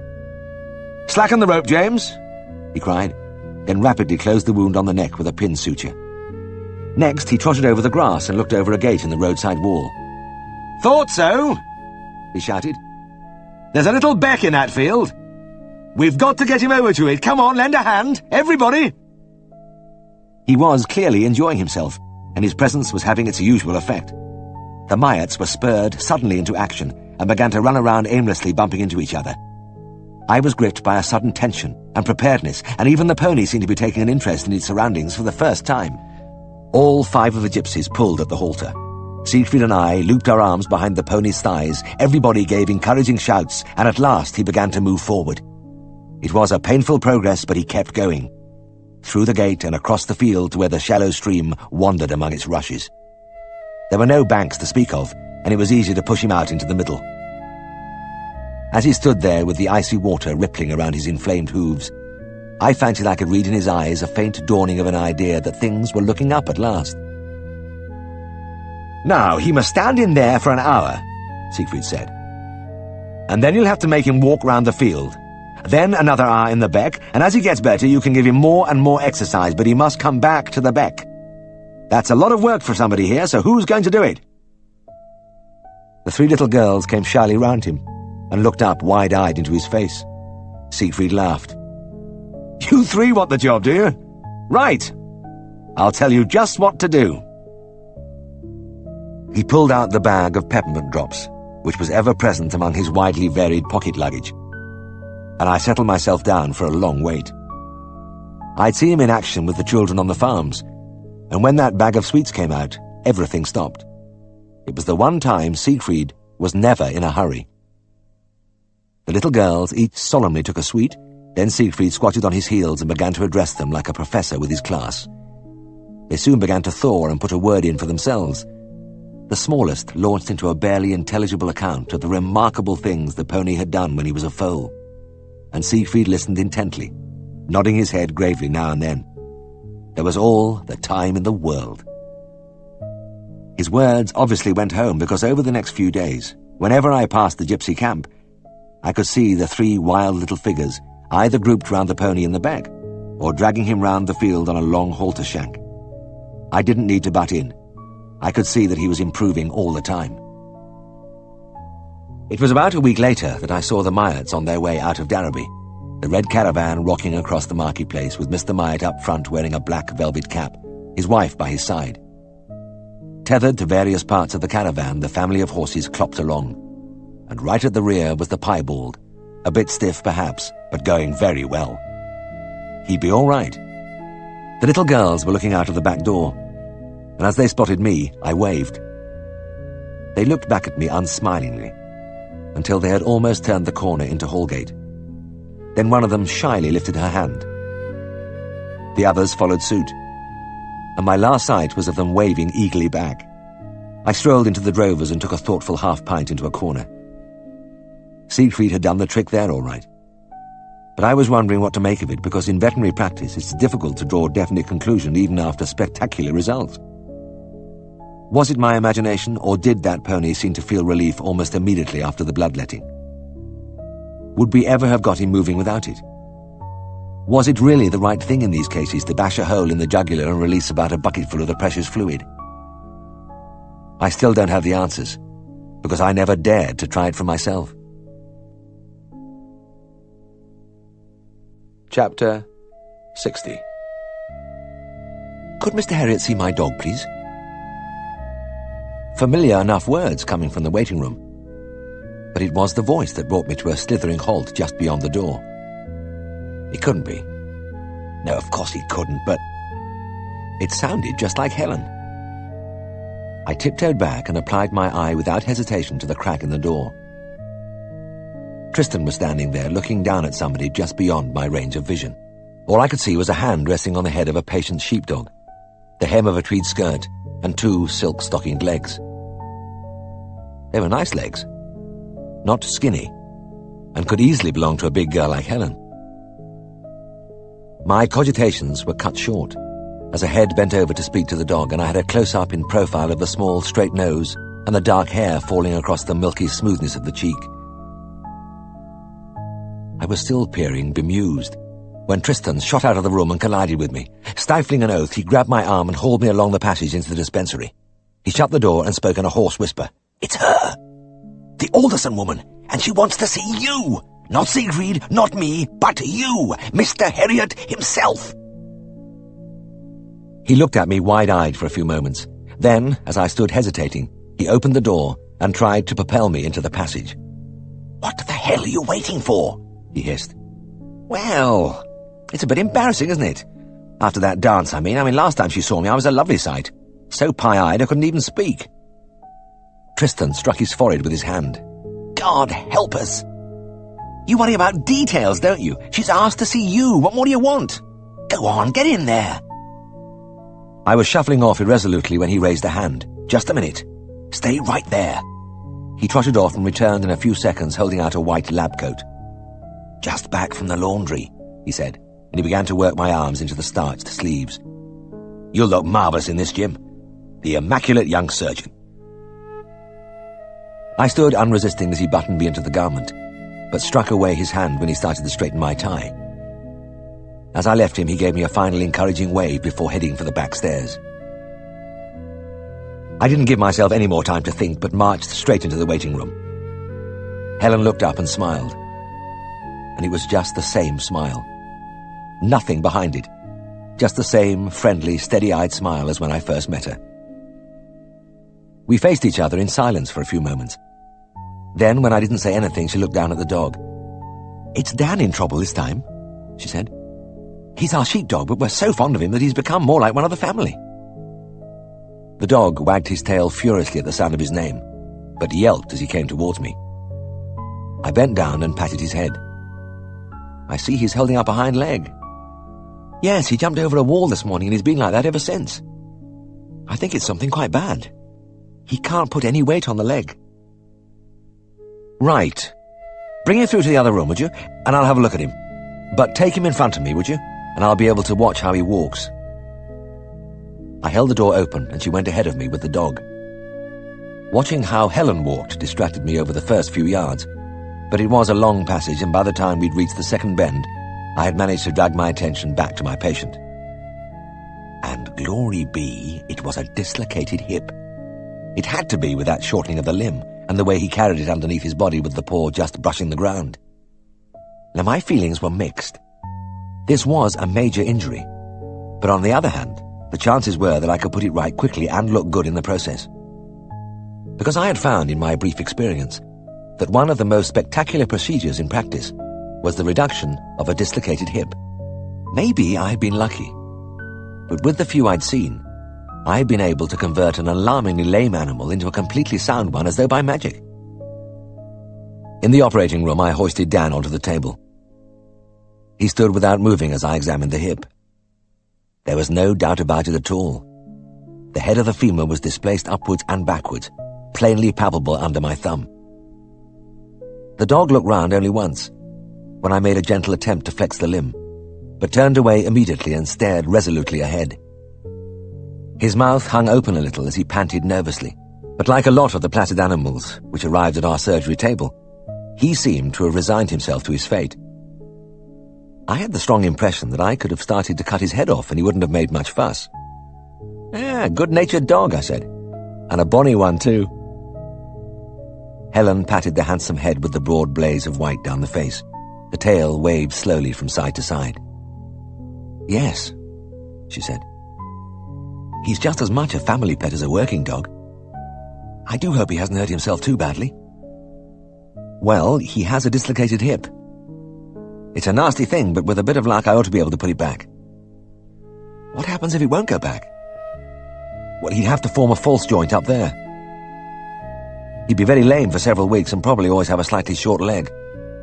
"Oh dear, I wouldn't like that," Helen said. "Do you think he'll be all right?" I looked at the docile animal still gazing steadfastly to his front. "I think he's got a good chance. Mainly because you haven't hung about for days before bringing him in. The sooner these things are tackled, the better." Oh, good. When will you be able to start on him? Well, right now. I went over to the door. I'll just give Tristan a shout. This is a two-man job. But couldn't I help? Helen said. I'd very much like to, if you wouldn't mind. I looked at her doubtfully. Well, I don't know. You mightn't like playing tug-of-war with Dan in the middle. He'll be anaesthetized, of course, but there's usually a lot of pulling. Helen laughed. Oh, I'm quite strong, and not a bit squeamish. I'm used to animals, you know, and I like working with them. Right, I said. Slip on this spare coat and we'll begin.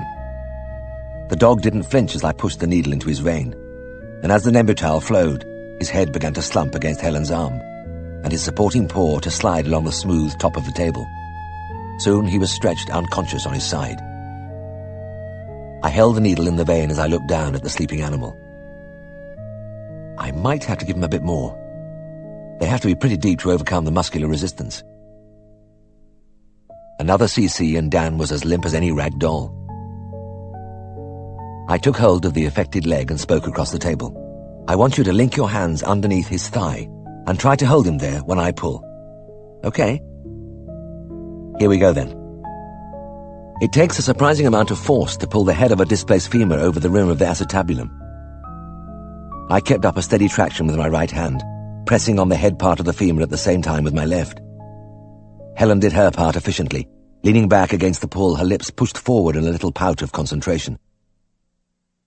I suppose there must be a foolproof way of doing this job, a method which works the very first time. I have never been able to find it. Success has always come to me only after a fairly long period of trial and error, and it was the same today. I tried all sorts of angles, rotations, and twists on the flaccid limb, trying not to think of how it would look if this just happened to be the one I couldn't put back. I was wondering what Helen, still hanging on determinedly to her end, must be thinking of this wrestling match when I heard the muffled click. It was a sweet and welcomed sound. I flexed the hip joint once or twice. No resistance at all now. The femoral head was once more riding smoothly in its socket. Well, that's it, I said. Hope it stays put. We'll have to keep our fingers crossed. The odd one does pop out again, but I've got a feeling this one's going to be all right. Helen ran her hand over the silky ears and neck of the sleeping dog. Poor old Dan. He wouldn't have jumped over that wall this morning if he'd known what was in store for him. How long will it be before he comes round? Oh, well, he'll be out for the rest of the day. When he starts to wake up tonight, I want you to be around to steady him in case he falls and puts the thing out again. Perhaps you'd give me a ring. I'd like to know how things are. I gathered Dan up in my arms, and I was carrying him along the passage, staggering under his weight, when I met Mrs. Hall. She was carrying a tray with 2 cups. I was just having a drink of tea, Mr. Herriot, she said. I thought you and the young lady might fancy a cup. I looked at her narrowly. This was unusual. Was it possible she'd joined Tristan in playing Cupid? But the broad, dark-skinned face was as unemotional as ever. It told me nothing. Well, thanks very much, Mrs. Hall. I'll just put this dog outside first. I went out and settled down on the back seat of Helen's car. With only his eyes and nose sticking out from under a blanket, he looked at peace with the world. Helen was already sitting with a cup in her lap, and I thought of the other time I'd drunk tea in this room with a girl, on the day I had arrived in Darrowby. She had been one of Siegfried's followers and surely the toughest of them all. This was a lot different. During the struggle in the operating room, I had been able to observe Helen at close range, and I had discovered that her mouth turned up markedly at the corners, as though she was just going to smile, or had just been smiling.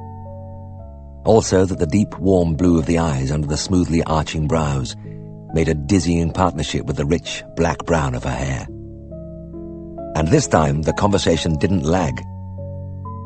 Maybe it was because I was on my own ground. Perhaps I never really felt at ease unless there was a sick animal involved somewhere. But at any rate, I found myself prattling effortlessly just as I had done up on that hill when we'd first met. Mrs. Hall's teapot was empty and the last of the biscuits gone before I finally saw Helen off and started on my round. The same feeling of easy confidence was on me that night, when I heard her voice on the phone. "Dan is up and walking about," she said. "He's still a bit wobbly, but he's perfectly sound on that leg." "Oh, that's great. He's got the first stage over. I think everything's going to be fine." There was a pause at the other end of the line. Then, "Thank you so much for what you've done. We were terribly worried about him, especially my young brother and sister. We're very grateful." "Not at all. I'm delighted too. He's a grand dog." I hesitated for a moment. It had to be now. "Oh, you remember we were talking about Scotland today? Well, I was passing the plaza this afternoon and I see they're showing a film about the Hebrides. I thought I wondered if perhaps, well, you might like to come and see it with me." Another pause and my heart did a quick thud-thud. "All right," Helen said. "Yes, I'd like that." "When?" "Friday night." "Well, thank you. Goodbye till then." I replaced the receiver with a trembling hand. Why did I make such heavy weather of these things? But it didn't matter. I was back in business. Chapter 61. Rheumatism is a terrible thing in a dog. It is painful enough in humans, but an acute attack can reduce an otherwise healthy dog to terrified, screaming immobility. Very muscular animals suffered most, and I went carefully as my fingers explored the bulging triceps and gluteals of the little Staffordshire Bull Terrier. Normally a tough little fellow, afraid of nothing, friendly, leaping high in an attempt to lick people's faces, but today, rigid, trembling, staring anxiously in front of him. Even to turn his head a little brought a shrill howl of agony. Mercifully, it was something you could put right, and quickly too. I pulled the Novalgin into the syringe and injected it rapidly. The little dog, oblivious to everything but the knife-like stabbing of the rheumatism, did not stir at the prick of the needle. I counted out some salicylate tablets into a box, wrote the directions on the lid, and handed the box to the owner. "Give him one of these as soon as the injection has eased him, Mr. Taverner. Then repeat in about 4 hours. I'm pretty sure he'll be greatly improved by then." Mrs. Taverner snatched the box away as her husband began to read the directions. "Let me see it," she snapped. "No doubt I'll be the one who has the job to do." It had been like that all the time, ever since I'd entered the beautiful house with the terraced gardens leading down to the river. She had been at him ceaselessly while he was holding the dog for me. When the animal had yelped, she had cried, "Really, Henry, don't grip the poor thing like that. You're hurting him." She had kept him scuttling about for this and that, and then, when he was out of the room, she said, "You know, this is all my husband's fault.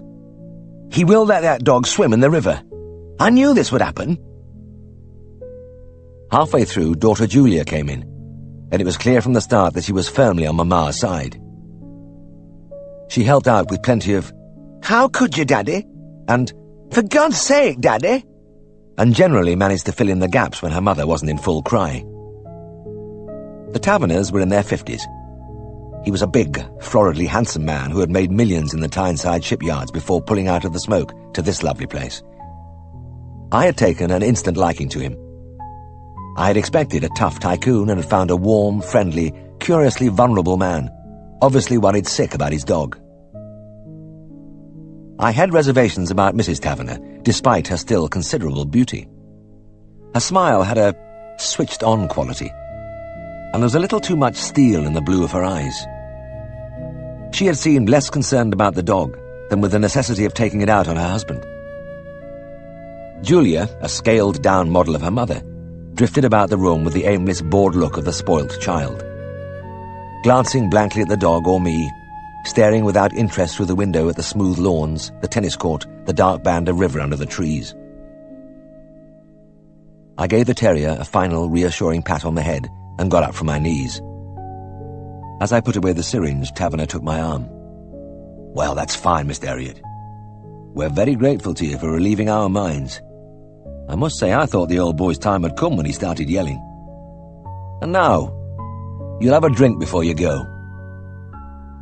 The man's hand trembled on my arm as he spoke. It had been noticeable too when he had been holding the dog's head, and I had wondered, maybe Parkinson's disease, or nerves, or just drink. Certainly he was pouring a generous measure of whiskey into his glass, but as he tipped up the bottle, his hand was seized by an even more violent tremor, and he slopped the spirit onto the polished sideboard. "Oh, God! Oh, God!" Mrs. Taverner burst out. There was a bitter note of oh, not again in her cry, and Julia struck her forehead with her hand and raised her eyes to heaven. Taverner shot a single hunted look at the woman, then grinned as he handed me my glass. "Come and sit down, Mr. Herriot," he said. "I'm sure you have time to relax for a few minutes."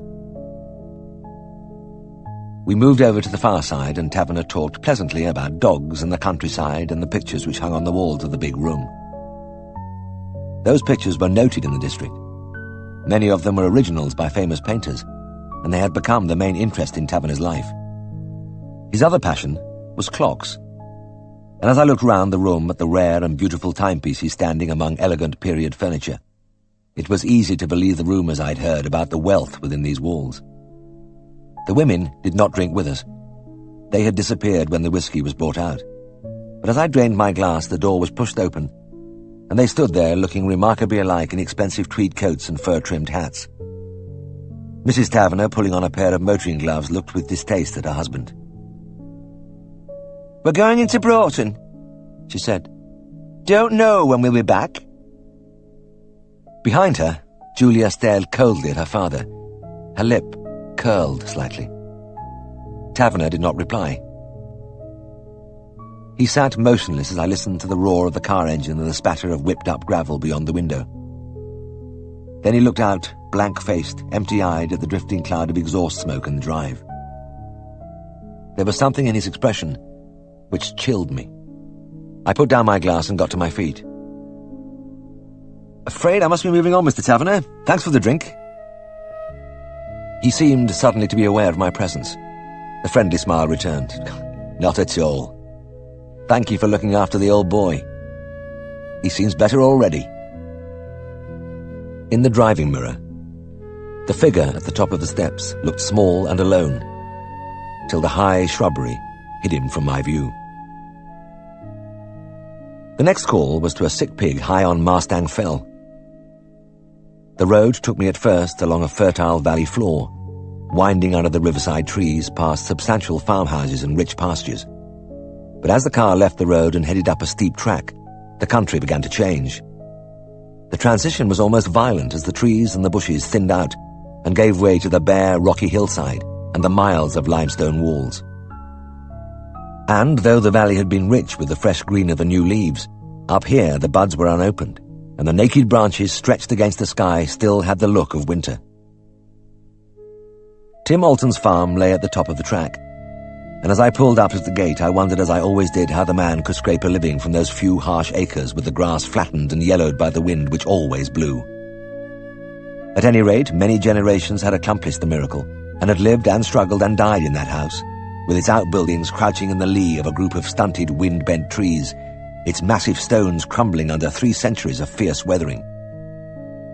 Why should anybody want to build a farm in such a place? I turned as I opened the gate and looked back at the track, threading between the walls, down and down, to where the white stones of the river glittered in the spring sunshine. Maybe the builder had stood here and looked across the green vastness and breathed in the cold, sweet air and thought it was enough. I saw Tim Alton coming across the yard. There had been no need to lay down concrete or cobbles here. They had just swept away the thin soil, and there, between house and building, was a sloping stretch of fissured rock. It was more than a durable surface. It was everlasting. "It's your pig this time then, Tim?" I said, and the farmer nodded seriously. "Aye, right as out yesterday and laid flat like a dead 'un this morning. Never looked up when I filled each trough, and by go, when a pig won't tackle his grub there's somewhat far wrong." Tim dug his hands inside the broad leather belt which encircled his oversized trousers and which always seemed to be about to nip his narrow frame in two, and led the way gloomily into the sty. Despite the bitter poverty of his existence, he was a man who took misfortune cheerfully. I had never seen him look like this, and I thought I knew the reason. There is something personal about the family pig. Smallholders like Tim Alton made their meagre living from a few cows. They sold their milk to the big dairies or made butter. And they killed a pig or two each year and cured it themselves for home consumption. On the poorer places, it seemed to me that they ate little else. Whatever meal I happened to stumble in on, the cooking smell was always the same: roasting fat bacon. It appeared to be a matter of pride to make the pig as fat as possible. In fact, on those little wind-blown farms where the people and the cows and the dogs were lean and spare, the pig was about the only fat thing to be seen. I had seen the Alton pig before.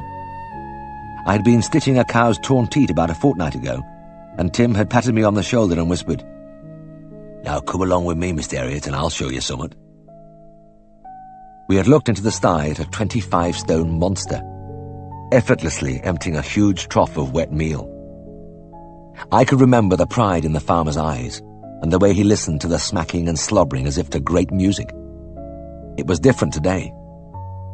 The pig looked, if possible, even more enormous as it lay on its side, eyes closed, filling the entire floor of the sty like a beached whale. Tim splashed a stick among the untouched meal in the trough and made encouraging noises, but the animal never stirred. The farmer looked at me with haggard eyes. "He's bad, Mr. Herriot. It's serious, whatever it is." I had been taking the temperature, and when I read the thermometer, I whistled. 107. That's some fever. The colour drained from Tim's face. "Oh, hell. 107? Well, it's hopeless then." "It's hour with him." I had been feeling along the animal's side, and I smiled reassuringly. "No, don't worry, Tim. I think he's going to be all right. He's got erysipelas. Here, put your finger along his back. Now, you can feel a lot of flat swellings on his skin. Well, those are the diamonds. He'll have a beautiful rash within a few hours, but at the moment you can't see it. You can only feel it." "And you can make him better?" "Well, I'm nearly sure I can. I'll give him a whacking dose of serum. And I'd like to bet that he'll have his nose in that trough in a couple of days. Most of them get over it all right." "Well, that's a bit of good news any road," said Tim, a smile flooding over his face. "You have me worried there with your 107, dang you." I laughed. "Yeah, sorry, Tim. I didn't mean to frighten you. I'm often happier to see a high temperature than a low one. But it's a funny time for erysipelas. We usually see that in late summer." "All right, I'll let you off this time. Come in and wash your hands." In the kitchen, I ducked my head but couldn't avoid bumping the massive side of bacon hanging from the beamed ceiling. The heavy mass rocked gently on its hooks. It was about 8 inches thick in parts, all pure white fat. Only by close inspection was it possible to discern a thin strip of lean meat. Mrs. Alton produced a cup of tea, and as I sipped, I looked across at Tim, who had fallen back into a chair and lay there with his hands hanging down. For a moment he closed his eyes and his face became a mask of weariness. I thought for the 100th time about the endless labour which made up the lives of these little farmers. Alton was only 40, but his body was already bent and ravaged by the constant demands he made on it.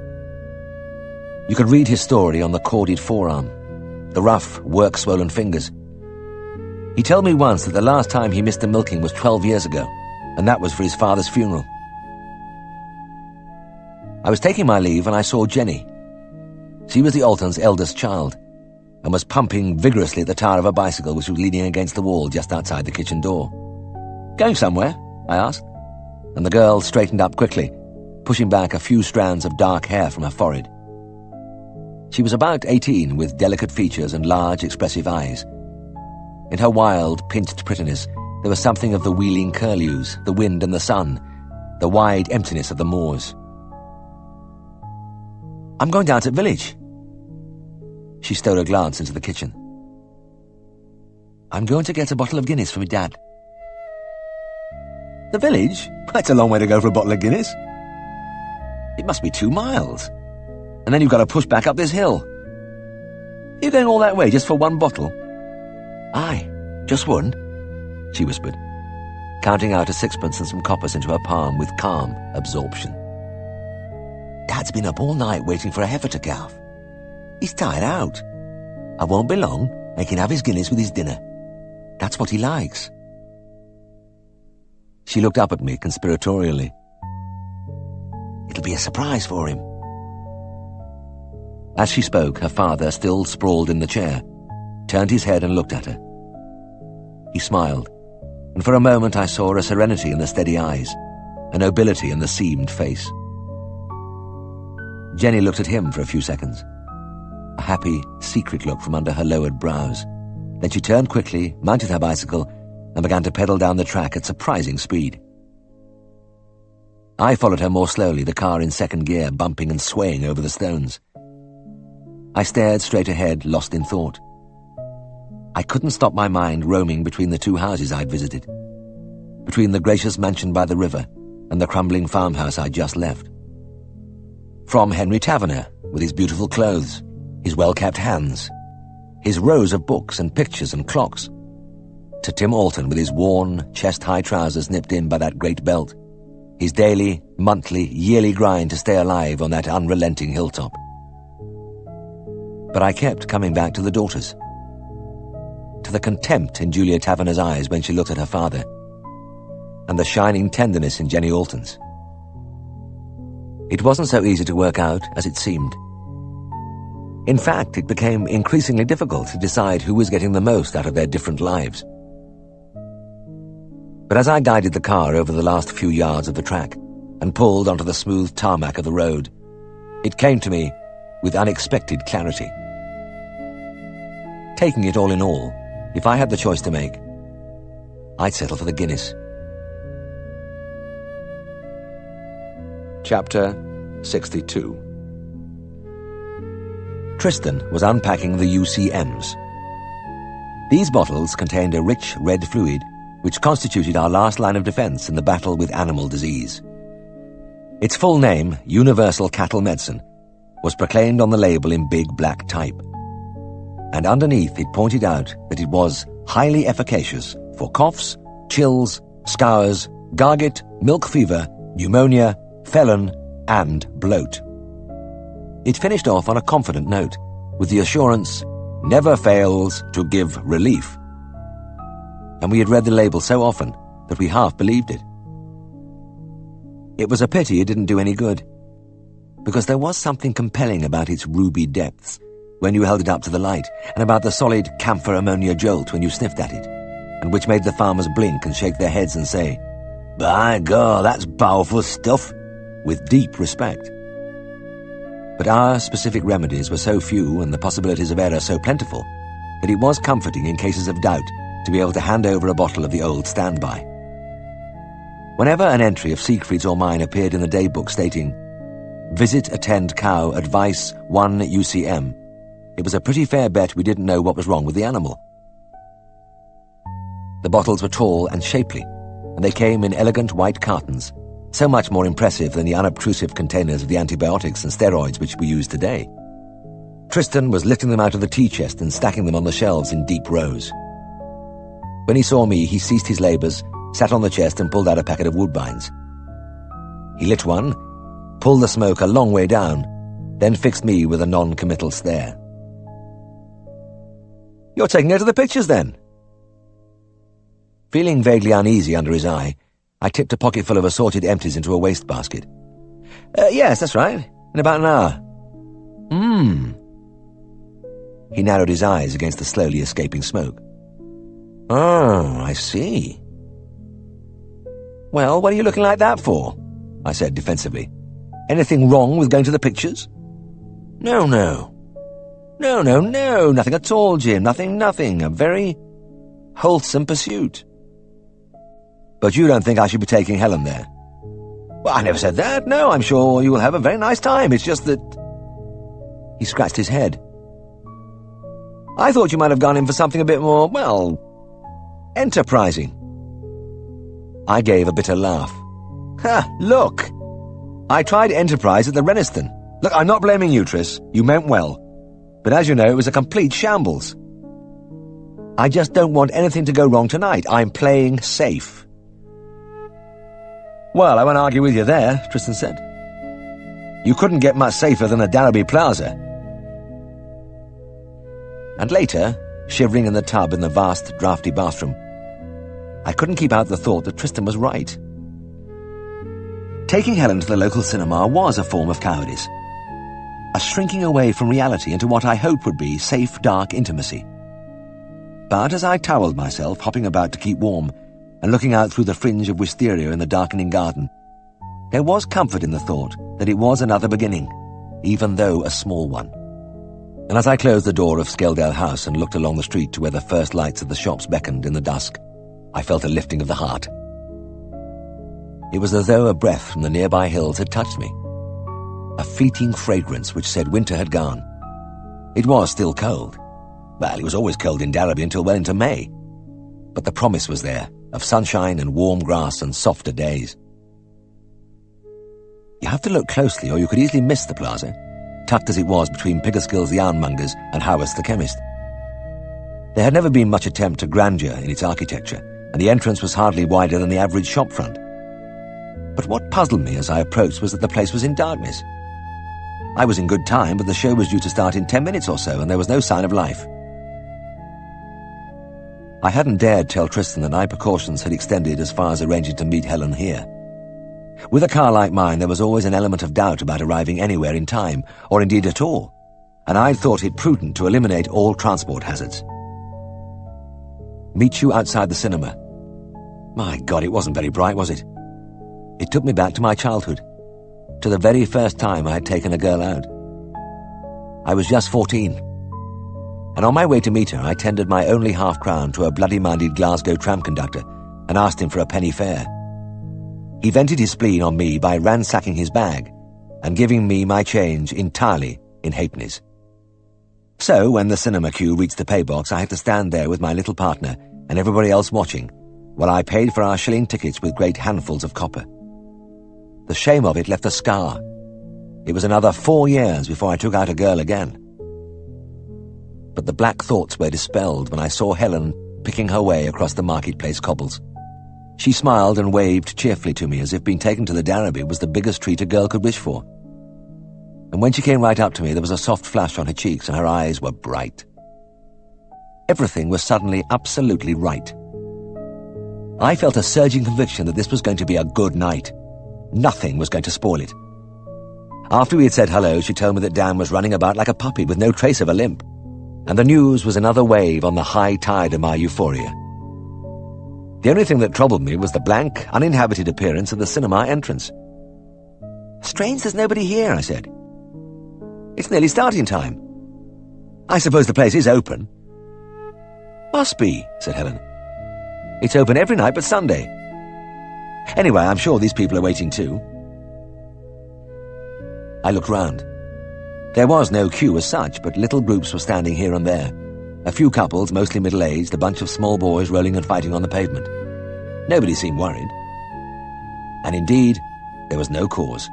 Exactly 2 minutes before the picture was due to start, a figure in a Macintosh coat pedalled furiously round the corner of the street, head down, legs pistoning, the bicycle lying over at a perilous angle with the ground.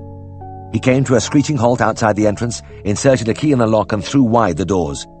Reaching inside, he flicked a switch, and a single neon strip flickered fitfully above our heads and went out. He did this a few times, and it seemed bent on mischief till he stood on tiptoe and beat it into submission with a masterful blow of his fist.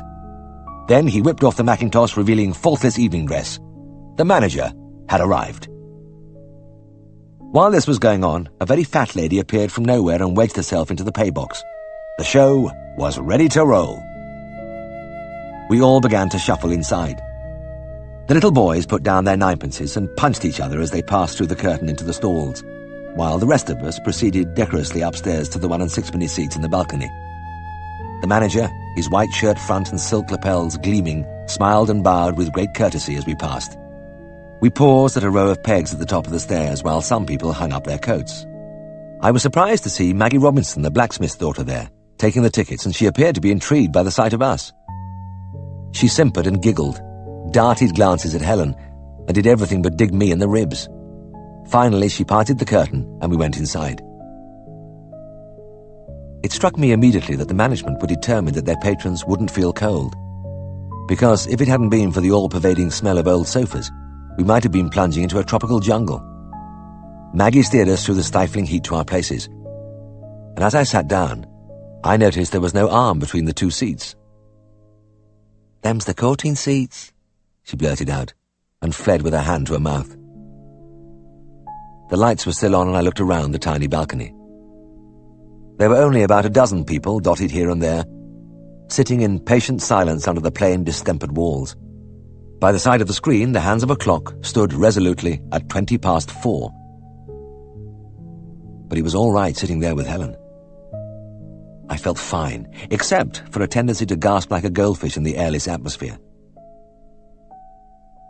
I was settling down cosily when a little man seated in front of us with his wife turned round slowly.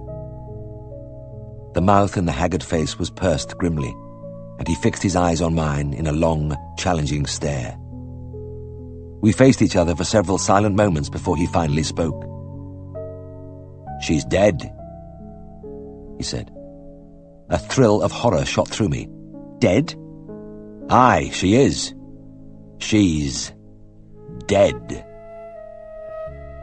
He dragged the word out slowly with a kind of mournful satisfaction, while his eyes still stared into mine.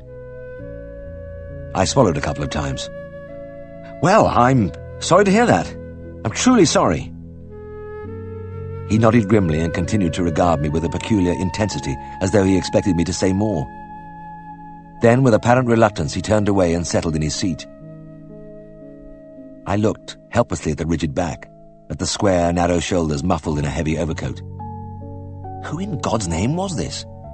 And what was he talking about? I knew the face from somewhere. It must be a client. And what was dead? Cow? Ewe? Sow? My mind began to race over the cases I had seen during the past week, but that face didn't seem to fit in anywhere. Helen was looking at me questioningly, and I managed a wan smile. But the spell was shattered.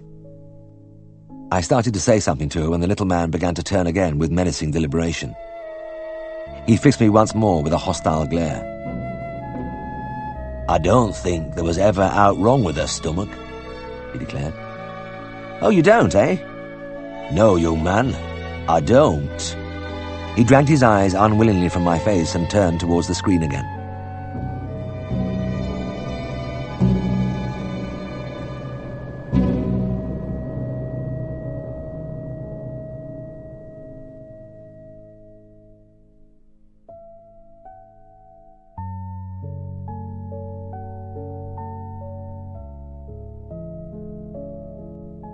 As a voice bellowed the details of fortnight-old events, I closed my eyes and tried again to place the man in front of me. I often had trouble identifying people outside their usual environment, and had once discussed the problem with Siegfried. He had been airy. "Well, there's an easy way, James. Just ask them how they spell their names. You'll have no trouble at all." I had tried this on one occasion, and the farmer had looked at me strangely and replied, "SMITH," and hurried away.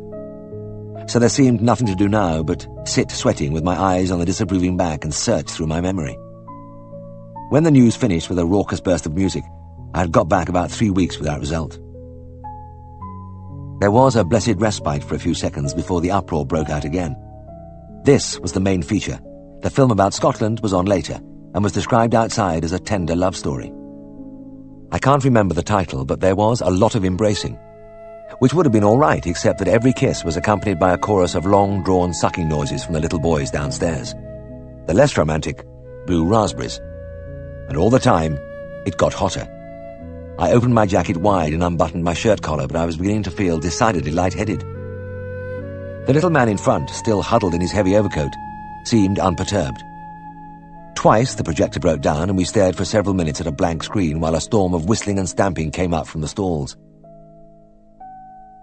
Maggie Robinson, standing in the dim light by the curtain, still appeared to be fascinated by the sight of Helen and me. Whenever I looked up, I found her eyes fixed upon us with a knowing leer. About halfway through the film, however, her concentration was disturbed by a commotion on the other side of the curtain, and she was suddenly brushed aside as a large form burst through. With a feeling of disbelief, I recognized Gobber Newhouse. I had had previous experience of his disregard of the licensing laws, and it was clear he'd been at it again.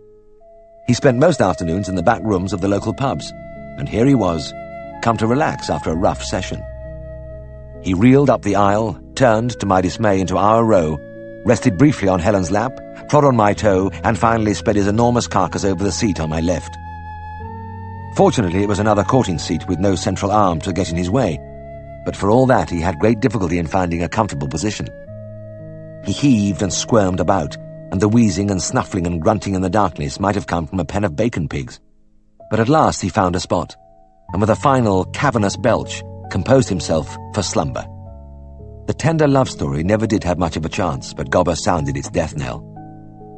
With his snores reverberating in my ear, and a dense pall of stale beer drifting over me, I was unable to appreciate any of the delicate nuances. It was a relief when the last close-up came to an end and the lights went up. I was a bit worried about Helen. I had noticed as the evening wore on that her lips had a tendency to twitch occasionally, and now and then she drew her brows down in a deep frown. I wondered if she was upset, but Maggie appeared providentially with a tray round her neck and stood over us, still leering, while I purchased 2 chocolate ices. I had taken only one bite when I noticed a stirring under the overcoat in front of me. The little man was returning to the attack. The eyes staring from the grim mask were as chilling as ever. "I knew," he said, "right from the start that you were on the wrong track." "Oh, is that so?" "Aye, I've been among beasts for 50 years, and they never go on like that when it's the stomach." "Don't they?" "Well, you're probably right." The little man twisted higher in his seat, and for a moment I thought he was going to climb over at me. He raised a forefinger. "For one thing, a beast with a bad stomach is allus hard in its muck." "Oh, I see." "And if you think back, this one's muck was soft. Real soft." Yes, quite," I said hastily, glancing across at Helen. This was great. Just what I needed to complete the romantic atmosphere. He sniffed and turned away, and once again, as if the whole thing had been stage-managed, we were plunged into blackness and the noise blasted out again. I was lying back, quivering, when it came through to me that something was wrong. What was this strident Western music? Then the title flashed on the screen. Arizona Guns.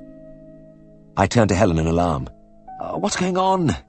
This is supposed to be the Scottish film, isn't it? The one we came to see?" "It's supposed to be," Helen paused, and looked at me with a half-smile. "But I'm afraid it isn't going to be. The thing is, they often change the supporting film without warning. Nobody seems to mind." I slumped wearily in my seat. Well, I had done it again. No dance at the Reniston, wrong pictures a night. I was a genius in my own way. "Oh, I'm sorry," I said. "Hope you don't mind too much." She shook her head. "Not a bit. Anyway, let's give this one a chance. It may be all right." But as the ancient horse opera crackled out its cliché-ridden message, I gave up hope. This was going to be another of those evenings.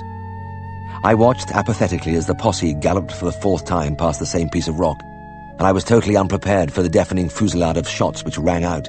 It made me jump, and it even roused Gobber from his sleep. "Hello, hello, hello!" he bawled, jerking upright and thrashing around him with his arms. A backhander on the side of the head drove me violently against Helen's shoulder, and I was beginning to apologize when I saw that her twitching and frowning had come on again. But this time, it spread, and her whole face seemed to break up. She began to laugh, silently and helplessly. I had never seen a girl laugh like this. It was as though it was something she had wanted to do for a long time. She abandoned herself utterly to it, lying back with her head on the back of the seat, legs stretched out in front of her, arms dangling by her side. She took her time and waited until she had got it all out of her system before she turned to me. She put her hand on my arm. "Look," she said faintly. "Next time, why don't we just go for a walk?" I settled down. Gobber was asleep again, and his snores, louder than ever, competed with the bangs and howls from the screen. I still hadn't the slightest idea who that little man in front of me could be, and I had the feeling he wasn't finished with me yet. The clock still stood at 4:20. Maggie was still staring at us, and a steady trickle of sweat ran down my back. The environment wasn't all I could have desired, but never mind. There was going to be a next time. Chapter 63. Siegfried had a habit of pulling at the lobe of his ear and staring blankly ahead when preoccupied. He was doing it now, his other hand outstretched, crumbling a crust of bread on his plate. I didn't usually pry into my boss's meditations, and anyway I wanted to be off on the morning round. But there was something portentous in his face which made me speak. "What's the matter? Something on your mind?" Siegfried turned his head slowly and his eyes glared sightlessly for a few moments, until recognition dawned. He stopped his lobe pulling, got to his feet, walked over to the window, and looked out at the empty street. "There is, James. There is indeed. In fact, I was just about to ask your advice. It's about this letter I got this morning." He ransacked his pockets impatiently, pulled out handkerchiefs, thermometers, crumpled banknotes, list of calls, till he found a long blue envelope. "Ah, here. Read it."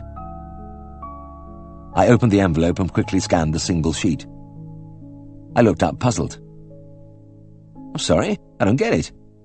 All it says here is that H.W. St. J. Ransom, Major General, would like the pleasure of your company at Broughton Races on Saturday." Well, there's no problem there, is there? You like racing.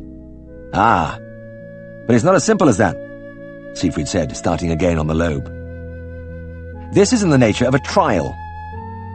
General Ransom is one of the big boys in the Northwest racing circuit, and he's bringing one of his pals along on Saturday to vet me. They're going to examine me for soundness." I must have looked alarmed because he grinned. "Look, I'd better start at the beginning, and I'll cut it short.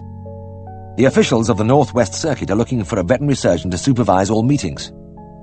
You know the local man attends if there's a racecourse in his town, and he is on call in case of injury to the horses. But this will be different. This supervisory vet would deal with cases of suspected doping and the like.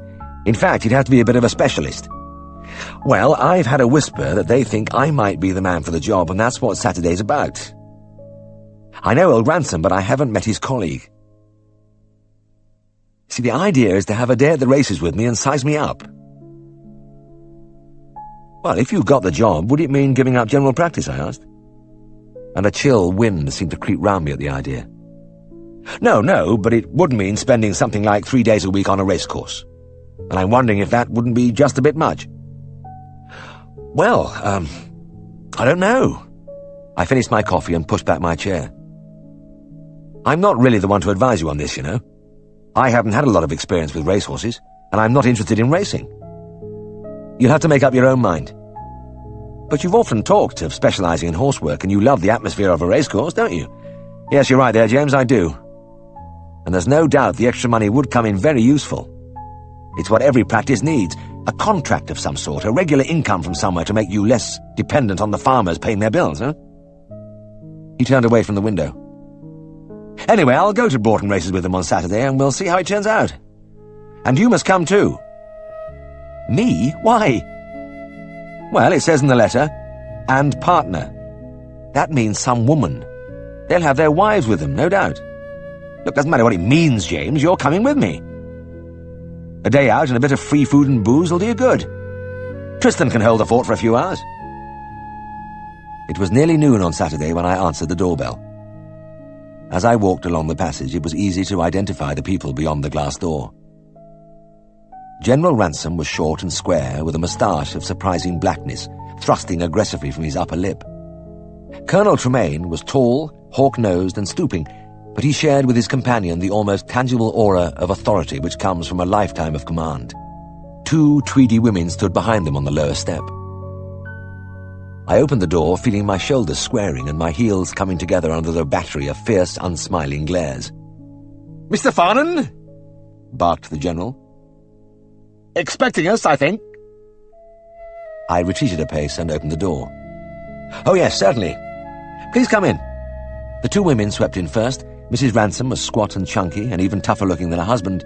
Then Mrs. Tremaine, much younger and attractive in a hard-boiled fashion. All of them completely ignored me except the Colonel, who brought up the rear and fixed me for a moment with a fishy eye.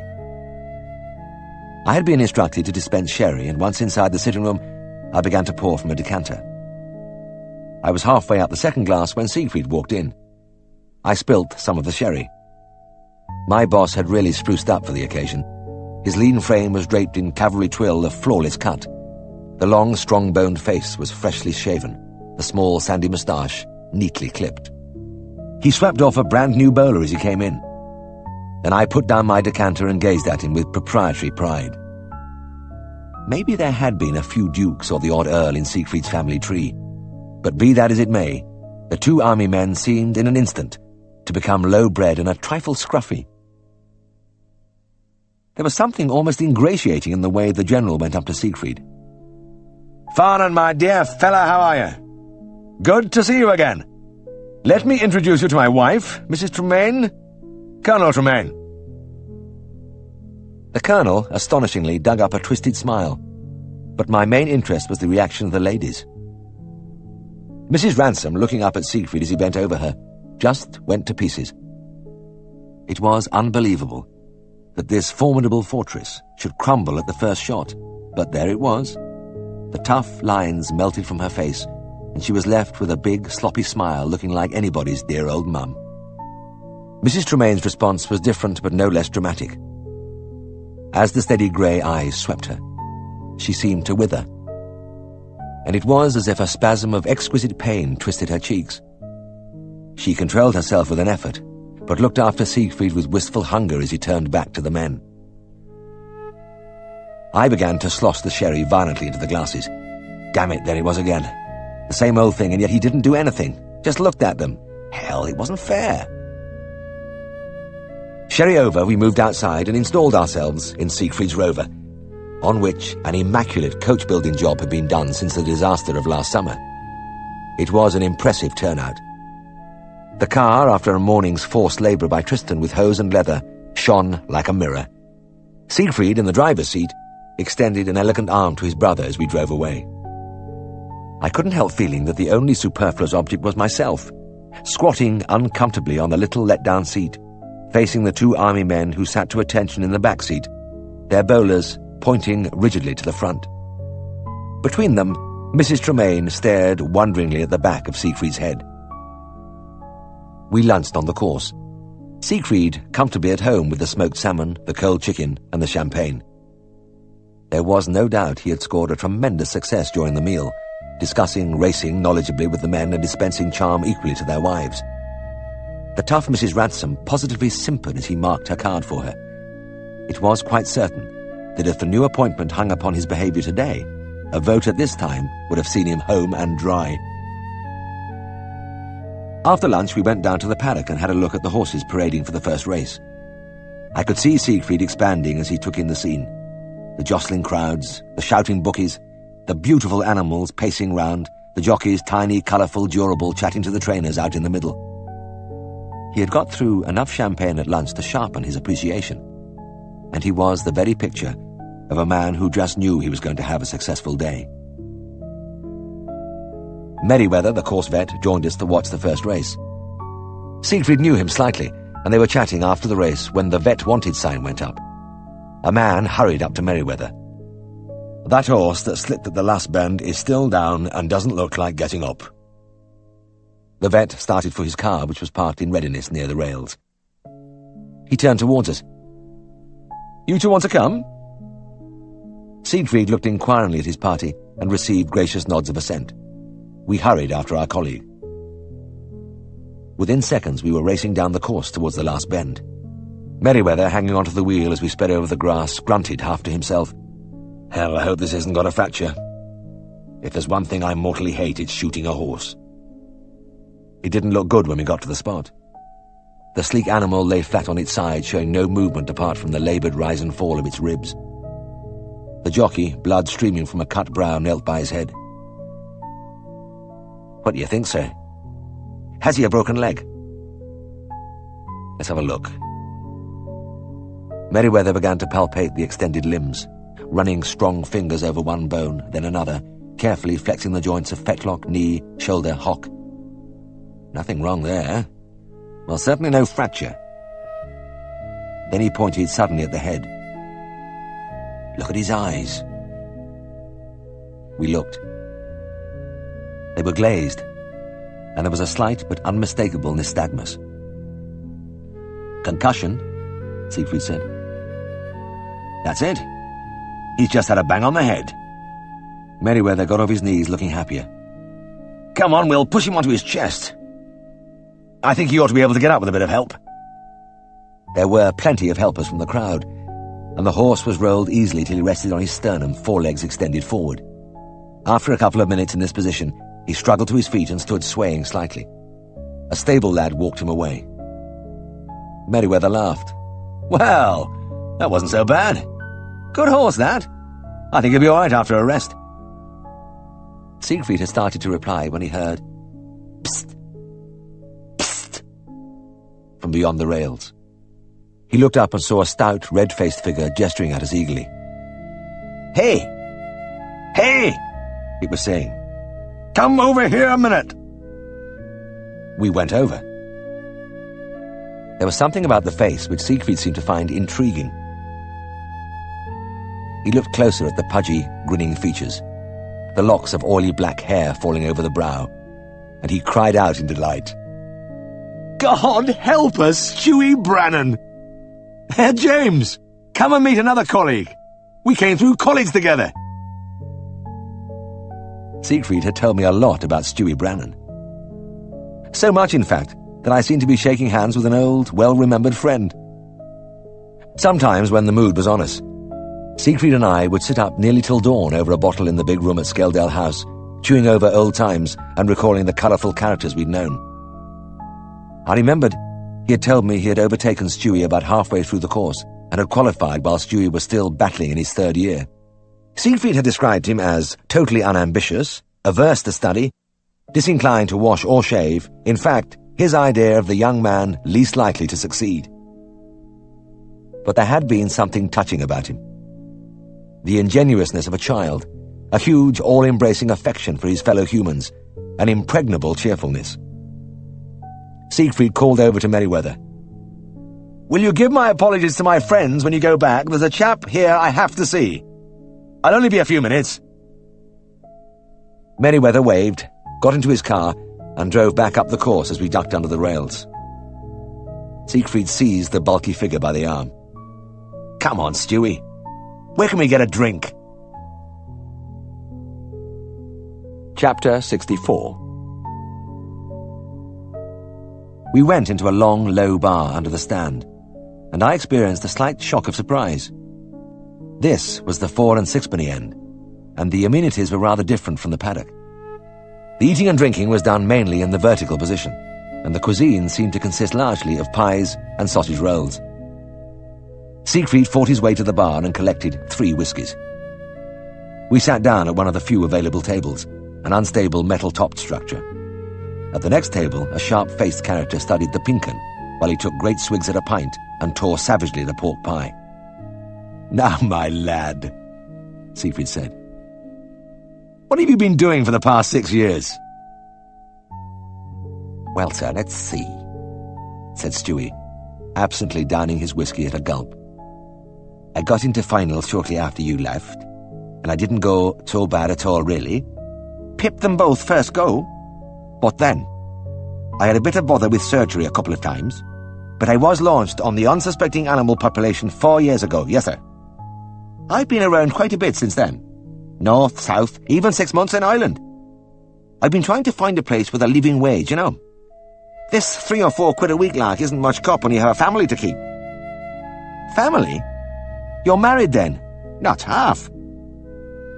You remember little Meg Hamilton? I used to bring her to the college dances. We got married when I got into the final year.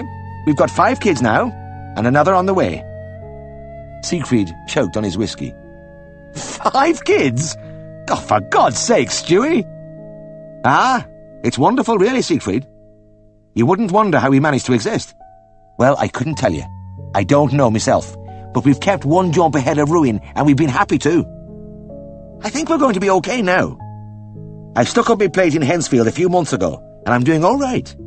Been able to clear the housekeeping, and that's all that matters." "Hensfield, eh?" Siegfried said. I pictured the grim West Riding town, a wilderness of decaying brick bristling with factory chimneys. It was the other Yorkshire. "Mainly small animals, I suppose." "Oh, yes. Yes."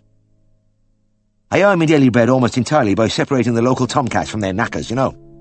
Thanks to me, the feline females of Hensfield can walk the streets unmolested." Siegfried laughed, and caught the only waitress in the place lightly by the arm as she hurried by. She whipped round with a frown and an angry word, but took another look and smiled. "Yes, sir?" Siegfried looked into her face seriously for a few moments, still holding her arm. Then he spoke, quietly. "I wonder if you'd be kind enough to bring us 3 large whiskies, and keep repeating the order whenever you see our glasses are empty. Would you be able to do that?" "Certainly, sir. Of course."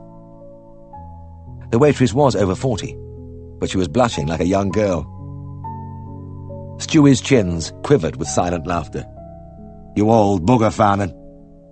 It does me good to see you haven't changed." "Really?" "Well, that's rather nice, isn't it? And the funny thing is, I don't think you really try." "Try? Well, try what?" "Ah, nothing. Forget it.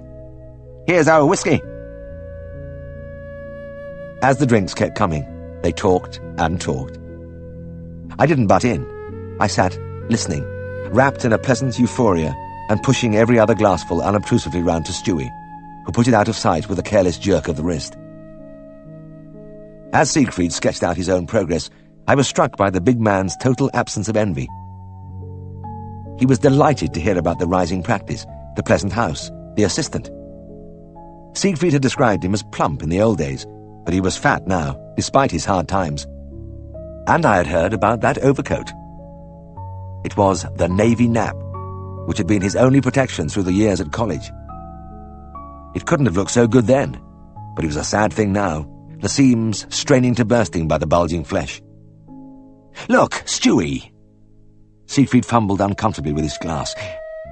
"Look, I'm sure you're going to do well in Hensfield, but if by some mischance things get a bit rough, I hope you wouldn't hesitate to turn to me. I'm not so far off in Darrowby, you know. In fact—" He paused and swallowed. "Are you all right now? I mean, if a few quid would help. I mean, I've got them here, and—" Stewie tossed back what must have been the 10th double whiskey, and gazed at his old friend with gentle benevolence. "You're a kind old bugger, Siegfried, but no thanks. As I said, we're clearing the housekeeping and we'll be okay. But I appreciate it. You always were kind. A strange old bugger, but kind." "Strange?" Siegfried was interested. "No, not strange. Wrong word. Different. That's it. You were as different as hell." "Different?" queried Siegfried, swallowing his whiskey as if it had stopped tasting of anything a long time ago. "Well, I'm sure you're wrong there, Stewie." "Don't you worry your head about it," Stewie said, and reached across the table to thump his friend on the shoulder. But his judgment was way out, and instead he swept Siegfried's bowler from his head. It rolled to the feet of the man at the next table. During the conversation, I had been aware of this gentleman rushing out and trailing slowly back to resume his study of the pink 'un and renew his attack on the food and drink. The man looked down at the hat. His face was a picture of misery and frustration, born of too much beer, semi-masticated pork pies, and unwise investment. Convulsively, he lashed out with a foot at the bowler and looked better immediately. The hat, deeply dented, soared back to Siegfried, who caught it and replaced it on his head with unruffled aplomb. He didn't seem in the least annoyed. Apparently considered the man's reaction perfectly normal. We all stood up, and I was mildly surprised by a slight swaying and blurring of my surroundings. When things came to rest, I had another surprise. The big bar was nearly empty. The beer machines were hidden by white cloths. The barmaids were collecting the empty glasses. "Stewie," Siegfried said, "the meeting's over. Do you realise we've been nattering here for over 2 hours? And very nice too. Far better than giving the hard-earned coppers to the bookies." As Stewie rose to his feet, he clutched at the table and stood blinking for a few seconds. "There is one thing, though," Siegfried said. "My friends. I came here with a party, and they must be wondering where I've got to. Tell you what, Stewie, come and meet them. They'll understand when they realise we haven't seen each other for years." We worked our way round to the paddock. No sign of the General and company. We finally found them in the car park, grouped unsmilingly round the Rover. Most of the other cars had gone. Siegfried strode up confidently, his dented bowler cocked at a jaunty angle. "I'm sorry to have left you, but a rather wonderful thing happened back there. I would like to present Mr. Stuart Brannan, a professional colleague and a very dear friend." 4 blank stares turned on Stewie. His big, meaty face was redder than ever, and he smiled sweetly through a faint dew of perspiration. I noticed that he had made a lopsided job of buttoning the navy nap overcoat. There was a spare buttonhole at the top and a lack of alignment at the bottom. It made the straining, tortured garment look even more grotesque. The General nodded curtly. The Colonel appeared to be grinding his teeth. The ladies froze visibly and looked away. Yes, quite," grunted the General. "But we've been waiting here some time, and we want to be getting home." He stuck out his jaw, and his moustache bristled. Siegfried waved a hand. Certainly, by all means. We'll leave right away," he turned to Stewie. "Well, goodbye for now, my lad. We'll get together again soon. I'll ring you." He began to feel through his pockets for his ignition key. He started quite slowly, but gradually stepped up the pace. After he had explored the pockets about 5 times, he stopped, closed his eyes, and appeared to give himself over to intense thought. Then, as though he had decided to do the thing systematically, he commenced to lay out the contents of his pockets one by one, using the car bonnet as a table, and as the pile grew, so did my conviction that doom was very near. It wasn't just the key that worried me. Siegfried had consumed a lot more whiskey than I had, and with its usual delayed action, it had begun to creep up on him. He was swaying slightly. His dented bowler had slid forward over one eyebrow, and he kept dropping things as he pulled them from his pocket and examined them owlishly. A man with a long brush and handcart was walking slowly across the car park when Siegfried grabbed his arm. "Look, I want you to do something for me. Here's 5 bob." "Right, mister." The man pocketed the money. "What do you want me to do?" "Find my car key."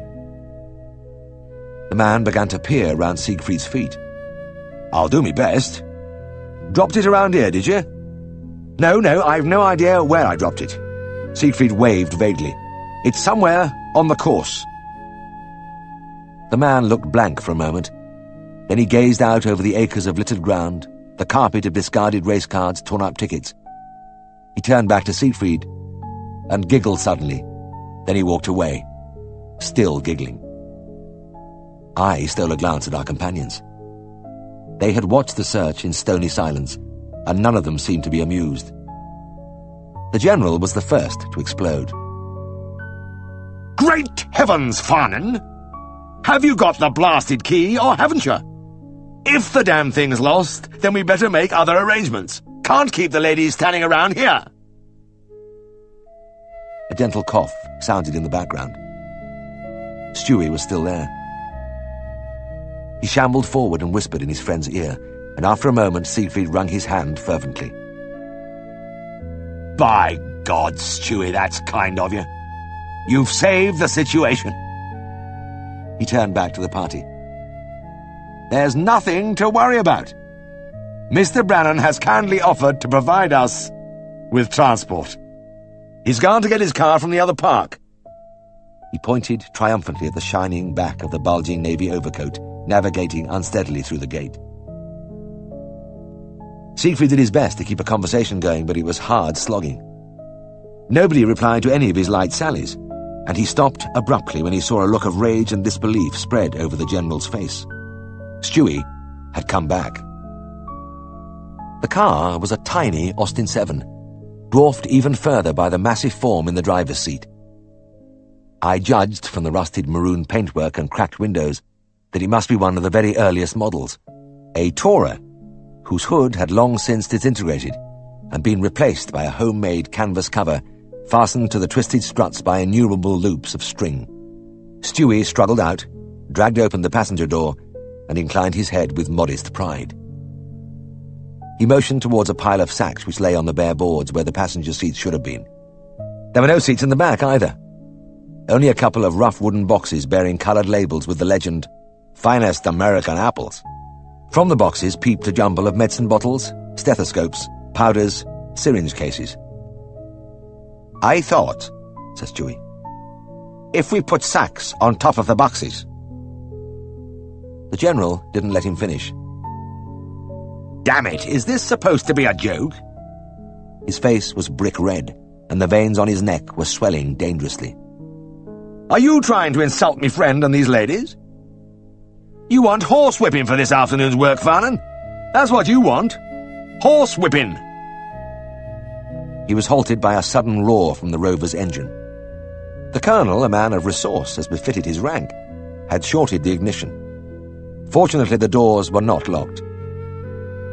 The General had regained control of himself. "Get in! I'll drive!" he barked at Siegfried, as though addressing an erring lance corporal. But Siegfried held up a restraining hand.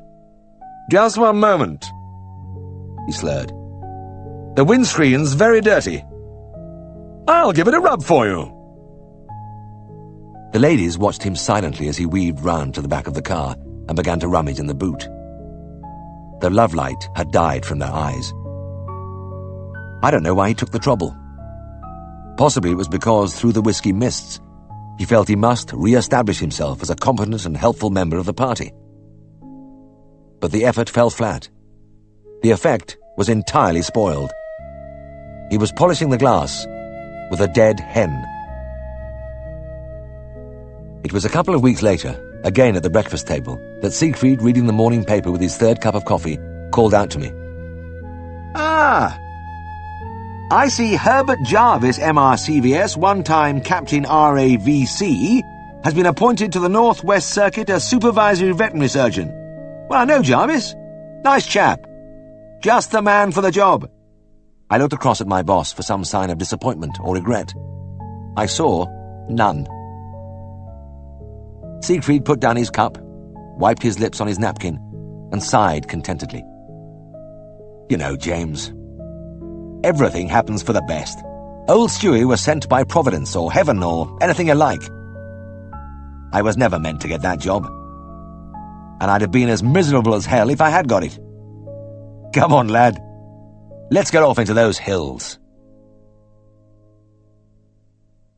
Chapter 65. After my night at the cinema with Helen, I just seemed to drift naturally into the habit of dropping in to see her on an occasional evening. And before I knew what was happening, I had developed a pattern. Around 8 o'clock, my feet began to make of their own accord for Heston Grange. Of course, I fought the impulse. I didn't go every night. There was my work, which often occupied me round the clock. There was a feeling of propriety. And there was Mr. Alderson. Helen's father was a vague little man who had withdrawn into himself to a great extent since his wife's death a few years ago. He was an expert stockman, and his farm could compare with the best, but a good part of his mind often seemed to be elsewhere. And he had acquired some little peculiarities. When things weren't going well, he carried on long, muttered conversations with himself. But when he was particularly pleased about something, he was inclined to break into a loud, tuneless humming. It was a penetrating sound, and on my professional visits, I could often locate him by tracking down this characteristic droning among the farm buildings. At first, when I came to see Helen, I'm sure he never even noticed me. I was just one of a crowd of young men who hung around his daughter. But as time went on and my visits became more frequent, he suddenly seemed to become conscious of me and began to regard me with an interest which deepened rapidly into alarm. I couldn't blame him, really. He was devoted to Helen, and it was natural that he should desire a grand match for her. Richard Edmondson represented just that. His family were rich, powerful people, and Richard was very keen indeed. Compared to him, an unknown, impecunious young vet was a poor bargain. When Mr. Alderson was around, my visits were uncomfortable affairs, and it was a pity because I instinctively liked him. He had an amiable, completely inoffensive nature which was very appealing, and under other conditions we would have got along very well. But there was no getting round the fact that he resented me. And it wasn't because he wanted to hang on to Helen. He was an unselfish man, and anyway he had an excellent housekeeper in his sister, who had been recently widowed and had come to live with the Aldersons. Auntie Lucy was a redoubtable character, and was perfectly capable of running the household and looking after the two younger children. It was just that he had got used to the comfortable assumption that one day his daughter would marry the son of his old friend and have a life of untroubled affluence. And he had a stubborn streak which rebelled fiercely against any prospect of change. So it was always a relief when I got out of the house with Helen. Everything was right then. We went to the little dances in the village institutes. We walked for miles along the old grassy mine tracks among the hills, or sometimes she came on my evening calls with me. There wasn't anything spectacular to do in Darrowby, but there was a complete lack of strain. A feeling of being self-sufficient in a warm existence of our own that made everything meaningful and worthwhile. Things might have gone on like this indefinitely but for a conversation I had with Siegfried. We were sitting in the big room at Skeldale House, as we often did before bedtime, talking over the day's events when he laughed and slapped his knee. I had old Harry Forster in tonight paying his bill. He was really funny. Sat looking round the room and saying, "It's a nice little nest you have here, Mr. Farnan, a nice little nest." And then, very sly, "It's time there was a bird in this nest, you know. There should be a little bird in here." I laughed too. Well, you should be used to it by now. You're the most eligible bachelor in Darrowby. People are always having a dig at you. They won't be happy till they've got you married off. No, wait a minute, not so fast. Siegfried eyed me thoughtfully. I don't think for a moment that Harry was talking about me. It was you he had in mind. What do you mean? Well, just think. Didn't you say you had run into the old boy one night when you were walking over his land with Helen? He'd be onto a thing like that in a flash. He thinks it's time you were hitched up, that's all. I lay back in my chair and gave myself over to laughter. Me? Married? Oh, that'll be the day. Can you imagine it? Poor old Harry. Siegfried leant forward. What are you laughing at, James? He's quite right. It's time you were married. What's that? I looked at him incredulously. What do you want about now? It's quite simple, he said. I'm saying you ought to get married, and soon. Oh, come on, Siegfried, you're joking. Why should I be? Well, damn it, I'm only just starting on my career. I've no money, no nothing. I've never even thought about it. You've never even... Well, tell me this. Are you courting Helen Alderson, or aren't you? Well, I've been, I suppose you could call it that. Siegfried settled back comfortably in his chair, put his fingertips together, and assumed a judicial expression. Good. Good. You admit you're courting the girl. Now, let us take it a step further. She is, from my own observation, extremely attractive. In fact, she nearly causes a traffic pile-up when she walks across the cobbles at market day. It's common knowledge that she is intelligent, equable, and an excellent cook. Perhaps you would agree with this? Well, of course I would, I said, nettled at his superior air, but what's this all about? Why are you going on like a high court judge? Look, I'm only trying to establish my point, James, which is that you seem to have an ideal wife lined up, and you are doing nothing about it. In fact, not to put too fine a point on it, I wish you'd stop playing around and let us see a little action. But it's not as simple as that, I said, my voice rising. I've told you already, I'd have to be a lot better off, and anyway, give me a chance. I'd only been going to the house for a few weeks. Surely you don't start thinking of getting married as soon as that. And there's another thing. Her old man doesn't like me. Siegfried put his head on one side, and I gritted my teeth as a saintly expression began to settle on his face.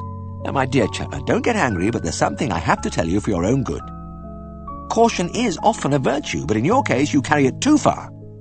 It's a little flaw in your character, and it shows in a multitude of ways. In your wary approach to problems in your work, for instance, you are always too apprehensive, proceeding fearfully step by step when you should be plunging boldly ahead. You keep seeing dangers when there aren't any. You've got to learn to take a chance, to lash out a bit. As it is, you are confined to a narrow range of activity by your own doubts. Oh, the original stick in the mud, eh? Oh, come now, James, I didn't say that, but while we're talking, there's another small point I want to bring up. I know you won't mind my saying this. Until you get married, I'm afraid I shall fail to get the full benefit of your assistance in the practice, because, frankly, you are becoming increasingly besotted and bemused to the extent that I'm sure you don't know what you're doing half the time. What the devil are you talking about? I never heard that kindly hear me out, James. What I'm saying is perfectly true. You're walking about like a man in a dream, and you've developed a disturbing habit of staring into space when I'm talking to you. Now, there's only one cure, my boy. And it's a simple little cure, isn't it? I shouted. No money, no home, but leap into matrimony with a happy cry. There's not a thing to worry about. Aha, you see, there you go again, looking for difficulties. He gave a little laugh and gazed at me with pitying affection. No money, you say? Well, one of these days you'll be a partner here. Your plate will be out on those railings in front of the house, so you'll never be short of your daily bread. And as regards a home, look at all the empty rooms in this house. You could set up a private suite upstairs without any trouble. So that's just a piffling little detail. I ran my hand distractedly through my hair. My head was beginning to swim. But you make it all sound so easy. But it is easy. Siegfried shot upright in his chair.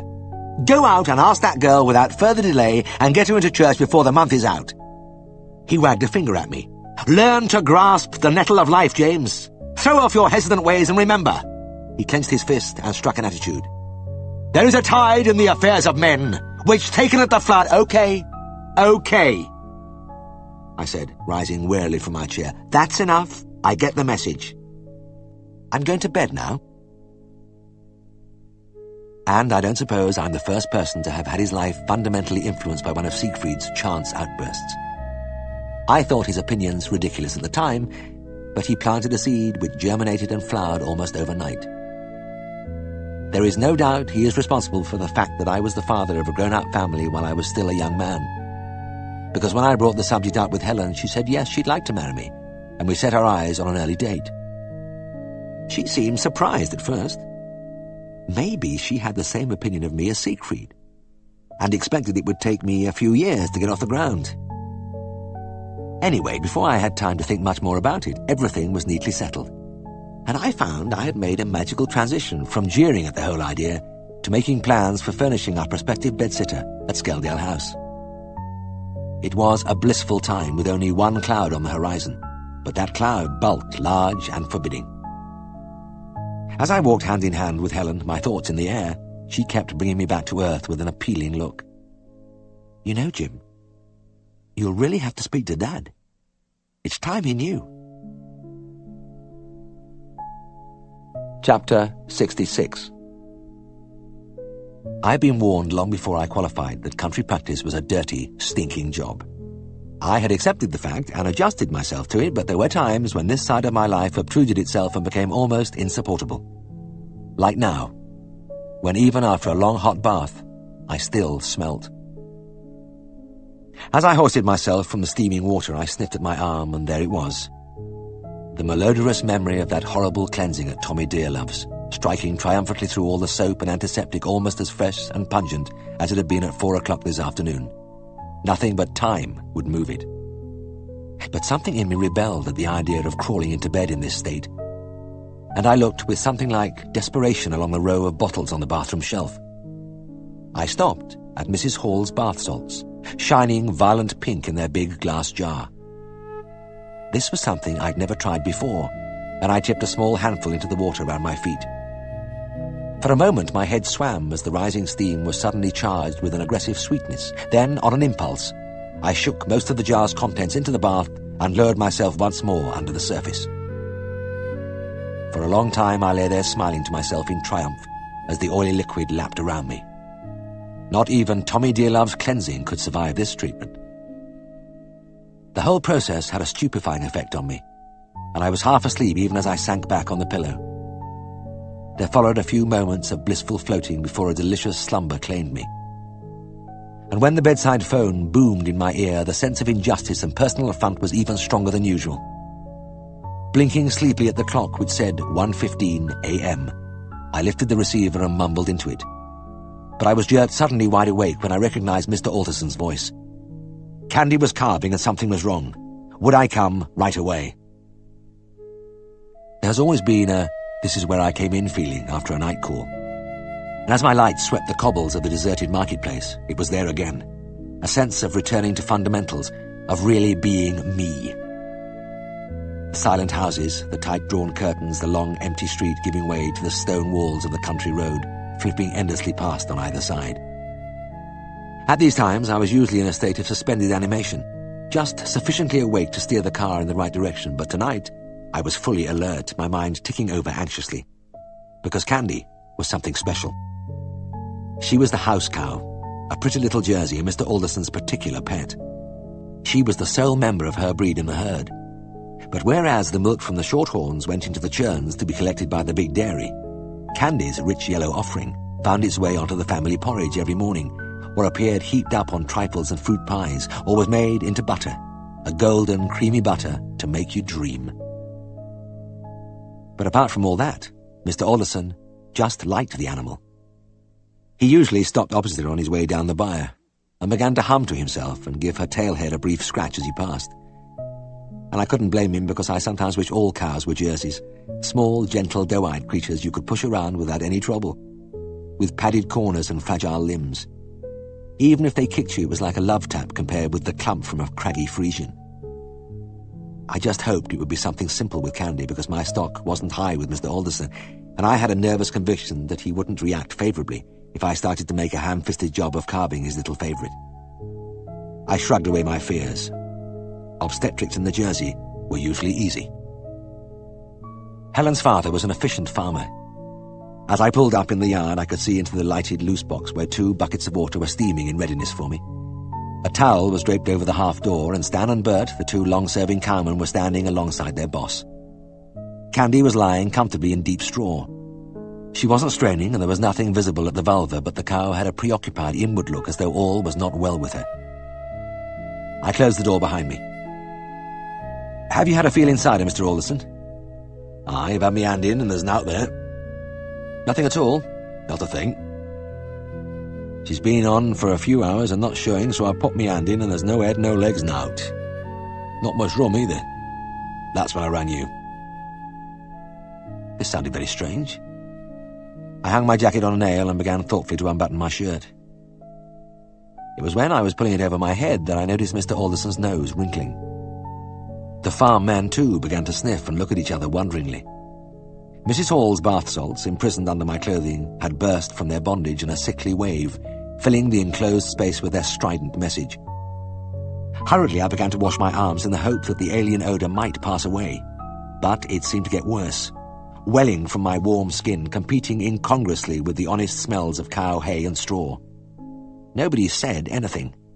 These men weren't the type to make the ribald remark which would have enabled me to laugh the whole thing off. There was no ambiguity about this scent. It was voluptuously feminine, and Bert and Stan stared at me open-mouthed. Mr. Alderson, his mouth turned down at the corners, his nostrils still twitching, kept his eyes fixed on the far wall. Cringing inwardly, I knelt behind the cow, and in a moment my embarrassment was forgotten. The vagina was empty. A smooth passage narrowing rapidly to a small, rigid opening, just wide enough to admit my hand. Beyond, I could feel the feet and head of a calf. My spirits plummeted. Torsion of the uterus. There was going to be no easy victory for me here. I sat back on my heels and turned to the farmers. "She's got a twisted calf bed. There's a live calf in there, all right, but there's no way out for it. I can barely get my hand through." I thought there was something peculiar. Mr. Alderson rubbed his chin and looked at me doubtfully. "What can we do about it, then?" "We'll have to try to correct the twist by rolling the cow over while I keep hold of the calf. It's a good job there's plenty of us here." "And that'll put everything right, will it?" I swallowed. I didn't like these jobs. Sometimes rolling worked, and sometimes it didn't, and in those days we hadn't quite got round to performing caesareans on cows. If I was unsuccessful, I had the prospect of telling Mr. Alderson to send Candy to the butcher. I banished the thought quickly. "I'll put everything right," I said. I had to. I stationed Bert at the front legs, Stan at the hind, and the farmer holding the cow's head on the floor. Then I stretched myself on the hard concrete, pushed in a hand, and grasped the calf's foot. "Now, roll her," I gasped, and the men pulled the legs round in a clockwise direction. I held fiercely to the little feet as the cow flopped onto her other side. Nothing seemed to be happening inside. "Push her onto her chest," I panted. Stan and Bert expertly tucked the legs under the cow and rolled her onto her brisket, and as she settled there, I gave a yell of pain. "Get her back, quick! We're going the wrong way!" The smooth band of tissue had tightened on my wrist in a numbing grip of frightening power. For a moment, I had the panicking impression that I'd never get out of there again. But the men worked like lightning. Within seconds, Candy was stretched out on her original side. The pressure was off my arm, and we were back where we started.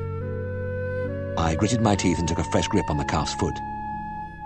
"Okay. Try her the other way." This time the roll was anti-clockwise, and we went through 180 degrees without anything happening. I only just kept my grasp on the foot. The resistance this time was tremendous. Taking a breather for a few seconds, I lay face down while the sweat sprang out on my back, sending out fresh exotic vapours from the bath salts. Right. One more go, I cried, and the men hauled the cow further over. And oh, it was beautiful to feel everything magically unravelling, and my arm lying free in a wide uterus with all the room in the world, and the calf already beginning to slide towards me. Candy summed up the situation immediately, and for the first time she gave a determined, heaving strain. Sensing victory just round the corner, she followed up with another prolonged effort which popped the calf, wet and wriggling, into my arms. "By gum, it was quick at finish," Mr. Alderson murmured wonderingly. He seized a wisp of hay and began to dry off the little creature. Thankfully, I soaked my arms in one of the buckets. After every delivery there is a feeling of relief, but in this case, it was overwhelming. It no longer mattered that the loose box smelt like a lady's hairdressing salon. I just felt good. I said goodnight to Bert and Stan as they returned to their beds, giving a final incredulous sniff as they passed me. Mr. Alderson was pottering about, having a word with Candy, then starting again on the calf, which he had already rubbed down several times. He seemed fascinated by it. And I couldn't blame him, because it was like something out of Disney. A pale gold fawn, unbelievably tiny, with large, dark, limpid eyes, and an expression of trusting innocence. It was a heifer, too. The farmer lifted it as if it were a whippet dog and laid it by the mother's head. Candy nosed the little animal over, rumbling happily in her throat. Then she began to lick it. I watched Mr. Alderson. He was standing, hands clasped behind him, rocking backwards and forwards on his heels, obviously enchanted by the scene. Any time now, I thought. And I was right. The tuneless humming broke out, even louder than usual, like a joyful paean. I stiffened in my Wellingtons. There would never be a better time. After a nervous cough, I spoke up firmly. "Mr. Alderson," I said, and he half turned his head. "I would like to marry your daughter." The humming was switched off abruptly, and he turned slowly till he was facing me. He didn't speak, but his eyes searched my face, unhappily. Then he bent stiffly, picked up the buckets one by one, tipped out the water, and made for the door. "You better come in the house," he said. The farmhouse kitchen looked lost and forsaken with the family abed. I sat in a high-backed wooden chair by the side of the empty hearth while Mr. Alderson put away his buckets, hung up the towel and washed his hands methodically at the sink. Then he pottered through to the parlour, and I heard him bumping and clinking about in the sideboard. When he reappeared, he bore a tray in front of him on which a bottle of whiskey and 2 glasses rattled gently.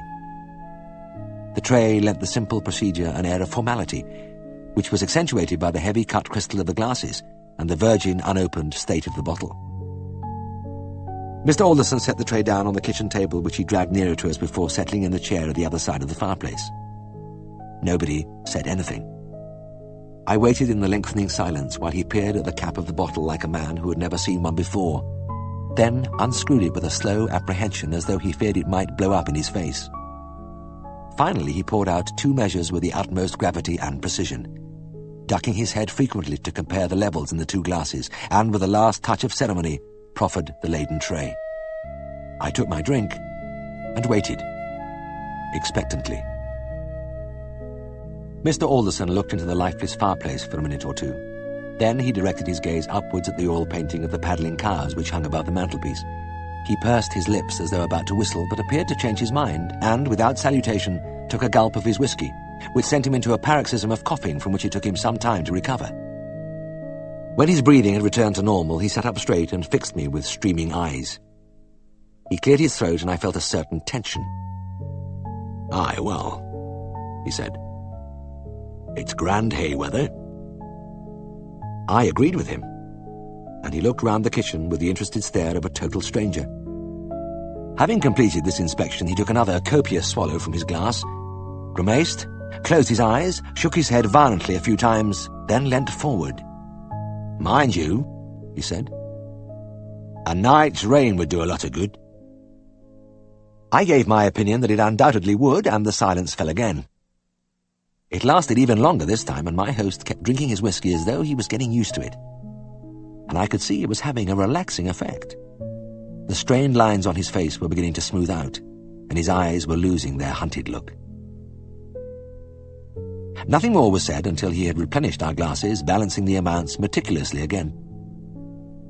He took a sip at his second measure, then he looked down at the rug and spoke in a small voice. "James," he said, "I had a wife in 1,000. I was so surprised I hardly knew what to say. "Yes, I know," I murmured. "I've heard a lot about her." Mr. Alderson went on, still looking down, his voice full of gentle yearning. "Yes. She was the grandest lass for miles around, and the bonniest." He looked up at me suddenly with the ghost of a smile. "Nobody thought you'd ever have a fella like me, you know. But you did." He paused and looked away. "Aye, she did." He began to tell me about his dead wife. He told me calmly, without self-pity, but with a wistful gratitude for the happiness he had known. And I discovered that Mr. Alderson was different from a lot of the farmers of his generation, because he said nothing about her being a good worker. So many of the women of those times seemed to be judged mainly on their working ability. And when I had first come to Dannerby, I had been shocked when I commiserated with a newly widowed old man. He had brushed a tear from his eye and said, "Aye, she was a grand worker." But Mr. Alderson said only that his wife had been beautiful, that she had been kind, and that he had loved her very much. He talked about Helen too, about the things she'd said and done when she was a little girl, about how very like her mother she was in every way. He never said anything about me, but I had the feeling all the time that he meant it to concern me. And the very fact that he was talking so freely seemed a sign that the barriers were coming down. Actually, he was talking a little too freely. He was halfway down his third huge whisky, and in my experience, Yorkshiremen just couldn't take the stuff. I had seen burly 10-pint men from the local pub keel over after a mere whiff at the amber fluid, and little Mr. Alderson hardly drank at all. I was getting worried.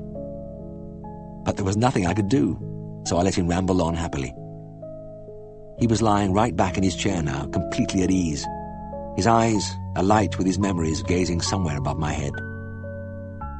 In fact, I am convinced he had forgotten I was there, because after one long passage he dropped his eyes, caught sight of me, and stared for a moment without recognition.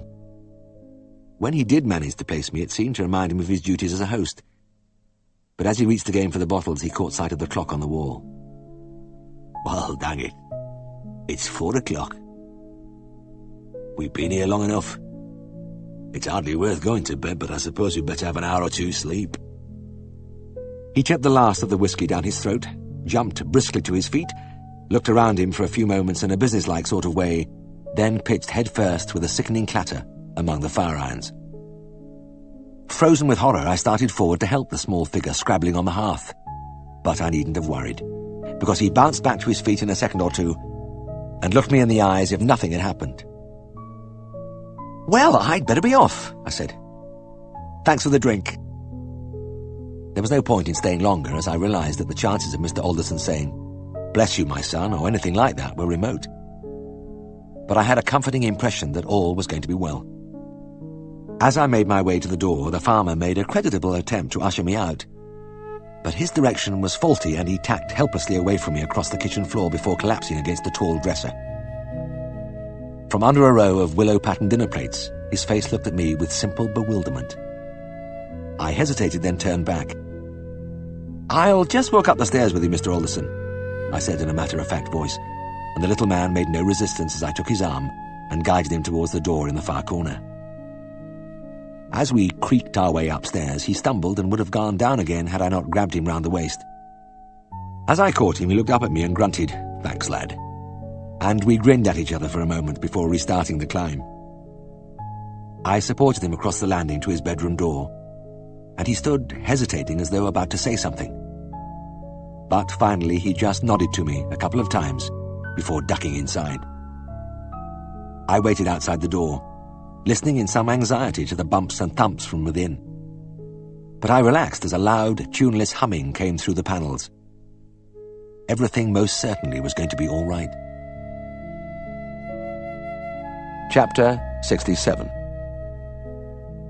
Considering we spent our honeymoon tuberculin testing, it was a big success.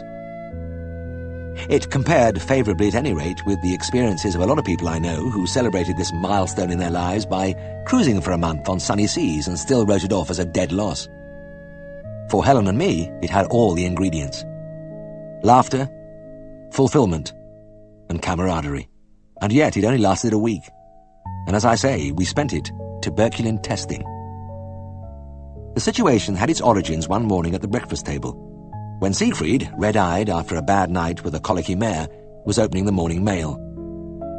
He drew his breath in sharply as a thick roll of forms fell from an official envelope.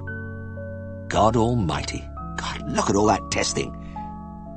He smoothed out the forms on the tablecloth and read feverishly down the long list of farm premises. And they want us to start this lot around Ellithorpe next week without fail. It's very urgent. He glanced at me for a moment. That's when you're getting married, isn't it? I shifted uncomfortably in my chair. Yes, I'm afraid it is. Siegfried snatched a piece of toast from the rack and began to slap butter on it. Well, this is just great, isn't it? The practice going mad, a week's testing right at the top of the dale, away in the back of beyond, and your wedding smack in the middle of it. You'll be drifting gaily off on your honeymoon without a care in the world, while I'm rushing around here, nearly disappearing up my own backside. He bit a piece from the toast and began to chew it worriedly. I'm sorry, Siegfried, I said. I didn't mean to land you in the cart like this. Look, I couldn't know the practice was going to get so busy right now, and I never expected them to throw all this testing at us. Siegfried paused in his chewing and pointed a finger at me. Well, that's just it, James. That's your trouble. You don't look ahead. You just go belting straight on without a thought. Even when it comes to a bloody wedding, you're not worried. Oh, no, let's get on with it. To hell with the consequences. He paused to cough up a few crumbs which he had inhaled in his agitation. In fact, I can't see what all the hurry is. You've got all the time in the world to get married. You're just a boy. And another thing, you hardly know this girl. You've only been seeing her regularly for a few weeks. But just a minute, you said... Now let me finish, James. Marriage is a very serious step, not to be embarked upon without long and serious thought. Why, in God's name, does it have to be next week? Next year would have been soon enough, and you could have enjoyed a nice long engagement, but no, you had to rush in and tie the knot, and it isn't so easily untied, you know. Oh, hell, Siegfried, this is too bad. You know perfectly well it was you who, one moment more. Your precipitate marital arrangements are going to cause me a considerable headache, but believe me, I wish you well.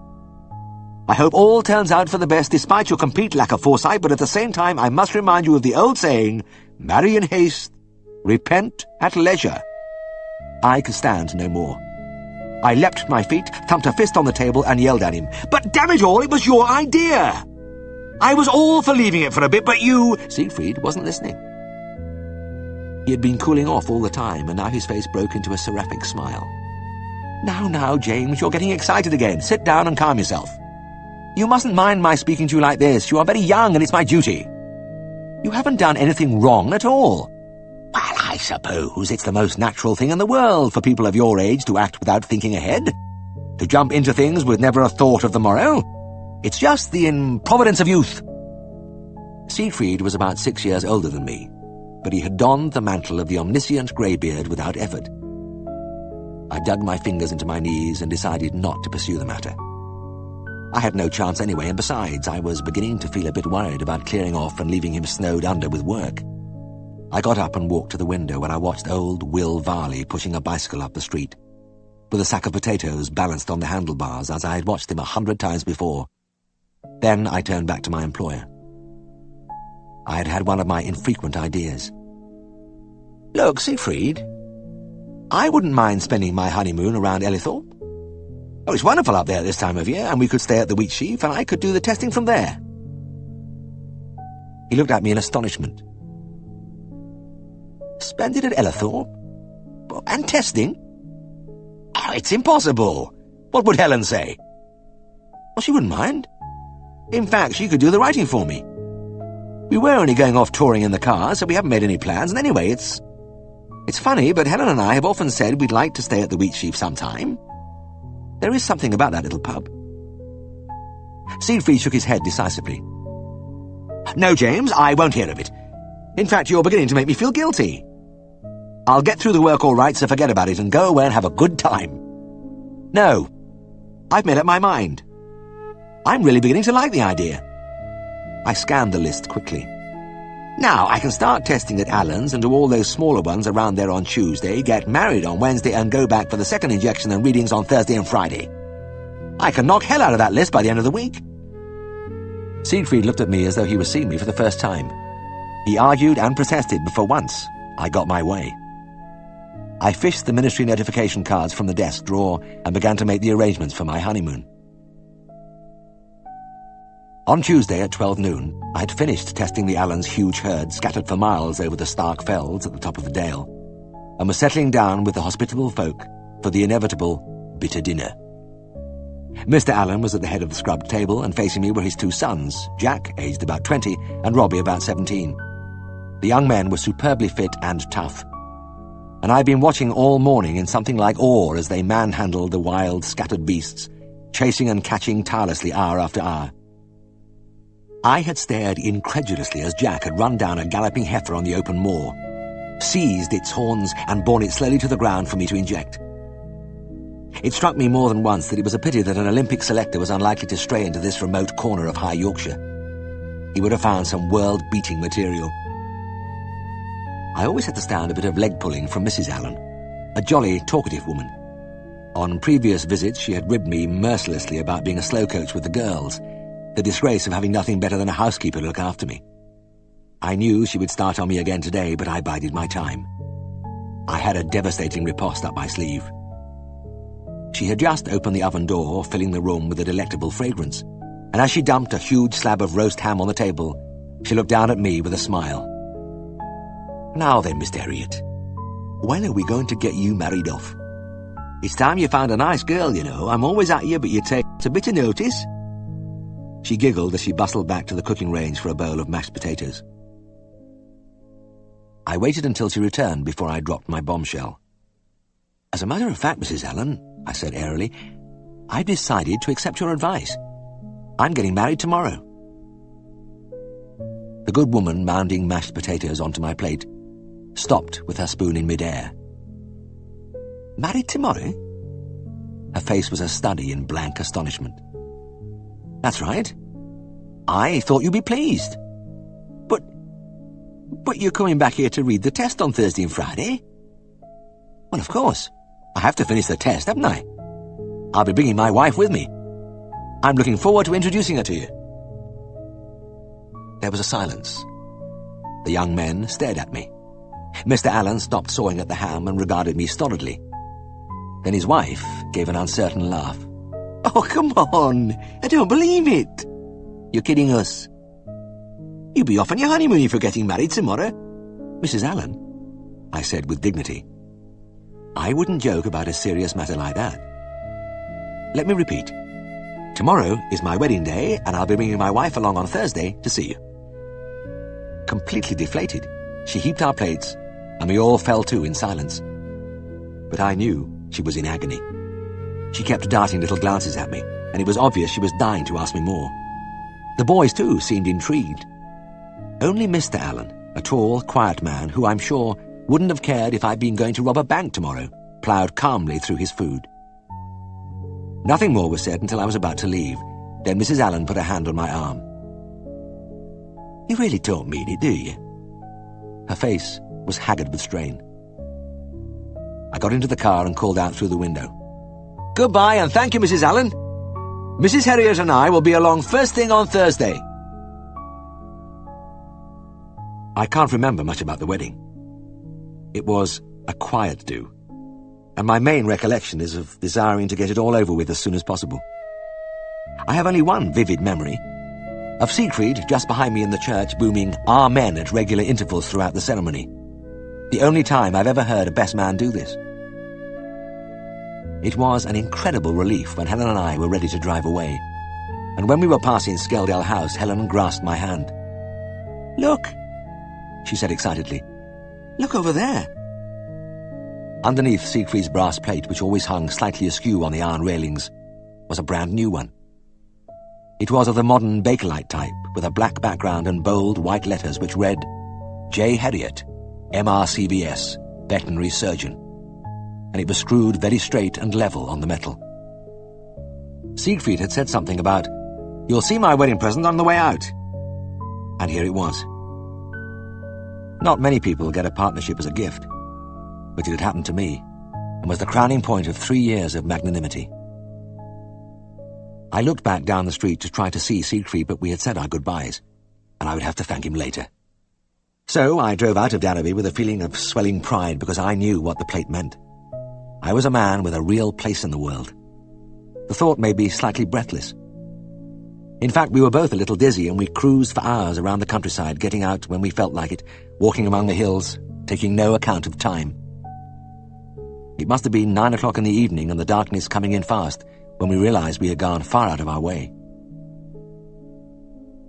We had to drive 10 miles over a desolate moor on the fell top, and it was very dark when we rattled down the steep, narrow road into Ellithorpe. The Wheatsheaf was an unostentatious part of a single long village street, a low grey stone building with no light over the door, and as we went into the slightly musty-smelling hallway, the gentle clink of glasses came from the public bar on our left. Mrs. Byrne, the elderly widow who owned the place, appeared from a back room and scrutinized us unemotionally. "We've met before, Mrs. Byrne," I said, and she nodded. I apologized for our lateness and was wondering whether I dared ask for a few sandwiches at this time of the night, when the old lady spoke up quite unperturbed. "Nay," she said, "it's right. We've been expecting you, and your supper's waiting." She led us to the dining room, where her niece Beryl served a hot meal in no time. Thick lentil soup, followed by what would probably be called a goulash these days, but which was in fact simply a delicious stew with mushrooms and vegetables, obviously concocted by a culinary genius. We had to say no to the gooseberry pie and cream. It was like that all the time at the Wheatsheaf. The whole place was aggressively unfashionable, needing a lick of paint, crammed with hideous Victorian furniture, but it was easy to see how it had won its reputation. It didn't have stylish guests, but fat, comfortable men from the industrial West Riding brought their wives at the weekends, and did a bit of fishing or just took in the incomparable air between the mealtimes which were the big moments of the day. There was only one guest while we were there, and he was a permanent one. A retired draper from Darlington, who was always at the table in good time, a huge white napkin tucked under his chin, his eyes gleaming as he watched Beryl bring in the food. But it wasn't just the home-fed ham, the Wensleydale cheese, the succulent steak and kidney pies, the Bilberry tarts and mountainous Yorkshire puddings which captivated Helen and me. There was a peace, a sleepy, insinuating charm about the old pub which we always recall with happiness. I still often pass the Wheatsheaf, and as I look at its ancient stone frontage, quite unaltered by the passage of a mere 30 years, the memories are still fresh and warm. Our footsteps echoing in the empty street when we took our last walk at night, the old brass bedstead almost filling the little room, the dark rim of the fells bulking against the night sky beyond our window, faint bursts of laughter from the farmers in the bar downstairs. I particularly enjoyed, too, our very first morning when I took Helen to do the test at Allen's. As I got out of the car, I could see Mrs. Allen peeping round the curtains in the kitchen window. She was soon out in the yard, and her eyes popped when I brought my bride over to her. Helen was one of the pioneers of slacks in the Dales, and she was wearing a bright purple pair this morning, which would, in modern parlance, knock your eye out. The farmer's wife was partly shocked, partly fascinated, but she soon found that Helen was of the same stock as herself, and within seconds the two women were chattering busily. I judged from Mrs. Allen's vigorous head-nodding and her ever-widening smile that Helen was putting her out of her pain by explaining all the circumstances. It took a long time, and finally Mr. Allen had to break into the conversation. "If we're going, we'll have to go," he said gruffly, and we set off to start the second day of the test. We began on a sunny hillside where a group of young animals had been penned. Jack and Robbie plunged in among the beasts, while Mr. Allen took off his cap and courteously dusted the top of the wall. "Your missus can sit here," he said. I paused as I was about to start measuring. My missus. It was the first time anybody had said that to me. I looked over at Helen as she sat cross-legged on the rough stones, a notebook on her knee, pencil at the ready, and as she pushed back the shining hair from her forehead, she caught my eye and smiled. And as I smiled back at her, I became aware suddenly of the vast, swelling glory of the dales around us, and of the dale's scent of clover and warm grass, more intoxicating than any wine. And it seemed that my first 3 years at Darrowby had been leading up to this moment, that the first big step of my life was being completed right here with Helen smiling at me, and the memory fresh in my mind of my new plate hanging in front of Scaledale House. I might have stood there indefinitely in a sort of trance, but Mr. Allen cleared his throat in a marked manner